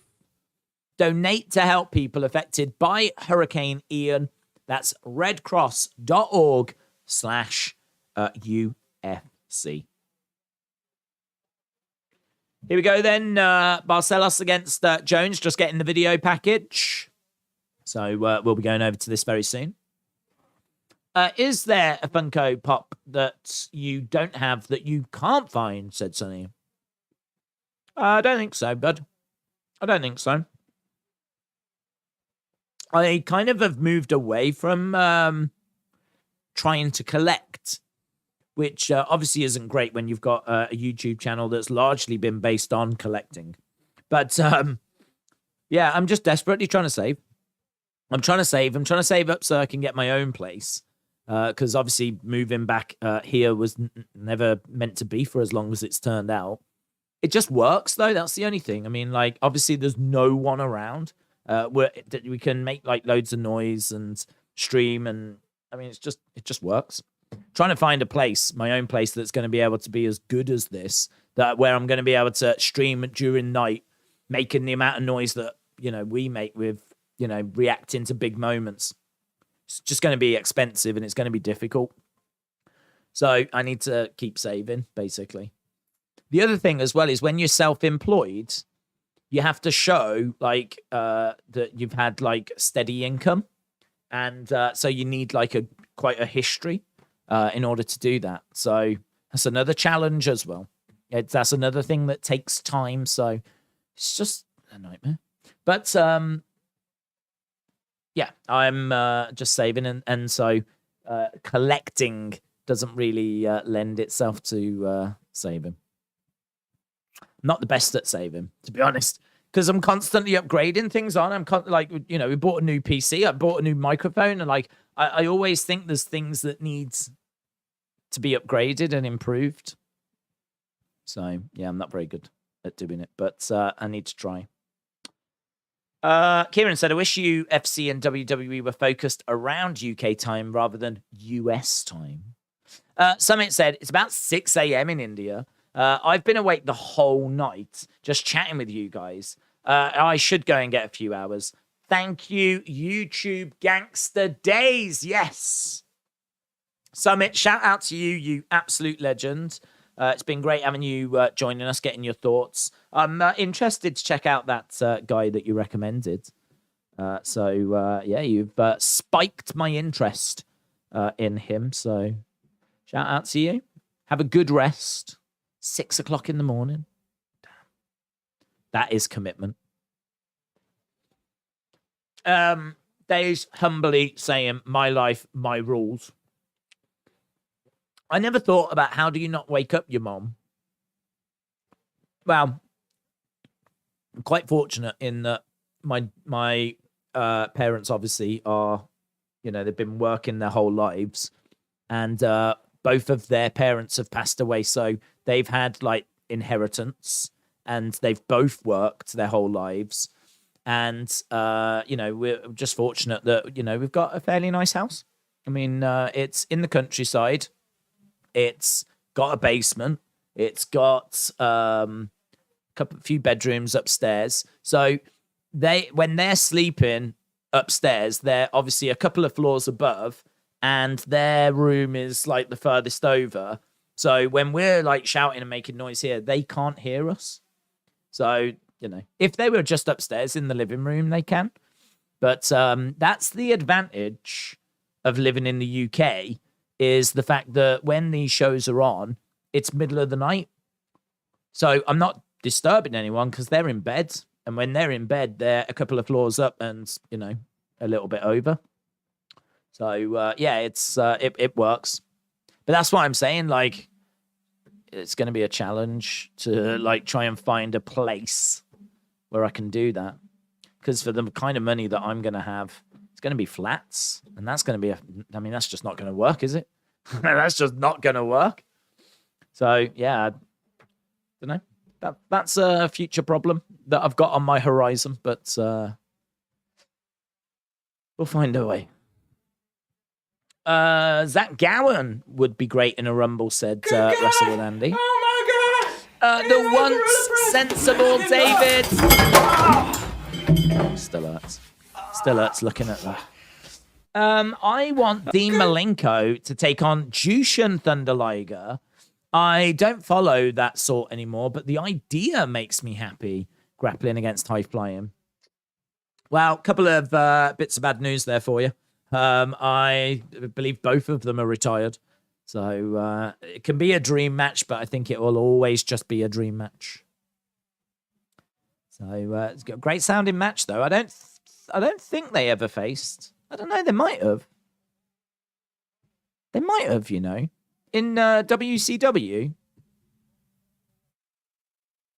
I don't think did Malenko ever go over to New Japan? Well, I don't know, dude. I'd have to have a look into that. I reckon there's some matches between them. I would not be surprised if you found some matches between them. So even though you can't get it in 2022, do a bit of digging around. I reckon there's a chance.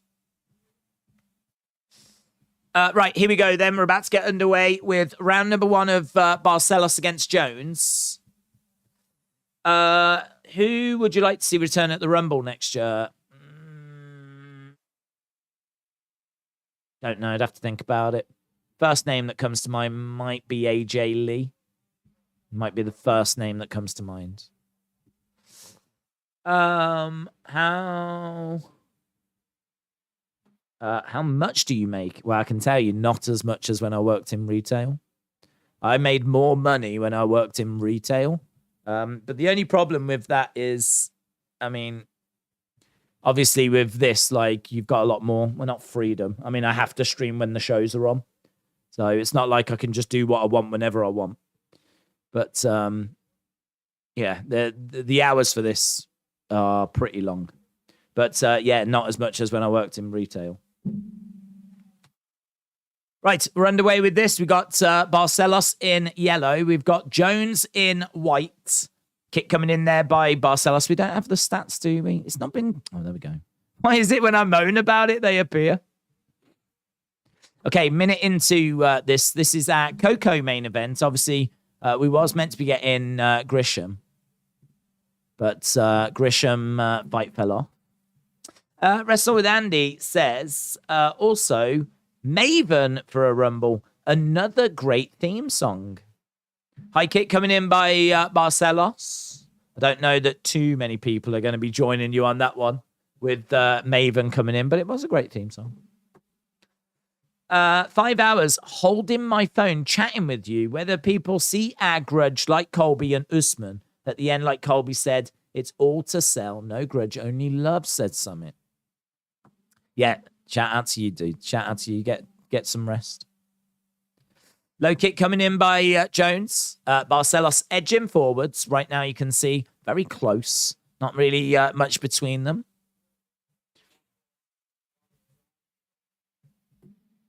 No one in the stands. No crowd there. UFC have been very quiet as to why. Kick flicked out there by Jones. Kick coming back by Barcelos. Jones edging forwards. Mustafa said, if AJ Lee returns, all the chance would be CM Punk. I'm not sure. I mean, if CM Punk wasn't with AEW, then maybe. But I think because he's with AEW and he's been very vocal about hating WWE, I don't know. I don't know that they would. There might be a temptation to do that, but I think amongst the hardcore fans, I think people know that CM Punk just got no love for WWE. And I think actually some of the hardcore WWE fans are maybe not crazy about CM Punk at the moment as a result of him badmouthing WWE. I mean, if I was there and AJ Lee came out, I wouldn't be chanting for CM Punk. Let's put it that way. Okay, nice takedown there by Barcelos. When does Moxley's contract expire? I'm not sure. I don't think it's anytime soon. I saw an article talking about contracts coming up in AEW. I don't remember Moxley's being one. Half guard here by Barcelos. He's got Jones down. Barcelos doing well. He's only got a minute and a half. You can see he's ahead on significant strikes. James said Maven's been doing some stuff in GCW with Matt Cardona. Good work so far. Strikes coming into the side of the head by Barcelos. Made Ingso said, I've been listening to White Rabbit for the past 3 hours. I would recommend not doing that. I would take a break from doing that if I was you. CM Punk doesn't love any wrestling fans. He's getting a bit of a squeeze on here, Barcelos. It's doing all right. He's got Jones in a compromising position. As you said, putting a bit of a squeeze on. So, shot coming into the side of the head. He's getting plenty of control time. He's got a takedown. He's 7 significant strikes ahead. He's well ahead on total strikes. Big strike. This is what you want to see. You want to see him really unloading, and he's starting to do that, but he's doing it too late. I mean, he's got the round. Barcelos is going to get round 1. There we go. I've got to say, at no point in that round did it feel like he really, upped the ante. At no point did it look like he was on the verge of picking up the win. Nice little spell at the very, very end, but, yeah. First round, dominant stuff. Summit said, good night. Do check out Bo Nickel. He is the biggest talk right now. Guaranteed threat for champion. Dawn Knight said, on a serious note, I do want you to find your own way in the world. You could end up making someone else rich. Is you better where you are? You could end up making someone else rich. Yeah, I've done that. When I worked in retail, even though I was earning more than I am now, I was also spending a lot on rent. A lot. My rent in Southampton was £750 a month just to live in a flat. That's crazy, isn't it? I look at that now with sadness. I look back on that with sadness. That's a lot of money to be losing to, pretty much nothing. I mean, literally just to live in a flat. So, yeah, renting is... stings. Only thing Punk cares about is money, and that's the only reason he returned, not for the fans. Mrs. Days said, how am I still awake? It's just the sheer excitement. That's what it is, Sam. Sheer excitement. You're just buzzing off how exciting the stream is and tonight's UFC action. Barcelos with low kick, throwing out some jabs. Lovely 1-2 combo there by Barcelos. Going to the body, high kick coming in. Co-main event coming up next. Randy Brown against Trinaldo. Should be fun. Then, of course, our main event, Mackenzie Dern taking on Yanshina. Big flying knee there by Barcelos. That was good. Takedown by, trying to get a takedown. Not quite successful. Gordon said, do you see Mattel making a Marseille Mansour action figure and Funko? Don't think Funko, but I think action figures, yes. Mattel action figures, yes. They pretty good at getting stuff out. I mean, they are wrestling fans themselves, and I think they want to build the biggest collection, the most varied collection possible. So, yeah, I think they would want to get maximum male models in there. Depends how long they're around for. I mean, if they wrapped it up soon, then, Mattel might not even have started on them. But if they're still going to be around in 6 months, then, yeah. Kicks coming in here by Barcelos.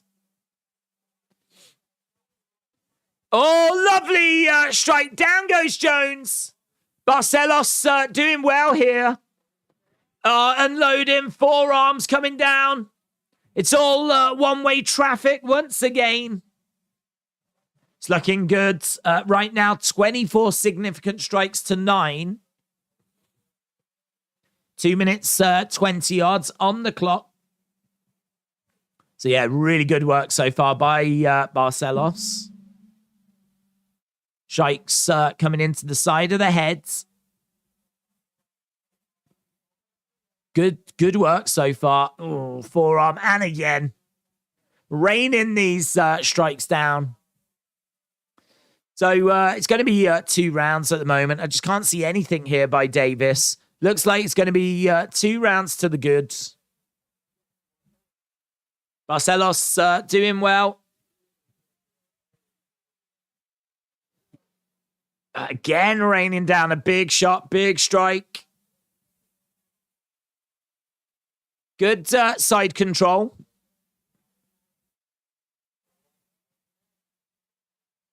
So managed to get round the back.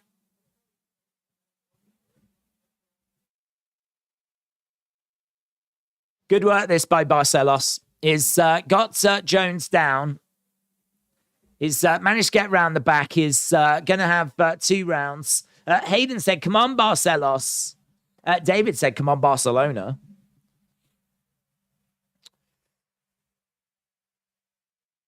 Good work this by Barcelos into the final minutes. If you are just joining us, we've been live for a good few hours. We've probably got about an hour left to go, maybe a little bit longer. But after this, 2 fights, probably about an hour. I just came back from something to eat. Rivy, welcome back. Barcelos again, raining down shots. He is looking more urgent than he did in the first. He's definitely upped the intensity. But as I said, he took the first round and certainly looks like he's going to be taking the second. Yeah, doing well. Doing well. Raining shots down, raining strikes down. Jones just trying to survive, to be honest, at this stage.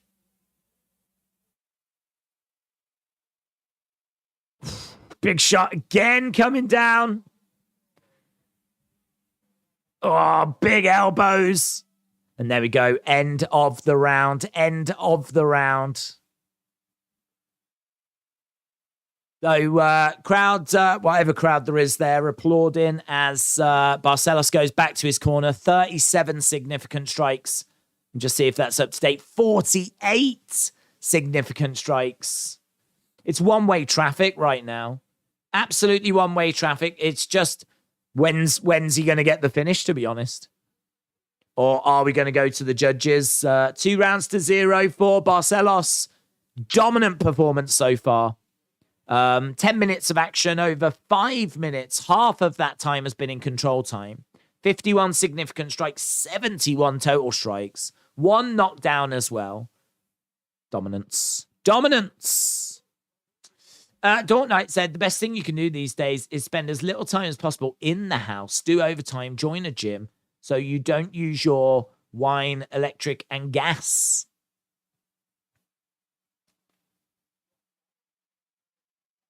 Joining the gym's a good shout, actually, yes.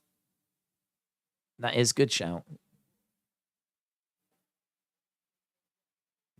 Right, here we go. We are underway with round number 3. Let's get the finish, said DC. Is there an Elton John Funko? Oh, almost certainly. Almost certainly. I cannot believe there wouldn't be one. Lovely right hand there by Barcelos.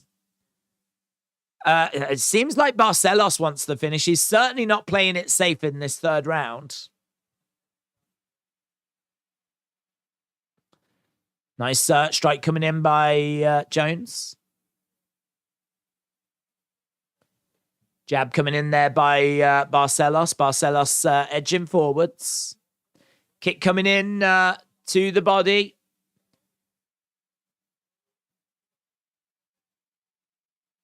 Jones in the center. Kick there by Jones. Barcelos edging forwards. Lovely shots coming in there by Barcelos.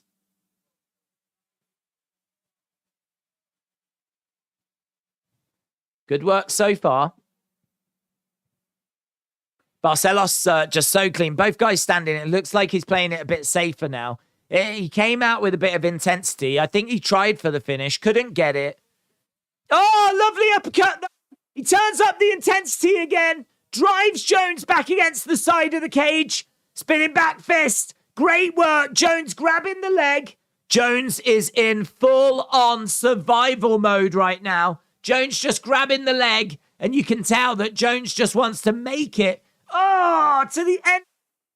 He shot there by Barcelos. Excellent work.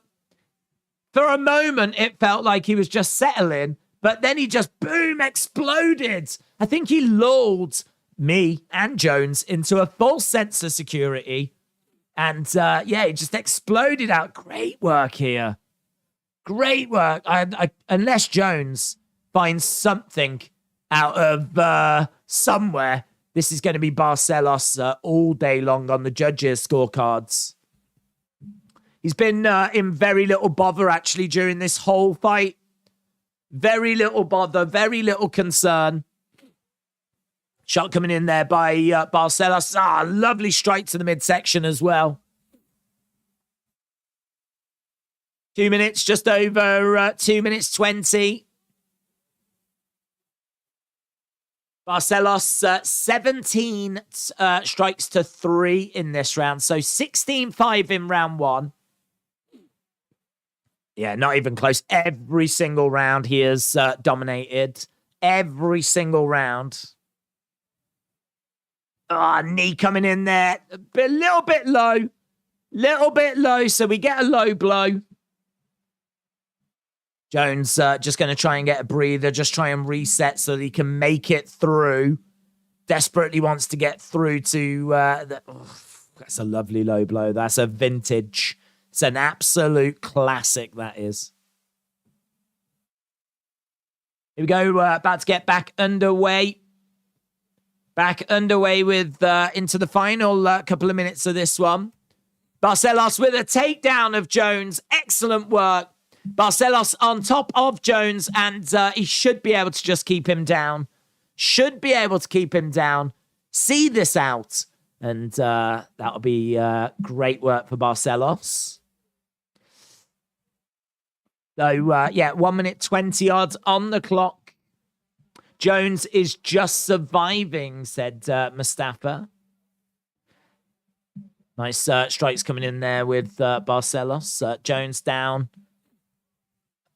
in the center. Shot coming into side of the head, just over a minute. Barcelos fully mounted Jones now. Fully mounted Jones. There's blood that's on the apron, on the canvas. 72 significant strikes to 14. 96 total strikes to 15. 6 minutes control time. He's managed to get into side control. It's a very dominant performance, this, by Barcelos. Very, very dominant. Oh, man, these blows. Jones is really full-on clinging on, full-on survival mode. 20-odd seconds to go. If he doesn't make it, he'll be gutted. desperately trying to hold on to the arms. Referee is right there. If Barcelos could really unload, if he had a big final 30 seconds, there would be a chance this fight would be stopped. 5 seconds to go. Jones is going to survive. He's going to survive. And there we go. End of the fight. End of the fight. Sweet mercy. Sweet release. I think that's going to be a 30-26 unanimous decision. Excellent performance by Barcelos there. Excellent performance. Co-main event coming up next. Co-main event coming up next. Brown taking on Trinaldo. Thought I would see Jones lose, said Ishrit. Denise said, let's go. Days, it's Gordon's son, Aries. I watch your SmackDown stream every 2 weeks on a Friday. Every 2 weeks. Well, hopefully I can improve to the point where you join us on a weekly basis. But, it's good to have a goal. It's good to have a target. It's good to try and stay humble. So every 2 weeks, I think that's cool. Fun fact, Days phoned the police on me twice that you know of. Told them some old lady is pretending to be his wife. Yeah, they're looking into it now. If I am going to have a wife, it's not going to be a boomer. So I have got the authority. I've actually got the FBI on it. So I will find you. I will find you. I'm probably not going to kill you, but yeah. I don't like being associated with any boomers. You better not be a boomer, Sam.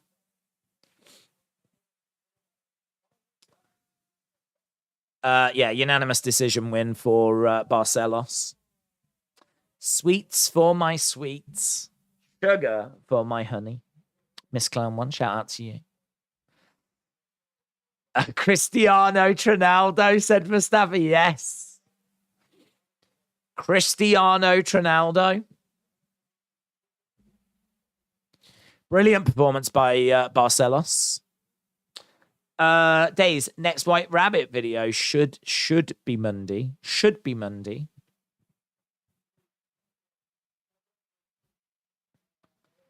Okay, so just talking to Barcelos, we're just going to go over to Randy Brown Trinaldo next. There we go. This in the welterweight division. Days does like them young. I mean, yeah, let's not start those rumors. Boomers for life, said Rivy. Trevor Noah got into a relationship. There goes my one and only, says Sonny.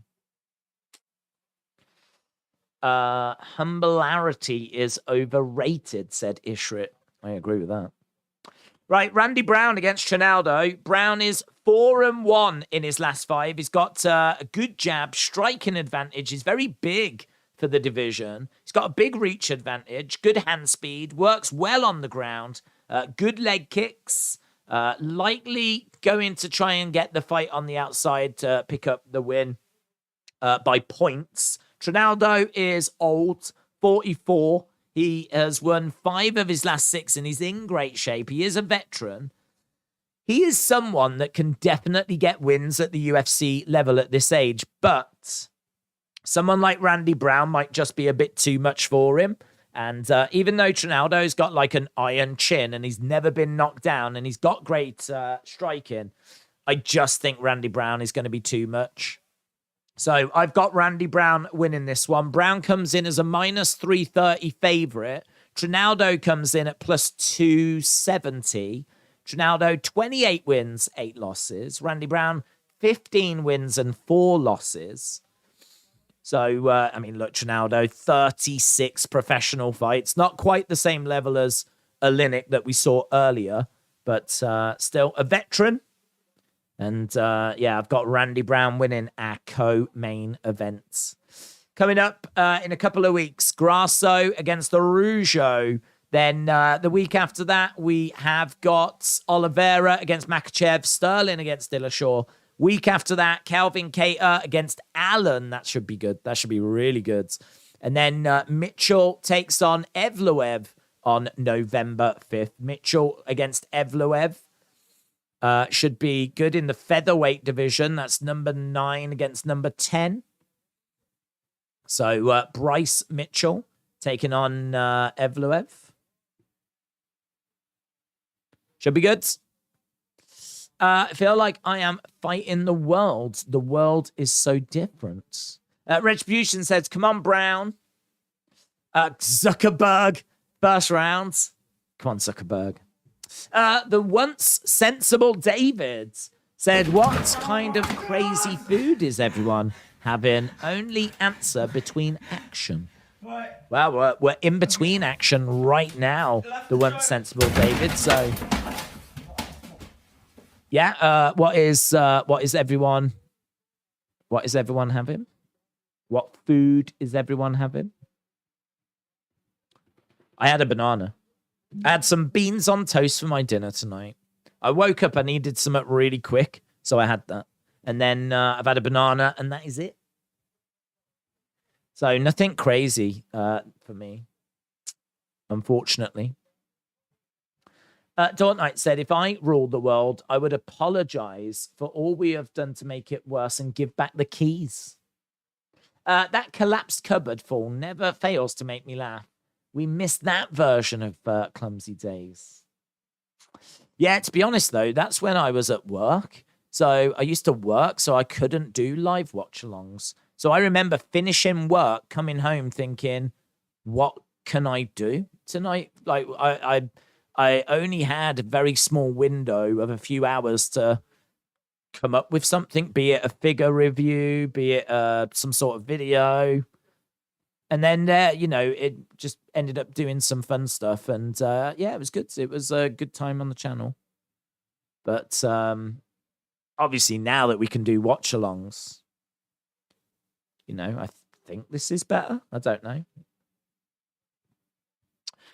But thoughts on if WWE are trolling us and it's not Bray? I think there's too much for it to be a troll now. That was a consideration at the start. I've said before that if a lot of different things, a lot of different people were going to be teased and Bray was one of them, I think that's fine. I think you can get away with that. I think, like, if there's something that points to Alexa and there's something that points to Carrion and there's something that points to, I don't know, whoever, right? Finn Balor, and something that points to Bray. But it's just, one thing, two things, and there's loads for other people as well. I think it's right to keep an open mind, and that's what we did. It's what we did. Though that first clue, there was things pointing to different people, and we kept an open mind. It's undeniable these past few clues have been heavily, heavily connected to Bray Wyatt, though. Heavily connected. I wonder if that's by design. I wonder if they wanted it to be kind of, what is this at the start? And then as it gets closer, it gets a lot more, oh my God, it's happening kind of a situation. Like it gets a lot more focused on Bray. So at this point, if it's a troll job, I think they took it too far. And I think you're really going to anger a lot of people. Whereas before, I think, if you only had one or two clues that pointed to Bray, but there was one or two clues that pointed to other people as well, I think you could get away with that. I think that would be all right. But nah, too far now. James said, WWE shop are now selling stick-on American Nightmare Cody tattoo. Awesome. Awesome. They should do that for all the tattoos. Imagine you could have stick-on Randy Orton arm sleeves. Brock Lesnar sword onto your chest. Be wild. Rivy said, at my restaurant, there's fish and chips on the dinner menu, but it says plus fries if you like. Confused I am. Well, French fries are different to chips, aren't they? I mean, it's all potato. It's all part of the potato family, but a French fry is different to a chip. So if they said you can have French fries Are they replacing the chips for French fries, or are you going to get French fries on the side? It's an interesting conversation. Dawn Knight said, did anyone watch An Idiot Abroad? What the hell was that cuddle place in America? I can't remember that one, but I did watch Idiot Abroad. I love their podcast. The Ricky Gervais podcasts were absolutely essential listening for me. I can remember I used to have to get a bus, and it would take me an hour on the bus, an hour there and an hour back home. And I used to listen to those podcasts as I was on the bus going to work and coming back. Absolutely fantastic. Those Ricky Gervais, Carl Pilkington podcasts. They made them into a TV show, didn't they? An animated TV show. Not all of them, just bits. And yeah, really good. Randy Brown making his way down.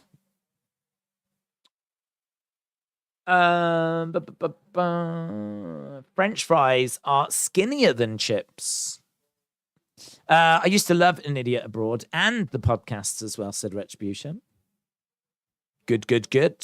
If you are just joining us, or you are joining us and you've not left a like, leave a like. It makes a difference as we are rushing our way towards the main event. Yeah, we're at 228. We're trying to get that to 10,000. I reckon there's a really good chance. Got about an hour to go. So if we could get, if we fall short to like 9,000, so be it. But yeah, if you are watching and you've not left a like, leave a like. Ricky Gervais and his lanky buddy are the funniest duos. Would the Potato family beat the Bloodline, said Dortnight. No, because Couch Potato will always let them down. So sadly not. Jake Campbell, shout out to you, said thanks for the shout out on the latest video. Yeah, you're welcome, but I've got my notes here. I seem to remember, I don't know if I actually got your image. There's a couple of images that I forgot to add in. And then I was like, oh no. And even though it's a near 20-minute video, there is still a couple of things I could have put into it.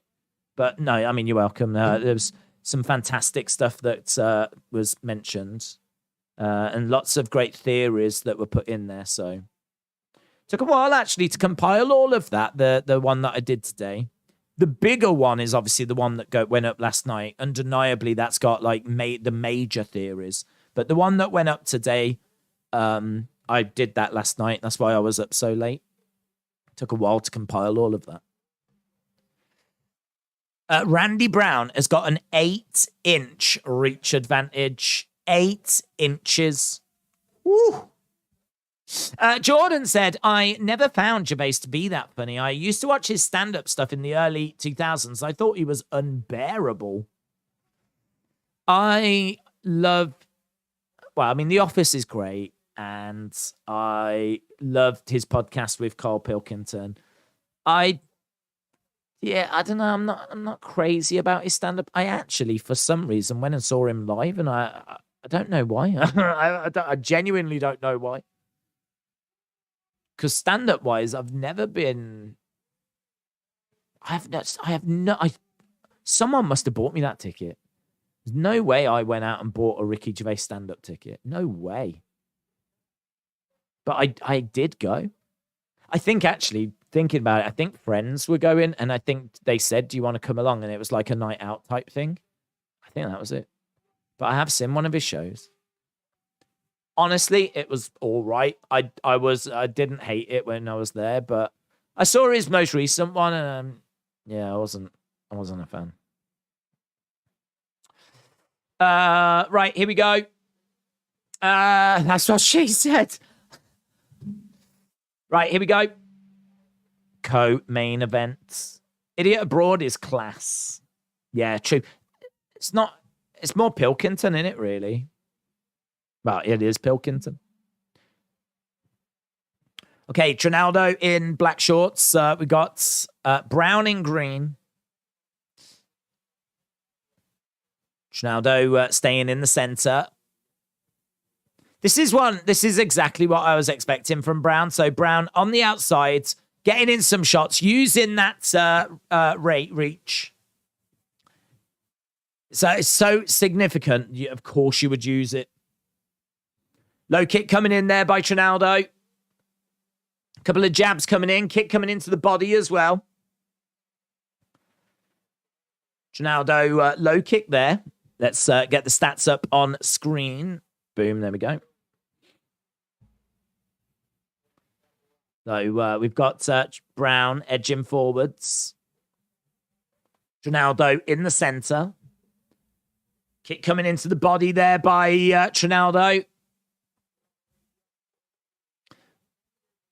Trinaldo debuting 10 years ago. Low kick coming in by Trinaldo.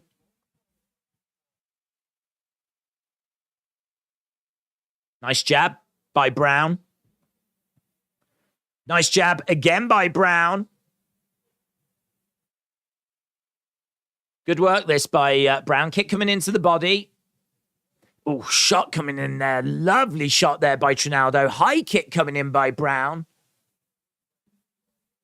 Really, really good work so far. Really good work. Oh, low kick there by Trinaldo. Good work so far this by Brown. Kick coming into the body. Side kick coming in. Outside kick there by Trinaldo. Brown edging forwards. So we're at 9-4. It's very much Brown. Trinaldo's had some nice moments, but Brown using his reach. Using it very well and just edging this one at the moment. Oh, lovely right hand. Trinaldo goes down. Big, big shot there by Brown. Trinaldo stumbles back. Ah, that's big. Big. I don't think Trinaldo had ever been knocked down.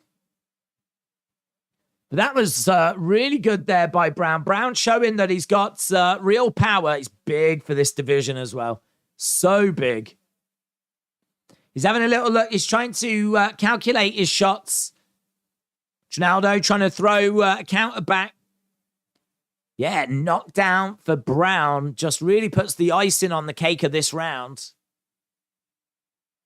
Trinaldo, though, coming back, he's managed to get Brown in a clinch. He seemed to grab the cage there, Brown. Referee came in straight away, had a word with him. You can't go grabbing the cage.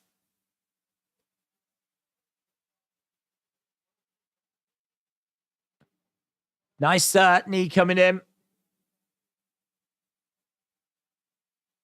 They're saying that that grab might have just momentarily stopped Trinaldo from taking him down. They're saying nothing will happen as a result of it, but there is something that probably should happen.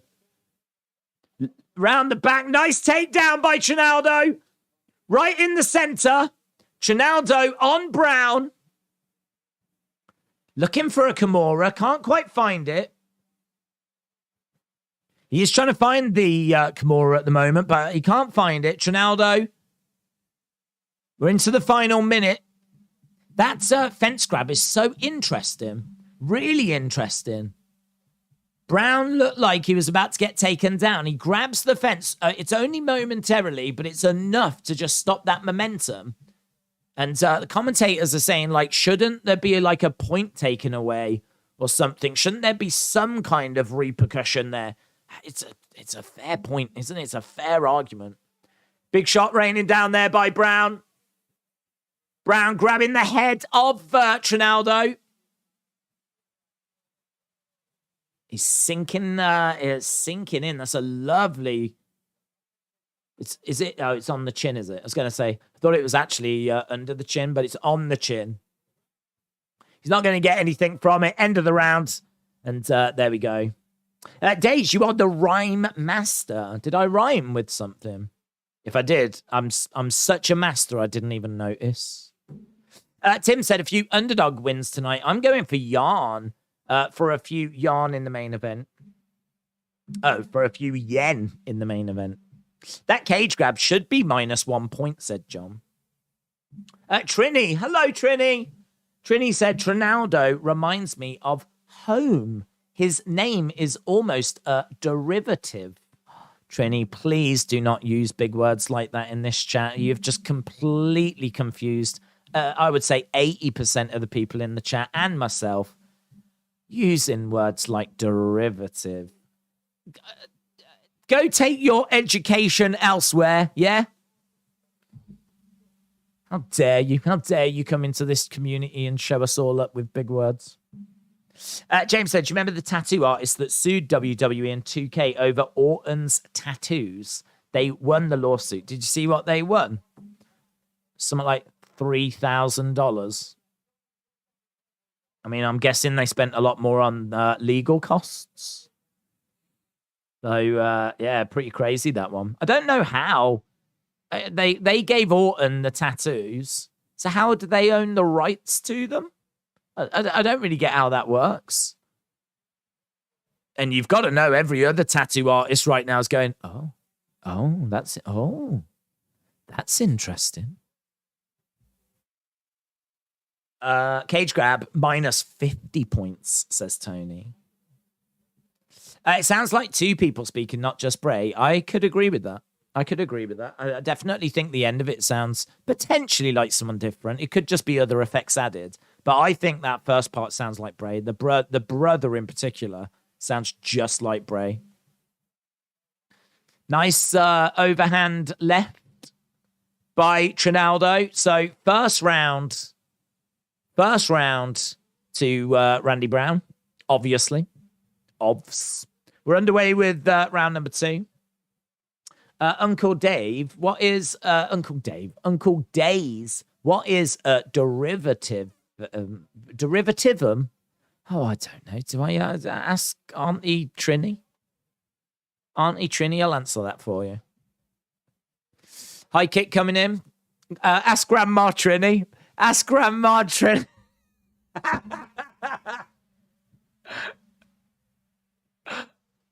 Ask Grandma Trini, I'll answer that for you, Ernest, on purpose. Low kick coming in there by Trinaldo. A 3,000 win, but 20,000 lawyer fees. Lol. Winning. Trinaldo's doing all right in this round, you know. Trinaldo's doing all right. Yeah, come on, Brown. You need to get going here, mate. Couple of jabs coming in. Rivy said you've got to believe. Well, none of you need to believe because our main event is coming up next. So you certainly don't want to be missing that. Trini said, my tattoos are mine. If my tattoo artist tried to claim them, I'd have to damage him with a chair shot to the head. I don't know, but can't claim something I paid for that's on me. Yeah, I agree. Yeah, I don't get how that works. How does that work? I don't know how that works. Imagine that. Imagine having something on your body that someone else is claiming. What's that about? Jab coming in by Brown again. Just picking away. Oh, lovely shot, though, by Trinaldo. Trinaldo's still live in this, you know. He's still live in this. Oh, uppercut coming in there by Brown. Brown right now, minus 670. 37-22. Low inside leg kick by Trinaldo. We got just under or just around 1.5 minutes to go. As Trinaldo drives Brown back. Body shot coming in there by Trinaldo. Brown moving forwards. Nice kick coming in. I don't know. I feel like the striking was quite close on this one. Oh, lovely little dig to the body there by Brown. That was nice. He managed to get out the way of a Trinaldo shot. Bang! Dug into the body. That was nice. Nice by Brown. Kick coming in. We're into the final minute. Trinaldo round the back. Over against the side of the cage. So Brown over by the cage. Trinaldo in control in this instance. Nice end to the round for Trinaldo, but might not be enough to give him this round. I do want to have a look, actually, at the UFC website, and we'll just have a look, see round-by-round breakdown. It's a shame you can't get that from ESPN. Trinaldo getting round the side. Knees coming in. We've got 15 seconds to go.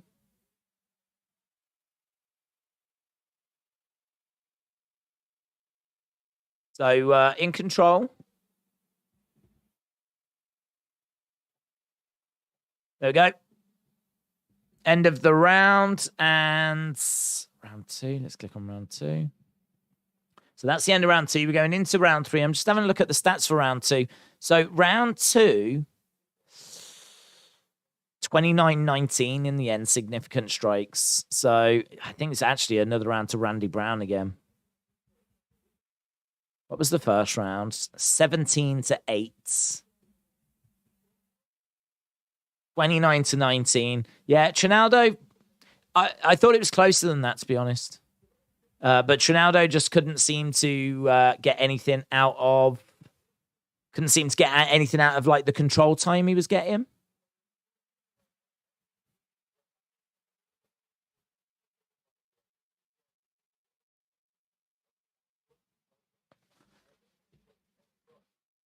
Okay, here we go. Who said that it's guaranteed a win?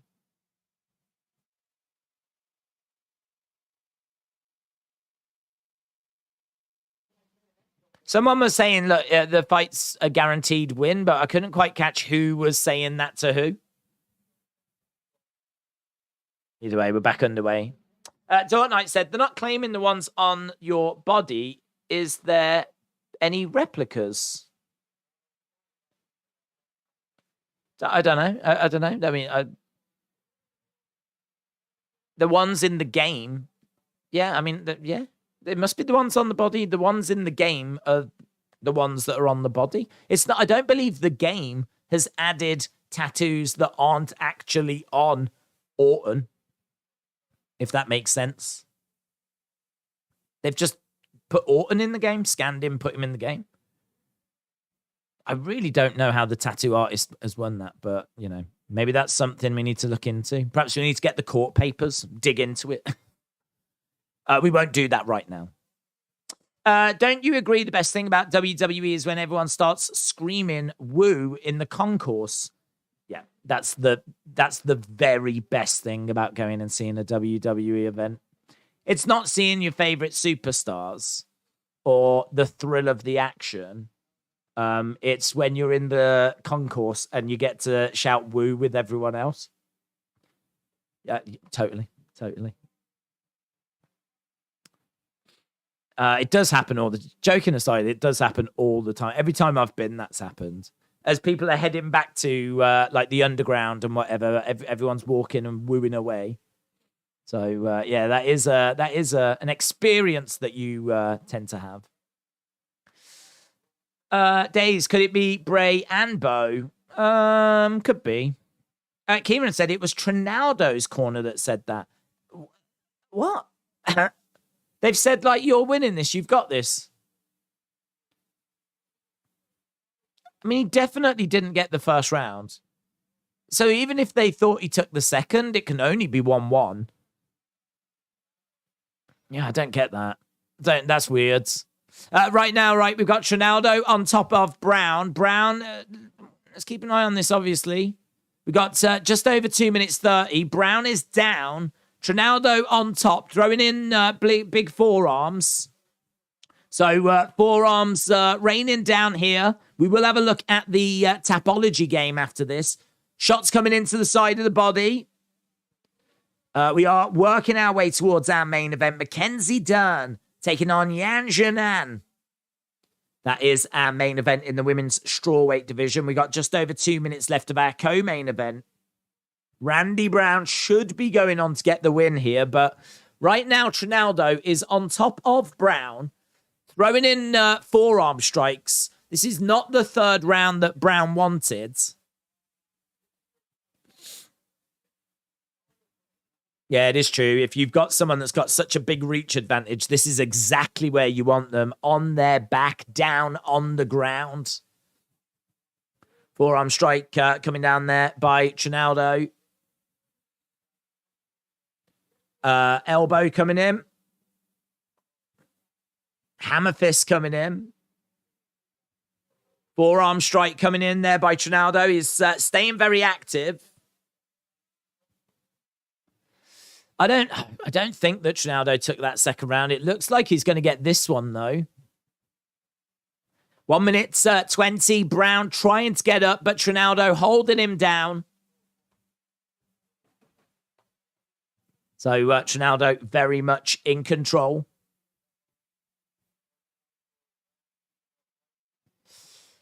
Where are we? 57-34 on significant strikes. Trinaldo now over 4 minutes control time.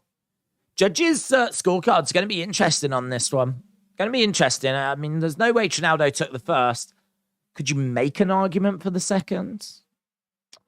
Maybe. There were some nice shots in there from Trinaldo, maybe on damage. But this third round has been good, very good. They're saying first two cleanly go to Brown. This third one goes to Trinaldo. Here we go, 20-odd seconds to go. Brown looking for an armbar from guards. No joy.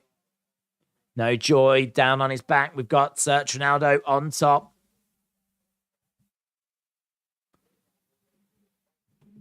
Hammer fist there by Trinaldo. Raining a big strike down. There we go. End of the fight.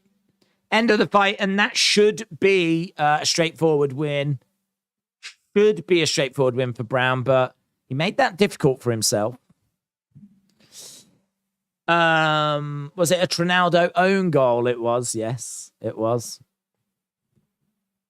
Right, main event coming up next. Dern against Yan Zhenan.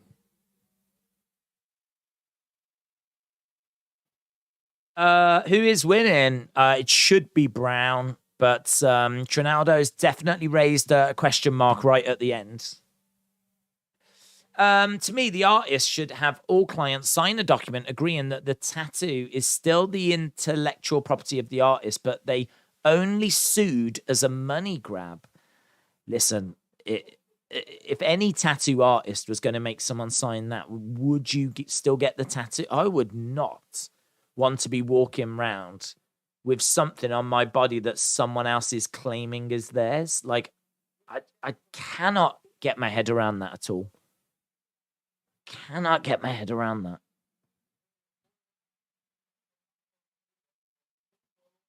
That's, in a way, that's scary. It's a little bit scary if you have a tattoo. I mean, what happens if, like, what if you do a photo shoot? Does that mean you're going to have to pay the tattoo artist money? Because their tattoos are on display and you're making money from that. It's weird. Brown's got the win anyway. Unanimous decision. Right result. Randy Brown getting unanimous decision.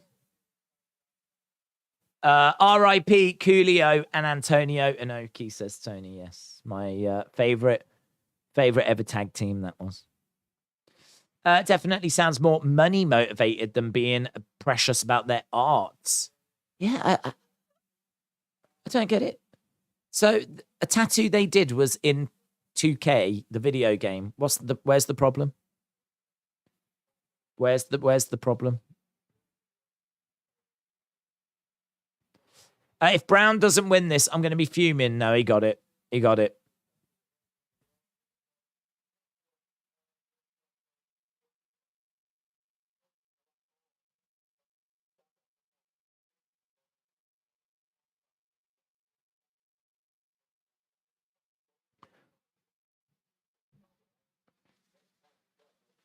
Yeah, you wanted this moment. You wanted to step in there with someone with this experience, and you passed the test. How do you feel about that?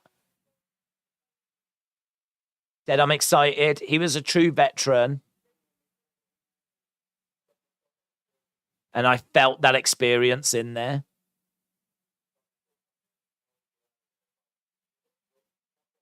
He did look good, and he kept distance well. Yeah, he did well. He did a good job. Exactly. No one would get the tattoo. It's why they should have lost the case. Now all these tattoo artists have got a claim. Mental, innit? That's like going to a dealership, purchasing a car, and the dealership saying it's still their vehicle. Do you want to see my 4 tiny crystal-shaped dongs, says Sunny Wolf. Well, I don't know how a boy could turn such an offer down, to be honest. How can a young man like myself ever turn down such an offer like that? I would be honored. Gangster's Paradise, said Tony. In many ways, Tony, is that not what these streams are? I think so. I think so. Coolio and Inoki would have been a sick tag team.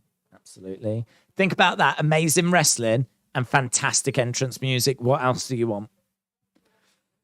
I mean, awful if you got it the wrong way round. I do not need to hear Antonio Inoki's version of the Keenan and Kel themes, or do I?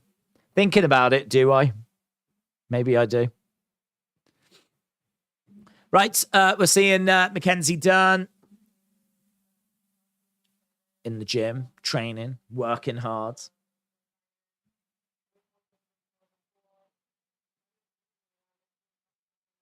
I'm meant to be here. I'm meant to be in the top 5. Mackenzie Dern, a bit one-dimensional. World-class jiu-jitsu. Great at taking people's backs. Dominates on the ground, but hasn't got the best takedown accuracy. She's very much sub or bust.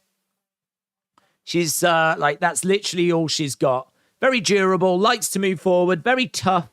Yan Jinan, very aggressive. Great volume, heavy striking, tough, likely to avoid takedowns, should give takedown opportunities. But I don't know that Dern's going to be able to take them all. But the thing is, across 5 rounds, Mackenzie Dern will get takedowns. And then when this goes down to the ground, it's Mackenzie Dern all day long. So I've got Mackenzie Dern winning this. I really think she stands a good chance of getting the dub.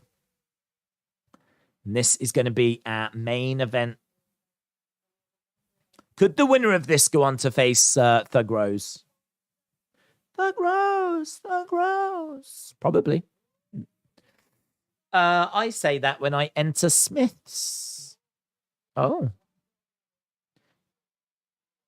Is Smith's your gentleman friend? Green Apple said, don't know if this is big news, but a couple of towns away from Wyndham is a place called Freedom. Freedom. It's interesting. Check your Twitter DMs. Oh, geez. I always get nervous when people say that. Have you sent me crystal dongs? Oh, I don't even know if I want to have a look at this. Oh, God, you have got crystal dongs as well. Why have you got those, Sonny? Why have you got those? That's wild. Shout out to you. I would show the chat, but I think you would all burst into tears because you're all very pure. Very pure. For the attention of Dern, dominate me, said Miss One. Settle down, settle down. Days is 21. As Mark Henry would said, it's time for the main event. It is indeed. Here is Yan Jinan. I'm in full simp mode for Dern, said John. Well, no, simp away, my friend. She's going to be coming down, all you simps out there. TC said Thug Rose lost her fans. Not true. And her legacy. Also not true. With that last romp. Not true, because I'm still a fan. So she hasn't lost her fans. She might have lost some. But, yeah, that last showing was obviously disappointing. But, listen. What she achieved has been fantastic. And one bad showing does not undo that work. All of that work. If that one performance lost fans, then they were never real fans, were they? Ride or die. Yeah, ride or die. I got them as a free gift from a crystal shop online. Hang on. I don't understand. So you bought some crystals and they were like, oh, thank you so much for spending, I don't know, $20 with us. Here's 6 crystal dongs. Is that what happened? I mean, that's crazy. That's a crazy promotion. Did you imagine if you went to Asda and they did that? Spend £20, get 6 crystal dongs. DC to ref at Extreme Rules. What, Cormier? Man, that'd be cool if that was true. If Cormier was to be a guest ref at Extreme Rules, that'd be awesome. He should do that. Why won't they do that? Why wouldn't they do that? Here we go then. All the simps' favorites. Mackenzie Dern.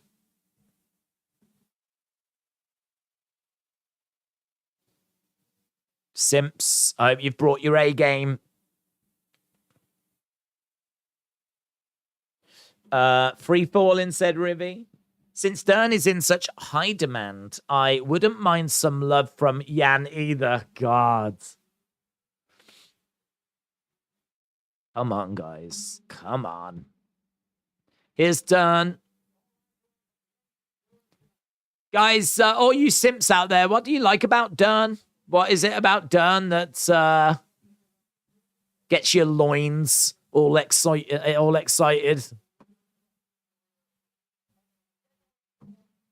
I don't really see it, to be honest.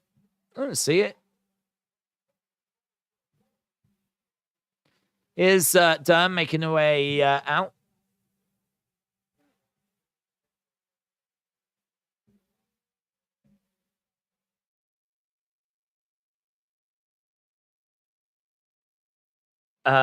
Simps Unite? Yeah, come on. Simps Unite.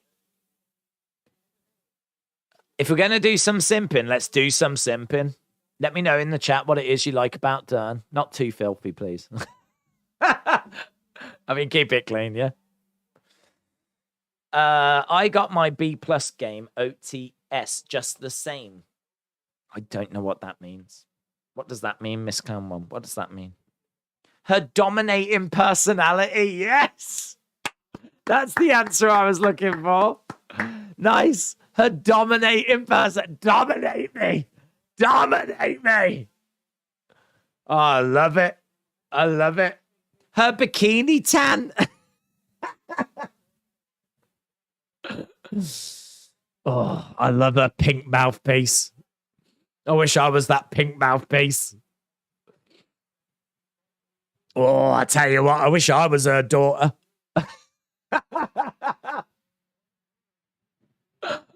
Oh my God.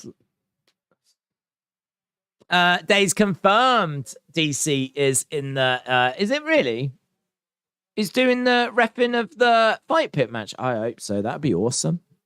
You better not be lying to me.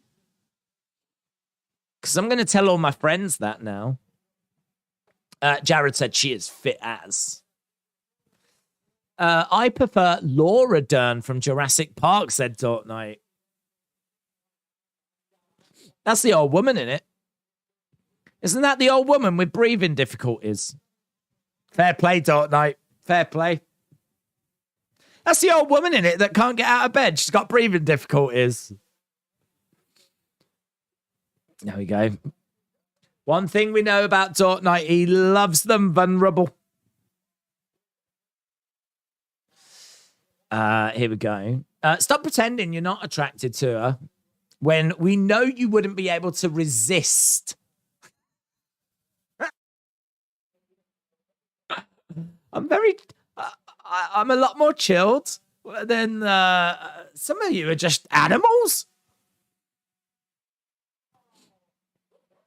I'm a refined gentleman, let me tell you. She would need to wine and dine me first.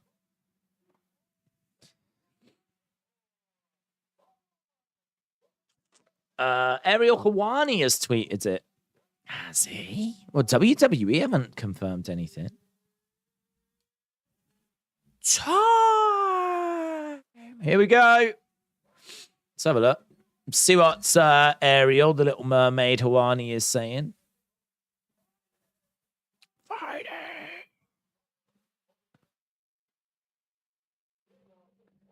Incredibly honest. Breaking news. Daniel Cormier will serve as guest ref for next Saturday's Fight Pit match. No, seriously, incredible. No, really, this is legit. Okay, well, he's saying it's legit. He's saying it's breaking news.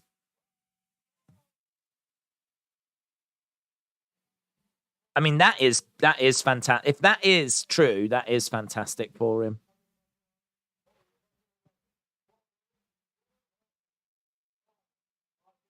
Let's have a look, see what DC hasn't commented about it. WWE haven't commented. DC hasn't commented.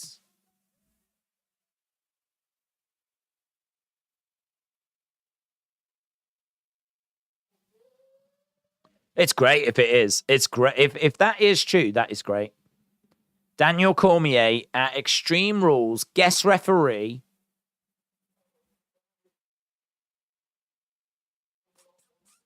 Makes it legit, doesn't it? Former light heavyweight UFC champion of the world. Hall of Famer. Right, they're saying it's tense in here now. Here we go.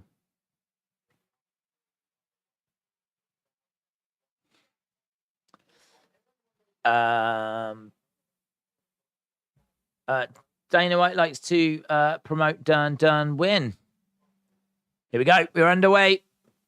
Underway with our main event of the evening. Then it's been a long road. We were trying to get to 10,000 likes. 253. That's close. Close. Right, we got Yan Jinan. Yan Jinan. Side kick there by Yan.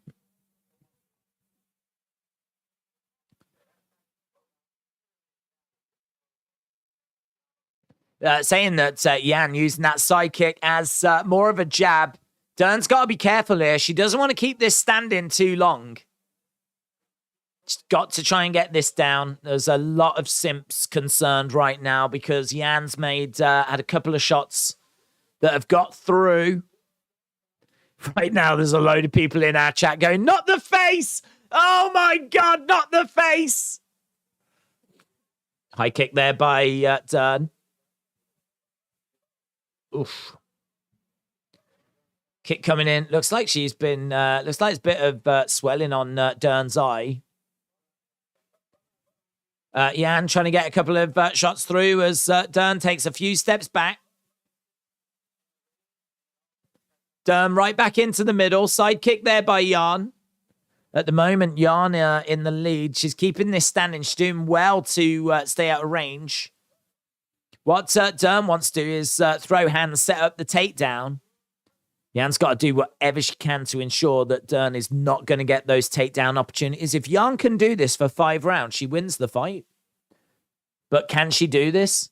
And there she is getting backed up a little bit against the cage. That's going to give Dern some encouragement. The fact that she was able to back Yan up.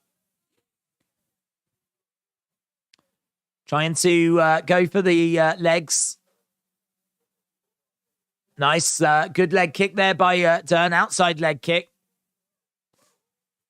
She's going for obliques, man. Her obliques are moody. Oblique kicks coming in by Jan. They can cause real damage to the knees. Nice. There we go. Dern charges, manages to grab Jan. She's got her up against the side of the cage. It's exactly what Dern wanted to do. This is good for Dern. Good position for Dern. She's got Jan over by the cage. And at the moment, she is trying to find a way to get her down to the ground. And she's trying to drag her down. No joy at the moment. Again, she's got that leg. Find a way of doing it. She's trying to twist her over, but still no joy to go over to the other side. Again, still no joy. They're in a clinch at the moment. Jan is desperately trying to get out. Knee strike to the midsection. Knee strike to the midsection. And Dern back into the center. They go back to striking. Few questions being asked there by Dern, and Jan surviving. See, this is the problem. Like, Dern has to get these takedowns. Not only getting into position is difficult, but actually executing them is difficult. Kick to the body there by Dern. Dern, nice, slipping underneath the shots, grabbing the leg. She's looking again for a takedown. Jan surviving. Dern went down to the mat, but she didn't take Jan with her. Jan on the outsides. Dern edging forwards.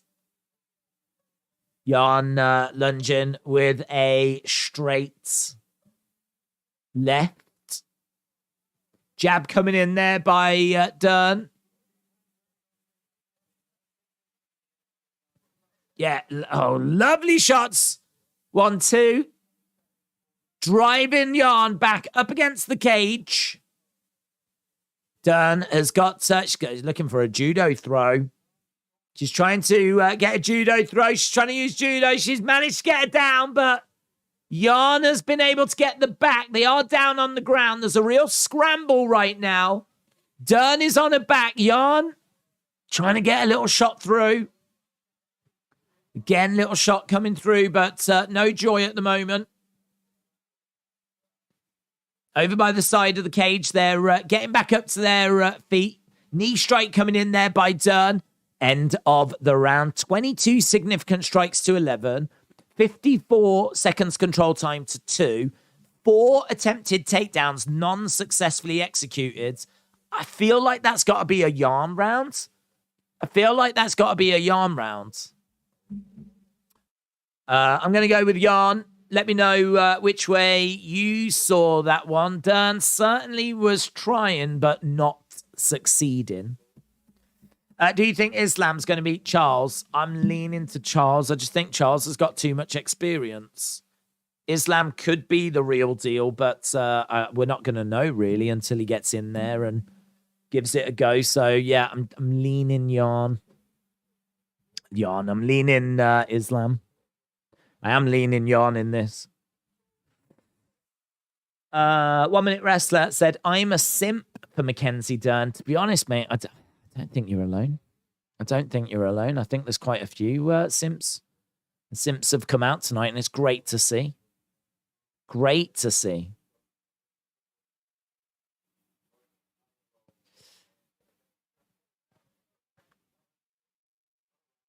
Right, here we go. Round number 2. Kicks coming in by Jan.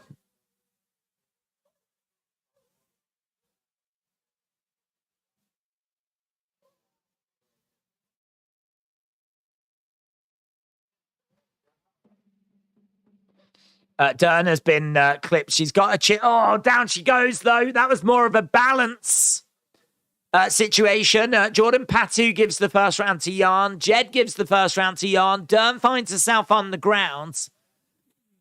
Dern trying to grab a hold of the leg. She's not allowing Jan to get away. She's kind of just dragging her down. She's trying to do whatever she can to get her down. Both of them are down on the ground at the moment. Jan knows this is dangerous. She needs to find a way of getting back up to her feet, getting away from there. Just rolling over.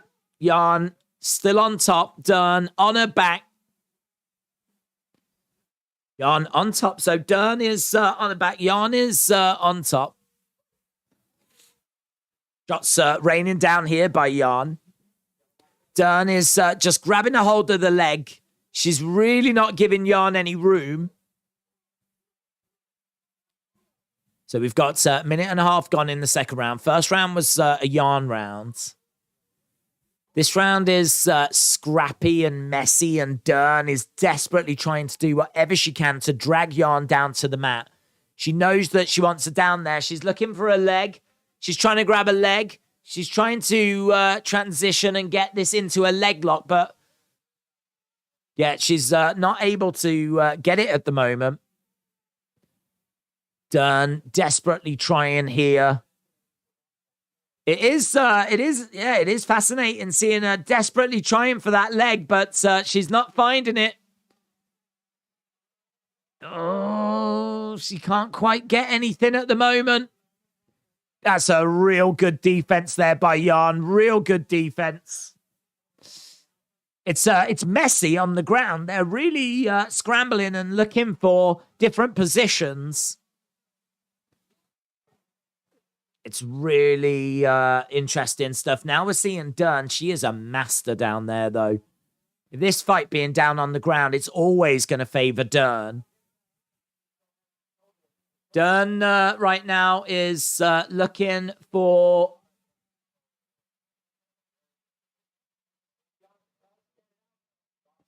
Let's have a look. What is she going for? She's nice. That's her sight. That's nice. And she's grabbing a hold of the leg here. So Dern has been able to get a tight squeeze on. It doesn't look as tight as I thought, actually. She's looking for a head and arm, but love that that grab. Yeah, she's trying desperately to get the squeeze on, but it didn't actually ever really look that tight by Dern. So she was looking for a DAS, trying to find like a choke, but it was never really on. Fascinating. Yeah, I do think this is interesting. If you are a fan of jiu-jitsu, if you are a fan of groundwork, this is very interesting stuff. Now we're seeing some ground and pound here by Dern. She's kind of wore Jan down. Shots coming into side of the head. Hammer fists coming in by Dern. This second round is a lot better. A lot better. That first round was a Jan round. This round is going to be a Dern round. Shots coming into the side of the head. Now she's looking for rear nakeds. She's managed to take the back. She's got hooks in. She can't find that rear naked choke, though. We're into the final minute of this second round. Is this going to be a 5-round scrap, said Langley? Could be. Could be a 5-round scrap, yeah. Jan's making it as difficult as she can. She might have just given up the arm. I mean, look, if Dern can't get you with like a DAS, she'll look for a rear naked. She'll look for an arm bar. She's constantly looking for different things. And if she can't find anything, she'll just hit you in the head. And that's what we're doing now. We're seeing ground and pound. Or shots coming into the side of the head. Again, Dern just really firing these shots in more as token gestures than anything else. They're not really designed to cause too much damage. They're just designed to look good to the judges. Dern round. Dern round. 1-1. 1-1 as we're going into a third. Riv 14 said Cormier to be guest referee for Riddle Rowland's Fight Pit. It's good, isn't it? Adam said, has everyone heard about Cormier being guest referee, or is it all a lie? Wow, Ariel Hawani is claiming it to be true, but I've not seen WWE confirm it. So, yeah, I've not seen it been confirmed by WWE. Great if true, though. Great if true. I don't think Ariel Hawani would be trolling us on that, to be honest.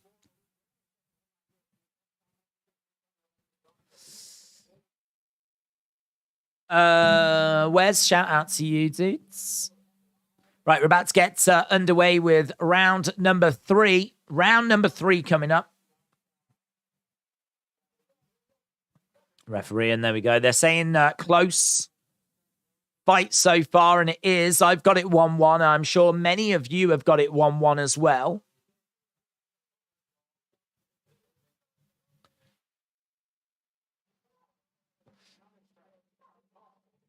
Okay, right, we've got both fighters on their feet, of course.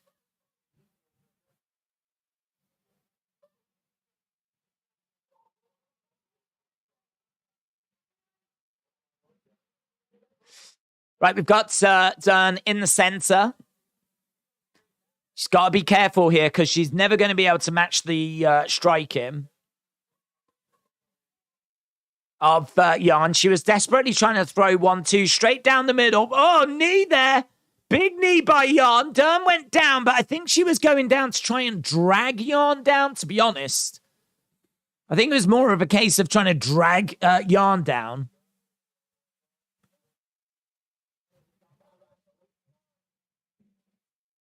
So, minute has gone. So far, we've got Dern on a back with Jan on top.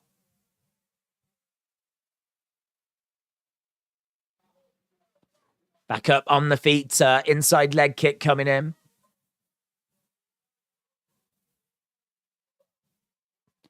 Uppercut coming in there by Jan. 1.5 minutes gone in round number 3. 1-1. Both fighters on the feet. Nice overhand. Nice hook shot there by Dern. Oh, heavy kick to the body there by Dern. That was great. So far, they've just been exchanging like little blows, but that kick to the body was monstrous. She went for it again. No joy. She was a little bit out of position. She tried to throw a back fist. Didn't land it. Looked for a takedown. Jan moved out the way. Dern in the center. Jan on the outside. Kick coming in. Trying to drive Dern back. Outside leg kick there by Jan. Real tough little fight, this one. Real tough little fight. Again, Jan kick to the body. Outside leg kick.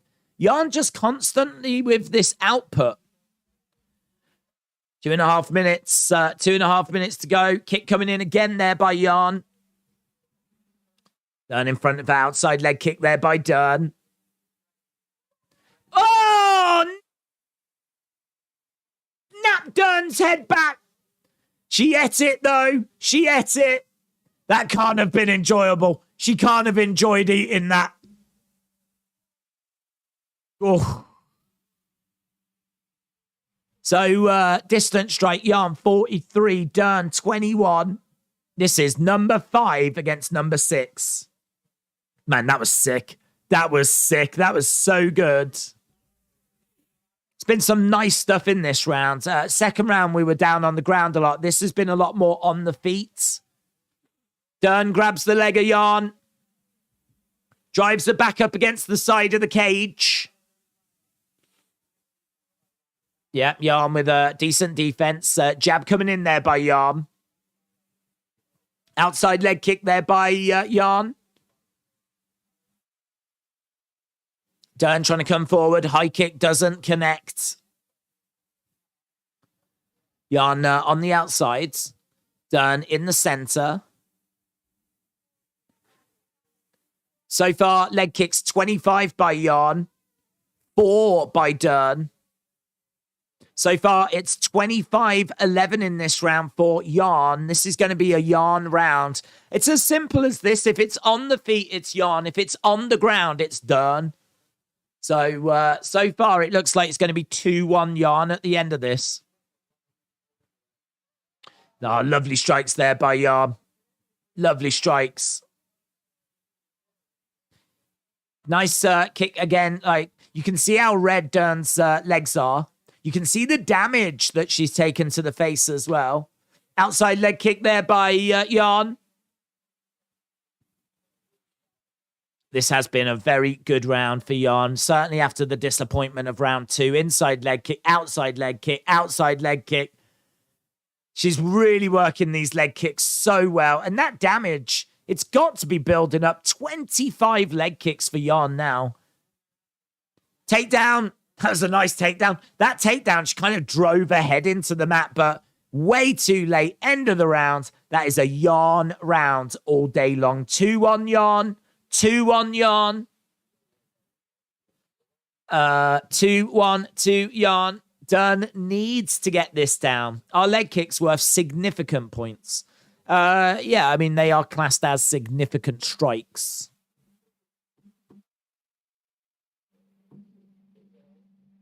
So, so far, 64 to 39.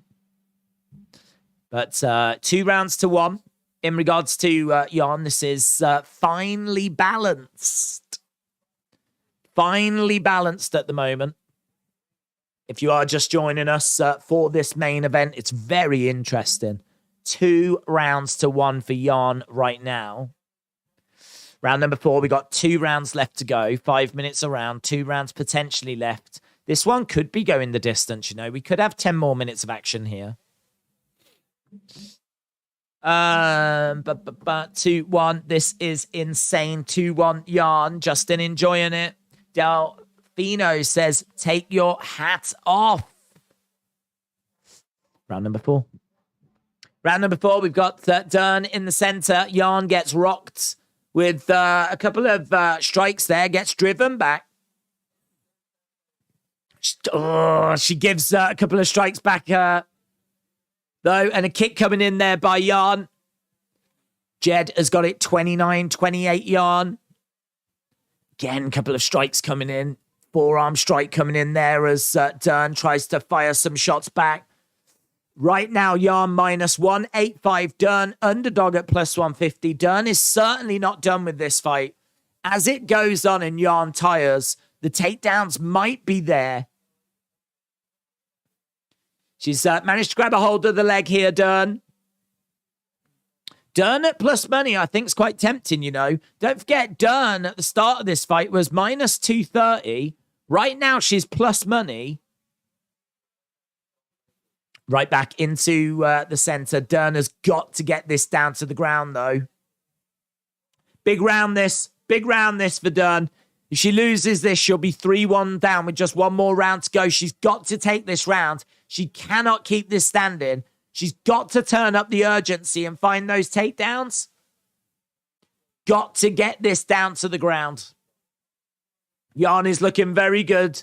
It's on the feet still. Jan winning the first minute and a half of this round. Got to find a way of getting this down. Dern's chin seems to be able to survive these strikes. She might have to go through some fire. Up against the side of the cage. She's managed to grab Jan. She's managed to grab Jan. She's trying to get a throw. Looking for a way of dragging Jan down. Jan doing well to defend it, though. Up against the side of the cage. It's Dern that goes down. Dern tries to grab the leg. She rolls forward. Jan gets out of there. Good work by Jan at the moment. Both fighters in the center. Nice jab coming in there by Jan. Another jab coming in. Counter shot coming in by Dern. Again, you've got Jan on the outside. Lovely left straight. Left straight again. Both of them jabbing at the same time. Dern using her strikes to try and set up those takedowns. Oh, lovely hook shot there by Jan. Jan on the outside. Again, just using her strikes to keep Dern at bay. She knows that she's built up a lead here. Still plenty of time, though. Just over 2 minutes to go in this 4th round. This is not going Dern's way, though. Dern needed to get this fight down to the ground. She hasn't done it. She's not succeeded in achieving that. She's been very, very good. 27-18 in round 4 for Jan. Lovely kick. Lovely kick. It's very frustrating watching Dern because you're just like so desperate for her to get a takedown. But Jan has just been so good at keeping Dern at bay. Dern has managed to get Jan up against the side of the cage. She's desperately trying to throw her down. Trying to get a hip toss, but don't know. She's trying. Oh, she goes down. But Jan collapses on top of her. So Dern is down with Jan on top. So, Jan on top of Dern. Hammer fist to the side of the head. So, at the moment, we've got Dern on her back, Jan on top, minutes go. Looks like it's going to be 3-1. Looks like it's going to be 3-1, this one. 55 seconds left. I don't think there's going to be enough time here. Don't think there's going to be enough time. That means that we're going to go into the final round, and I think Dern's going to need a finish. And that's going to be difficult. That's going to be difficult. Shot coming into the side of the body. There's going to be a lot of broken hearts in our community. There's a lot of Dern simps that don't want to see her in this position. Shot coming into the side of the body there by Jan. Yeah, Dern is trying to get into... the thing is, she's always live. She can always find a finish. The problem is she can't always get Jan down on the ground, but she's looking for the arm. She's looking for the arm. She's not going to have enough time, and that is the end of the fourth round. One more round to go. One more round to go. 3-1, Jan. Let me know in the chat how you are seeing it. Have you got it the same? Are you seeing it? 3-1 to Jan. Simp for life, said John. Retribution said, Dern is actually a bum. They're saying if you fall short, follow it up to Dern. Dern needs to go for this. She's got to go in. She's got to get this down to the ground. She needs as much time on the ground as possible. All Jan needs to do is avoid being taken down. That's it. Just constantly hit and move. Just make sure you're keeping Dern at bay. She's done so well. That's been a real strength. She's done fantastic at that. Here we go then. Final round. Final round. Jan comes into the center and look at the intensity. Right now, Dern is plus 510. Plus 510. Dern was like minus 230. She's now plus 510. She's 3-1 down. 1 round to go. Can she get a takedown? Can she find a finish? If you put $100 on Dern right now and she does win, you will get $600 back. Takedown! Takedown! Jan is down. Right, this is exactly what Dern needed. Hammer fists coming into the side of the body. Right, this is exactly what Dern needed. She's in a good position. She's fully mounted. Right, this is a problem. This is a problem for Jan. This is a problem. Dern looking to try and grab the arm. Hammer fist in. Jan has got to survive for 3 minutes 45. Dern is going to be patient. She's going to try and soften up Jan. She's going to see if she can find something. She's going to ask a few questions. Jan is desperately trying to get Dern off of her. Hammer fists coming down by Dern. She's managed to get round the back. Looks like she's going to be looking for a rear naked. Hooks her in. Shots coming into the side of the head. Hammer fists coming into the side of the head. Yeah, Mackenzie Dern is going to dominate now. She's going to definitely take this round, but shots coming into the side of the head. Hammer fists coming in. I don't know. She's thinking that the ground and pound could finish it, but Jan's still showing she's got life in her. She's flattened out, and shots coming in here. Jan taking a lot of punishment to the side of the head. Ground strikes 125 to 26 right now. She's running out of time. She's running out of time. So Jan is on her knees. We got Dern hammer fisting away at the moment. Shots coming into the side of the head. Lots of simps in the community. Very upset at the moment. Lots of concern. Huge breaking news. Cormier is going to be special guest referee in the fight pits. It's big news.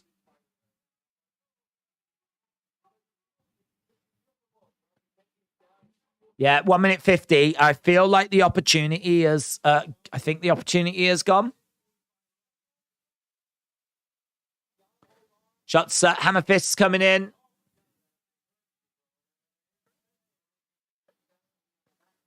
She's trying that over by the side of the cage, but 1 minute 30. I don't know. I just don't know if she's going to find it. Jan's done a great job of simply surviving this round. Simply surviving. 1 minute 18. This must feel like a lifetime for Jan. She's on her knees over by the side of the cage. Mackenzie Dern's on her back into the final few minutes. Dern's about to kill my so far perfect Bellator UFC. This is my final UFC match. 2 minutes 15 back control time. Look at the strikes coming in. I mean, she is, look at that. Nearly 200 total strikes. Jan's landed over 100 significant strikes. It's been a war, man.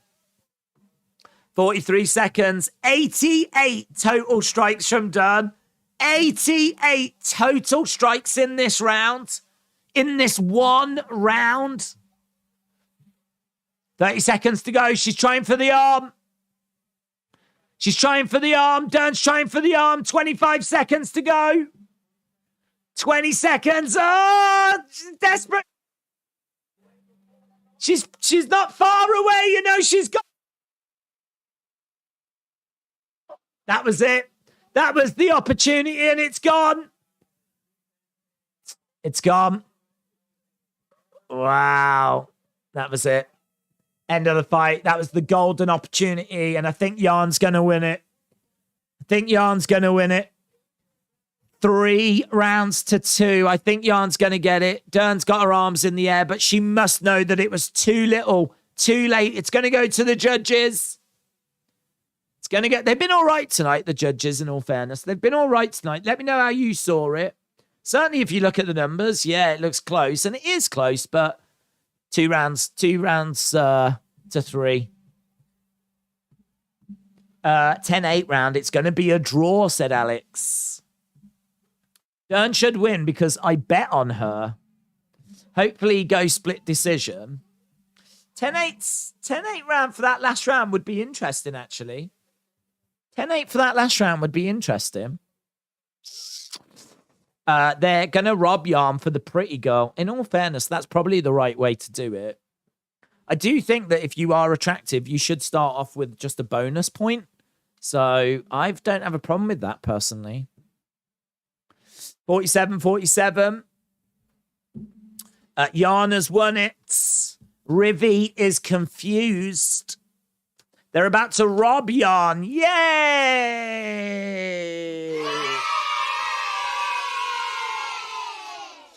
Here we go.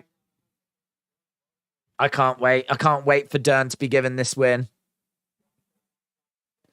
Are they going to rob her? Lots of simps right now keeping their fingers crossed. How's this going to go?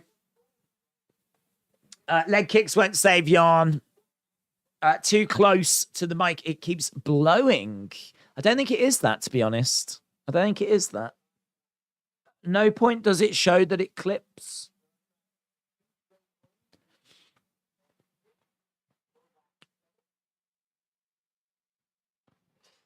Right, we're waiting for the decision. Fazal said it's going to be a draw. Retribution said, please be a draw or Dern split decision to save my parlay. Here we go. To 5 rounds. Here we go.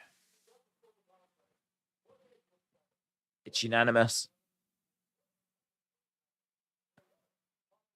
Majority decision. It's gone to Jan. It's gone to Jan. It's majority decision. There was a 47-47 in there. So she wins by 1 round on 2 judges' scorecards. And the other one did have it 47-47. It's majority decision win for Jan. The one sensible David said, what is your favorite topping on a baked potato? Don't know, to be honest. I mean, maybe like some chicken and cheese. That would be nice. Or maybe some baked beans.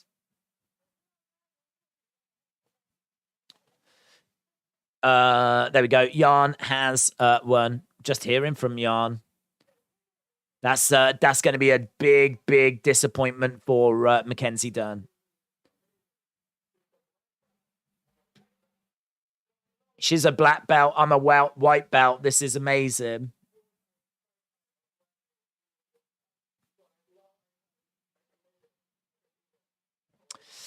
One card did get it 47-47. How are people thinking that Dern won this? I don't think people are. I think the draw was what people were leaning towards. And one of the judges did have it as a draw, in all fairness. Awaken the Dreamer said, that was dumb. If Dern didn't try to armbar, it would have been a draw, said Kit Issa. Well, Jan might have been awarded the victory, but Dern is the real winner because she won all of our hearts this evening. Certainly the hearts of the simps.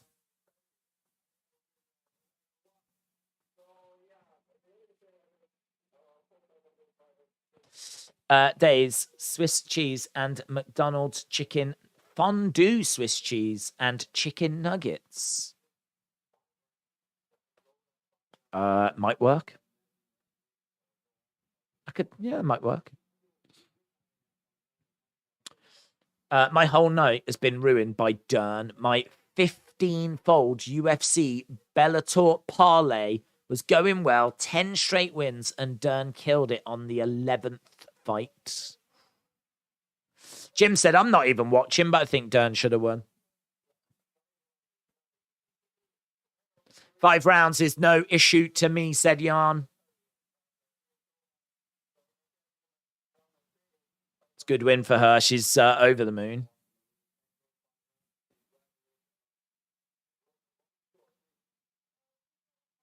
Is she going to call anyone out? I don't think that's her style, to be honest.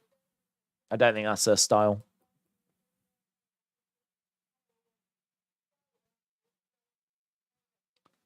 I have no idea.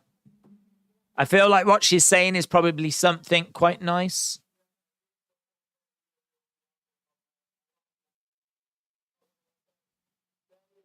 Oh, yeah. She said that she didn't get a chance to do a post-fight interview because she lost the last 2 fights. So she just wants to thank a few people. Yeah, I thought it was something depressingly nice. Right, there we go. We are done for this Saturday night UFC stream. Really appreciate everyone joining us. I hope you enjoyed it. It was a bit of a chilled stream this week because not the craziest of shows. Obviously, next week is going to be crazy. We've got Eubank Ben. We've got Extreme Rules. We've got some big streams coming up next Saturday. And then I think in 2 weeks' time, UFC 280. If you do join us on a regular basis, make sure you go to Tapology, create your account, create your profile, and make sure that you join the Wrestling Days League. That is in the Pick'em groups. So you can join us there. 222 people have joined us. And many congratulations to Yabo Whip Ip. Victorious. Fowler in at number 2. AWS 88 in at number 3. Charles Cutter makes it at 4. And then we've got Shaquem and Kung Flu both coming in joint 5th position. But it is Yabo Ipip that is victorious this evening in at Tapology Games. So well done.